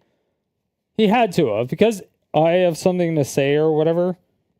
And I'm sorry. He must have deleted like older videos. Sup, you beautiful bastards. I hope you're having a fantastic Monday. Unfortunately, the main gist of this video, for those that are going to dislike and leave, the main gist of this video is that there will be no Philip DeFranco shows this week. I will come back that next Monday. I do apologize for not giving you a heads up before this. I didn't come to this conclusion until as I started to film today's video. I want to preface this with, I love my job. I am one of the most lucky sons of bitches on the planet to have it. I'm not complaining about this relationship with us. I love this, but right now there's a lot of personal and even more business stuff that is really just destroying me. It's been a hard 2 years. It's been an immensely hard 5 months. It is this week. It's gotten to the point that I'm having panic attacks and I can't sleep, and life has become not enjoyable. And once again, it's not the making the videos, it's everything that's toxic around it right now. Things that could even prevent me from legally making the show in the future. Roadblocks and ridiculousness I have to deal with every single day. And other things that have been making my dream job an exhausting nightmare scenario that I feel like until this past week I've been able to emotionally compartmentalize. As I started filming the show today, I knew that that was going to seep into today's show, and I was going to make a video I didn't want to make, and I was going to hate it, and I was going to suck. I promised myself a while ago I would not put out videos that I did not want to do. If I don't take the time to handle the core problem, everything will spiral. And as someone who's done this for a long time, I knew that if I continued without taking a second to breathe and to game plan and get all my ducks in a row and make everything good, that I was just going to burn out or implode. And please know this is not a plea for pity. I am in general in a great place. Know that this is not me seeking views. And know that this isn't an attempt to make easy money. I'm going to take the ads off of this video. I want to one, say that I'm not going to be doing shows this week, inform you, make sure you're in the loop, and to let you know why, or as much as I can tell you legally, because I feel like we do have a relationship. And I feel like some people are going to take away something negative from this. I really want you to know that I respect your time and I don't want to disrespect you by keeping you out of the conversation. Main point, I love you faces. I do hope you have a fantastic week, and I will see you Monday. Massive YouTube backlash. I swear he was doing this longer than 2 years. He's a bitch. Massive Ludwig drama. Dude, I could go on with Ludwig forever as well. I swear he's been making videos for longer than 8 years. But then he said 2 years before that. So it's at least 10 years. So maybe he's been doing it for only 10 years. I feel like it was more than that, though. Sydney Sweeney is selling her bathwater. Fellas, my boys, don't worry, I got you. I'm gonna tell you all. Does he not say, "Hi, you beautiful bastards"? Presidents Trump and Bukele say they will not return the man wrongly deported to El Salvador's so-called torture prison, as Trump leaned into the idea of sending American citizens as well. We've got disturbing updates to the Josh Shapiro assassination attempt. Feral Minecraft movie chaos is... But does he not say that anymore? Elon Musk is wreaking havoc across the federal government right now, but most notably with USAID. We've got huge updates on Trump's tariff war with Canada and Mexico, with the next 30 days being pivotal. What we've learned about the plane crash in Philadelphia, and New York is now trying to protect doctors who are sending abortion pills out of state from criminal charges. We're talking about all that and even more on today's brand new Philip DeFranco show. You daily dive into the news, how it's being covered, and how people are reacting to it. But first, something fun and great before I go ahead and ruin your day for the next 20 minutes. As of releasing this video over at beautifulbastard.com, I just released 3 new tees, hoodies, and crews, all of which feel perfect for the times that we're living through. Starting with there's been too much stuff happening lately, to be honest. Gear, accompanied by the clearly thriving goodness and the genuinely timeless I'm just built different poorly tee, hoodies, and crews. All available right now over at beautifulbastard.com in a few colorways, so grab what you want while you can, wear your feelings. But like I said, we have a lot of big news to talk about today, starting with this. We need to talk about the absolute havoc that Elon Musk is wreaking across the federal government right now, from Treasury Department to the Office of Personnel Management to the United States Agency for International Development. Because Elon, as we know, is the head of the newly formed Department of Government Efficiency. So there, to be clear, DOGE isn't actually a government department. It's just a team within the administration. Congress is supposed to be the one with the power to establish or shut down federal departments and agencies, and with that, right, Musk? He hasn't been elected, he hasn't been confirmed, and he sure as hell isn't a career civil servant. And in fact, as the world's richest man and one who has consistently railed against what he sees as the injustice of federal regulation of his companies, he is possibly the most substantial conflicts of interest of anyone in this government. But despite all that, he is reportedly creating chaos, shattering precedent, and gaining almost unheard of access and influence across almost every actual department, agency, and office in the government. And so with that, let's start with the Department of Treasury, where the news starts with a standoff between DOGE and a man by the name of David Libre. Right, notably, David is a guy who has dedicated his life to civil service when his former colleague, lawmakers and legal experts have argued would break a law adopted by Congress establishing the agency, with critics also saying it's a threat to go and do wholesale in this mess that we just talked about. But then, shifting gears, we need to talk about a few different plane-related stories from over the weekend. Starting with the tragic news that a small medical plane crashed near a shopping center in Philadelphia on Friday evening, killing all 6 people on board and a 7th on the ground. Jesus Christ.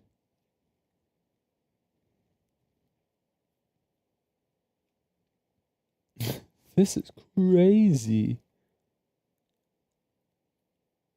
I feel like he was one of the guys that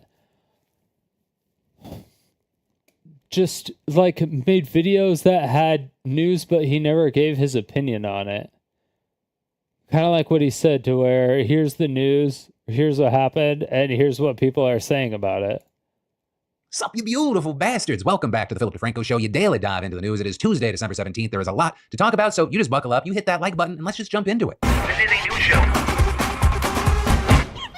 CNN just got caught spreading what is quite literally fake news. I'll explain, right? So this actually begins with a story you may remember from last week with CNN reporter Clarissa Ward searching for the missing American journalist Austin Tice in Syria. But instead of finding him, she found a padlocked jail cell in Damascus with a rebel guard, then busting it open, revealing a man who identified himself as Adel Rabal, a civilian abducted by the regime from his home. I'm a civilian, he says. I'm a civilian. He tells the fighter he's from the city of Homs. He's been in the cell for 3 months. Wait. Okay, it's water. It's water. Okay. Thank God you are safe. Don't be afraid, the fighter says. You are free. After 3 months in a windowless cell, you can finally see the sky. Thing is, right, with all of that, no, it turns out that guy is not just some civilian. Instead, he was a former Air Force intelligence officer for Assad's regime. His real name is apparently Salama Mohammed Salama. And Debated it was poison. The self-described Syrian fact-checking website Verify Psy first discovering the man's true identity on Sunday and calling out CNN. I'm citing local residents who claim that Salama managed several security checkpoints and was involved in theft, extortion, and coercing residents into becoming informants. With him also reportedly participating in military operations in 2014, killing civilians, and was responsible for detaining and torturing numerous young men without cause or on fabricated charges. So with this, it is not clear exactly why this man was in jail when he was found. But even locals telling the website that he was there for less than a month because of a dispute over profit sharing from extorted funds with a higher-ranking officer. Also, some are saying it's not that surprising this guy wasn't who he said he was. Like, even before the truth came out, people online pointed out things in the CNN video they said didn't feel like it made sense, like how he didn't appear to flinch or blink upon supposedly seeing sunlight for the first time in 3 months, or how he seemed clean, well-groomed, and physically healthy. And so now what we've seen is CNN correcting their reporting, by corroborating the main point, though not all of the details in the Verify Psy report, by interviewing local residents, as well as by using facial recognition software to match the man's military photo to the jail footage with over 99% certainty. But with this, if you read CNN's update, they make it sound like they just simply did their due diligence, pursuing more information about the man after the original report on their own, rather than, posting the story and then checking on things after getting called out for it. While you obviously had a bunch of people dunking on CNN for this, others came to the reporter Clarissa Ward's defense, with one of those even coming from places like Fox News. So the network's chief foreign correspondent Trey Yingst writing, the attacks against Clarissa Ward are unfounded and ridiculous. She is an honest and professional journalist. With a number of people saying it's a standout response, not only because he's a part of Fox News, but because he himself went searching for Austin Tice in Syrian prisons as well. With all that said, as we're seeing all these reactions play out, I gotta pass the question off to you. What's your reaction? But then, unfortunately, we need to talk. See? He reports the news, but he never gives his opinion. He just says, what's going on? That's it.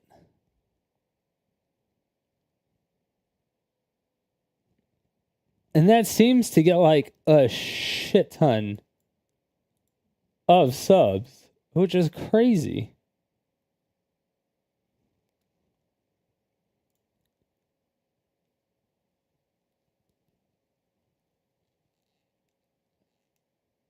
And I don't...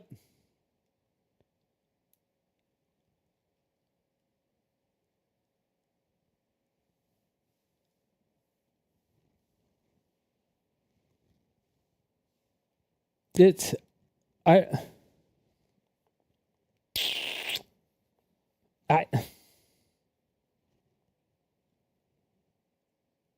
don't know. Does he reply to any comments? Doesn't look like it. No. I think this is the number one thing. Number two thing? No. Okay, so he doesn't reply to comments. It looks like he just reports the news, doesn't give his opinion at all, and then pisses off. He's just...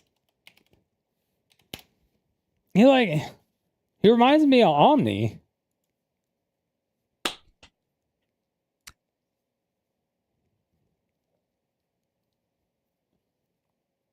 It's to be fair, Philip DeFranco actually seemed like he did some research and got information correct.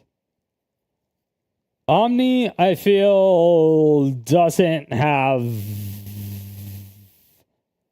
Omni doesn't have a research team. So he doesn't know what's going on. Exactly. So he gets a lot of information incorrectly. Or a lot of incorrect information. Sorry. Because he just puts this what he has every video. So this guy you see on your screen right now is going absolutely viral. In fact, he's the most viral human person on the planet at the moment. This guy is so viral, in fact, that he's getting millions of followers a day. He spawned an army of clones overnight and even got the attention of popular celebrities and YouTubers like Mr. Beast himself. As you guys can see, I too am a man. Therefore, I think that my unique perspective into this situation might offer some valuable insight for you guys at home. Let's go see what all the hubbub is about, shall we?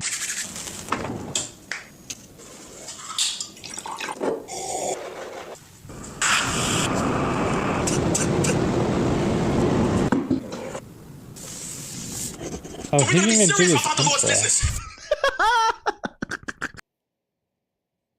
That's not even what he normally does. So guys, on the year. You guys know how it goes. Another day, another video. Last night I tweeted I sleep. What recent news topic, tweets, videos you want me to talk about tomorrow? Like I say, it's Monday, February 24th. Happy Monday. Yeah. That's what he does. Like every video. Yeah, what's up, guys? Omni here. You guys know how it goes. Another day, another video. Last night I tweeted I sleep. What recent news, topic, tweets, videos you want me to talk about tomorrow? Hey guys, say it's...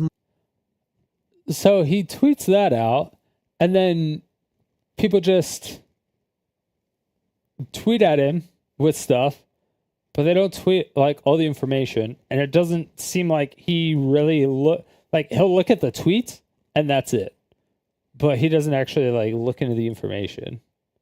But he's got 382,000 subscribers too.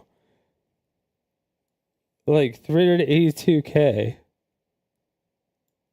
I remember when he was in the Smash Brothers scene.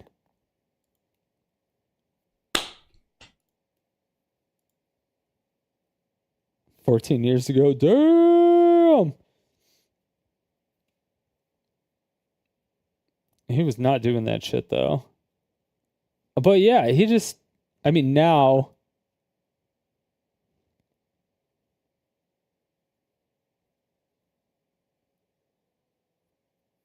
Wait, has he been doing this for, has he been doing this? Oh yeah, 4 years ago. Okay.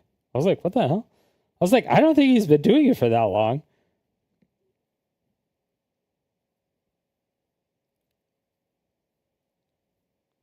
Yeah. He just like, he never really seems to give his opinion that much.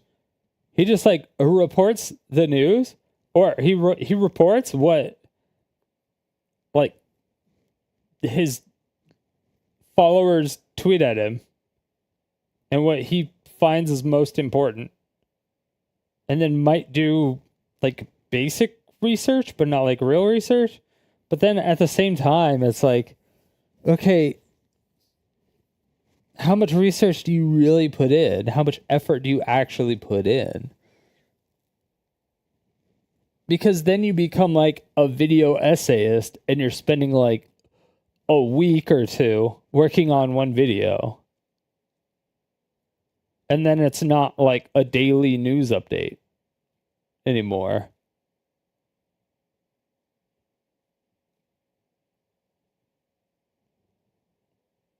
You know what I mean? At that point, it's just a video essay. And you're doing like one...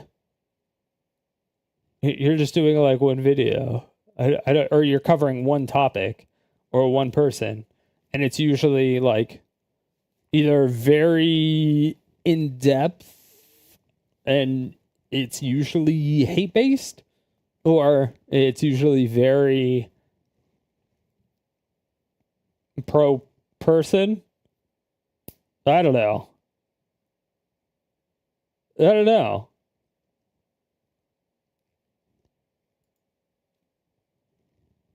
don't think I could do this.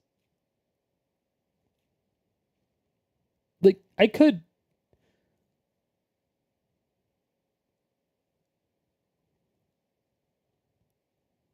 I mean, I could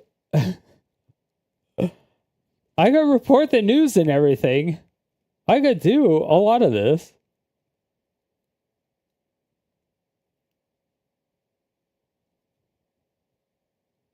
I'm done. I've had enough. Streamer awards. Controversy. Oh, the too mad situation. Yeah. Sam Piker out of touch? No. But yeah, dude, he's getting like 80K, 50K, 66K, 100K, 71K.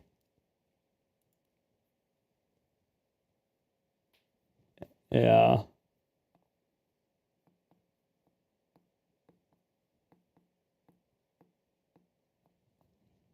I mean, it's a lot of views. It's a lot of money. His videos are relatively long. So, depending on how long people are actually watching them. Actually, let me see. What's up, guys?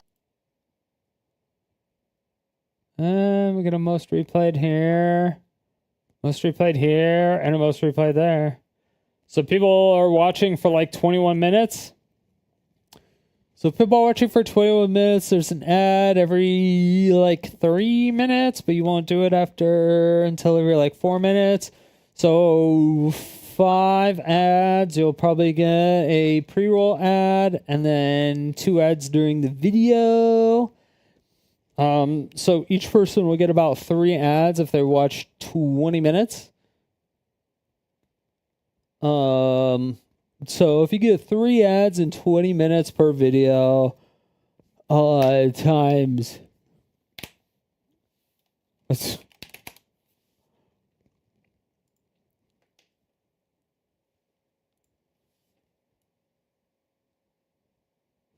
$66K.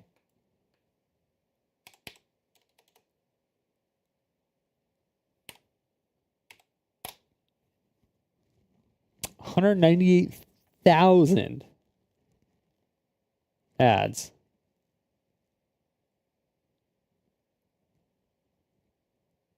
Being played. That's fucking crazy. But then you're going to have to remove all the people that have ad block. So we're probably going to divide that in half. It's probably going to be like whatever we'll do, 100,000. And then if he's only doing like news with no commentary,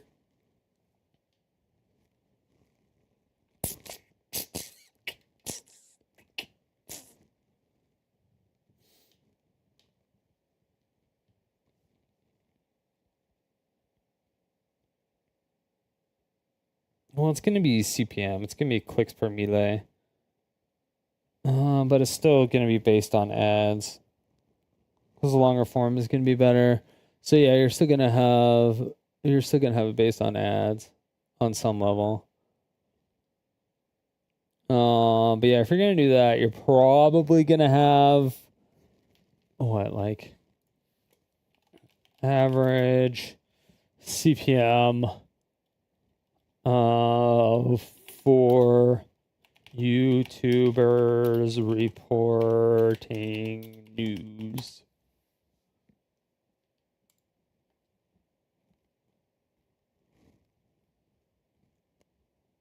What?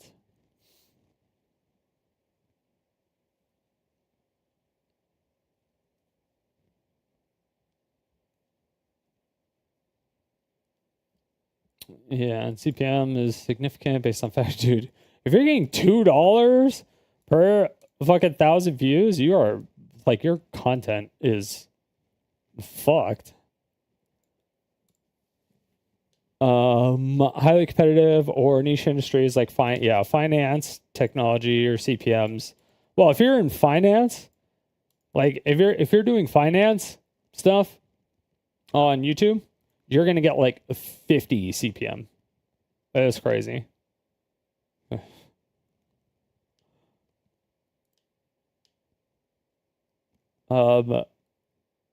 Video games get like 12 CPM. And the longer, the better. He's probably... This is definitely outdated. This is not correct.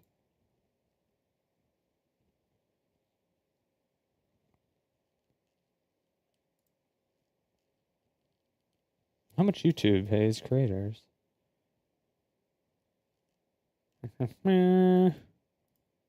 Advertiser pays 12 for a video ad, receives 3,000 views. CPM is 12, 30,000. Or $4. Yeah, and then if you have 3 ads play, then that's $12. So yeah, I guess that's probably about right. He probably makes about... That's true. Because I was making like 12... I was making anywhere from 12 to 15 CPM on my YouTube channel. And I was doing gaming. And that's one of the lowest CPMs that you get. News, it's probably about 20. So I would say he's probably, so if he's getting like, what, 66K views.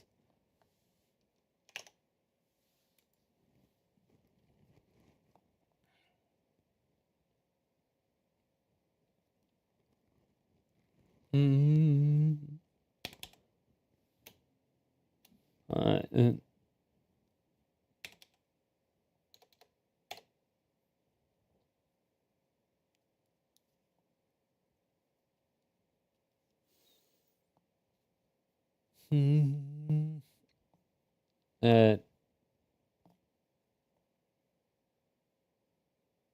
what,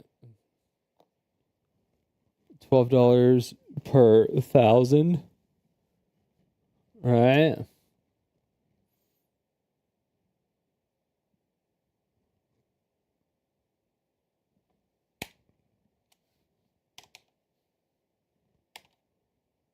He's got to be making like 20.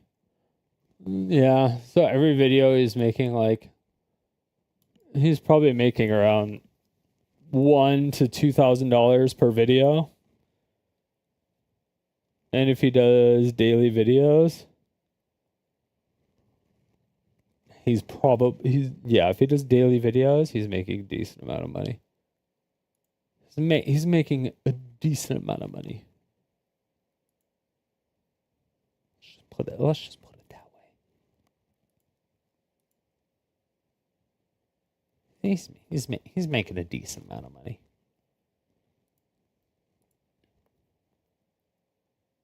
But he doesn't react to videos. He actually just like reports the news, just like Philip DeFranco does. So maybe that's what it is. Maybe I should just like not watch videos.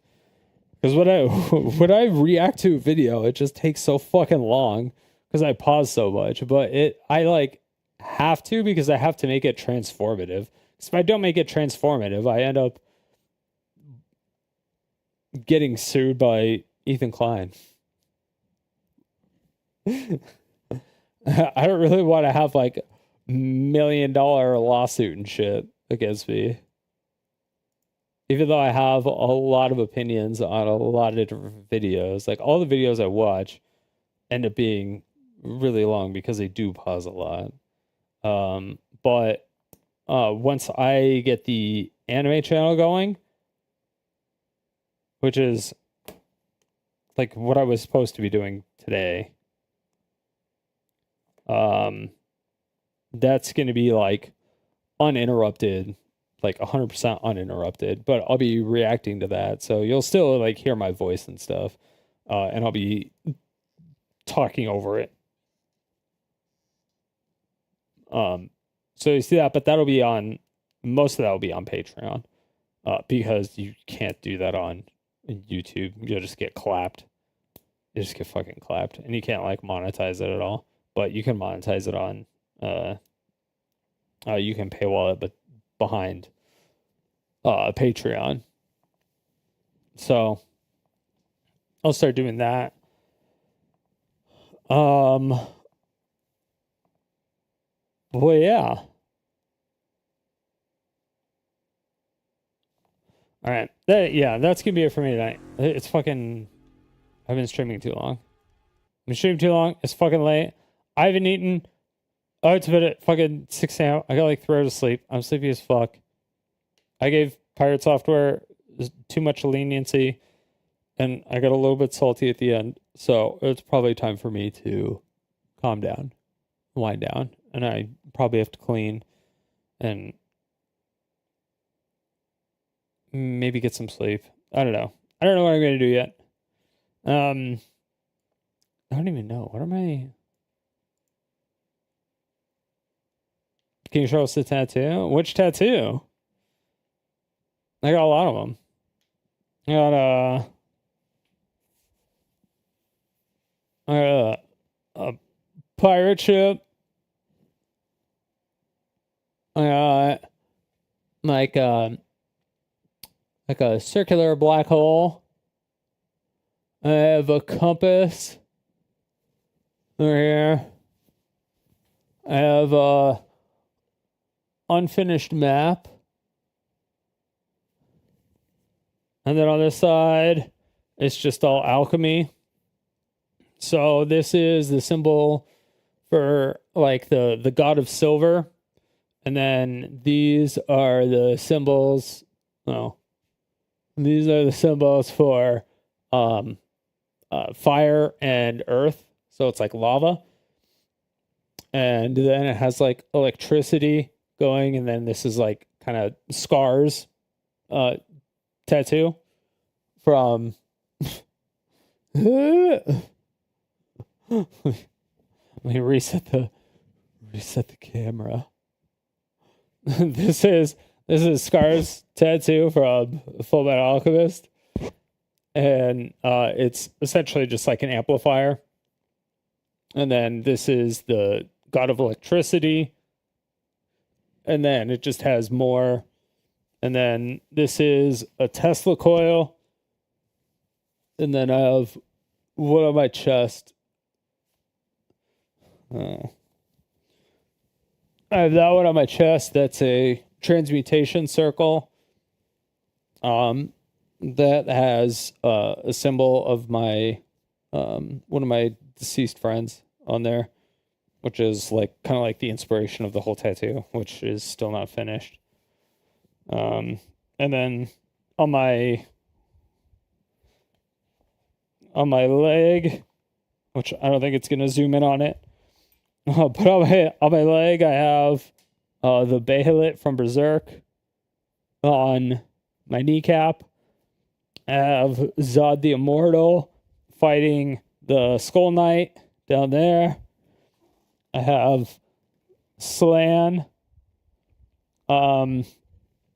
Ubik, Conrad, I think Void is there. Void's up here. And then I have Guts and Femto. And then I have the kanji from what Slan was saying, which I forgot the exact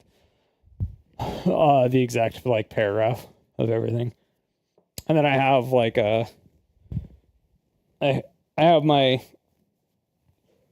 my Jolly Roger, which is an Ankh stabbing through a vampire skull.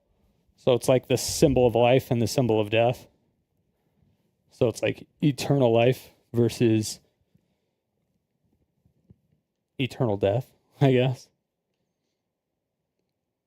So yeah. Which is also not done. Like almost none of my tattoos are done. I have a lot to finish.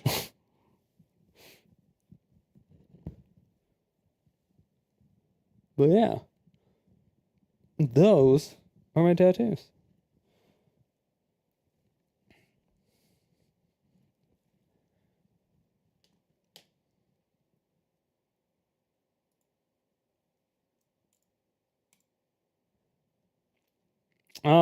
But yeah, that's it for me today. I don't know.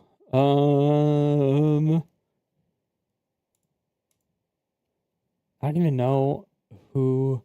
I should start raiding people, but I don't know who to raid, and I don't even think. Hold on.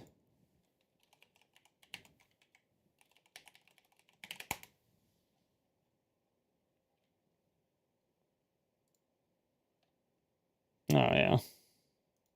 Yeah, it doesn't even matter. Doesn't even matter. All right. But yeah, that's it for me. I might stream tomorrow. I don't know. It's possible. I don't know. I don't know what I'm going to do yet. I don't know exactly what I'm going to do yet. So.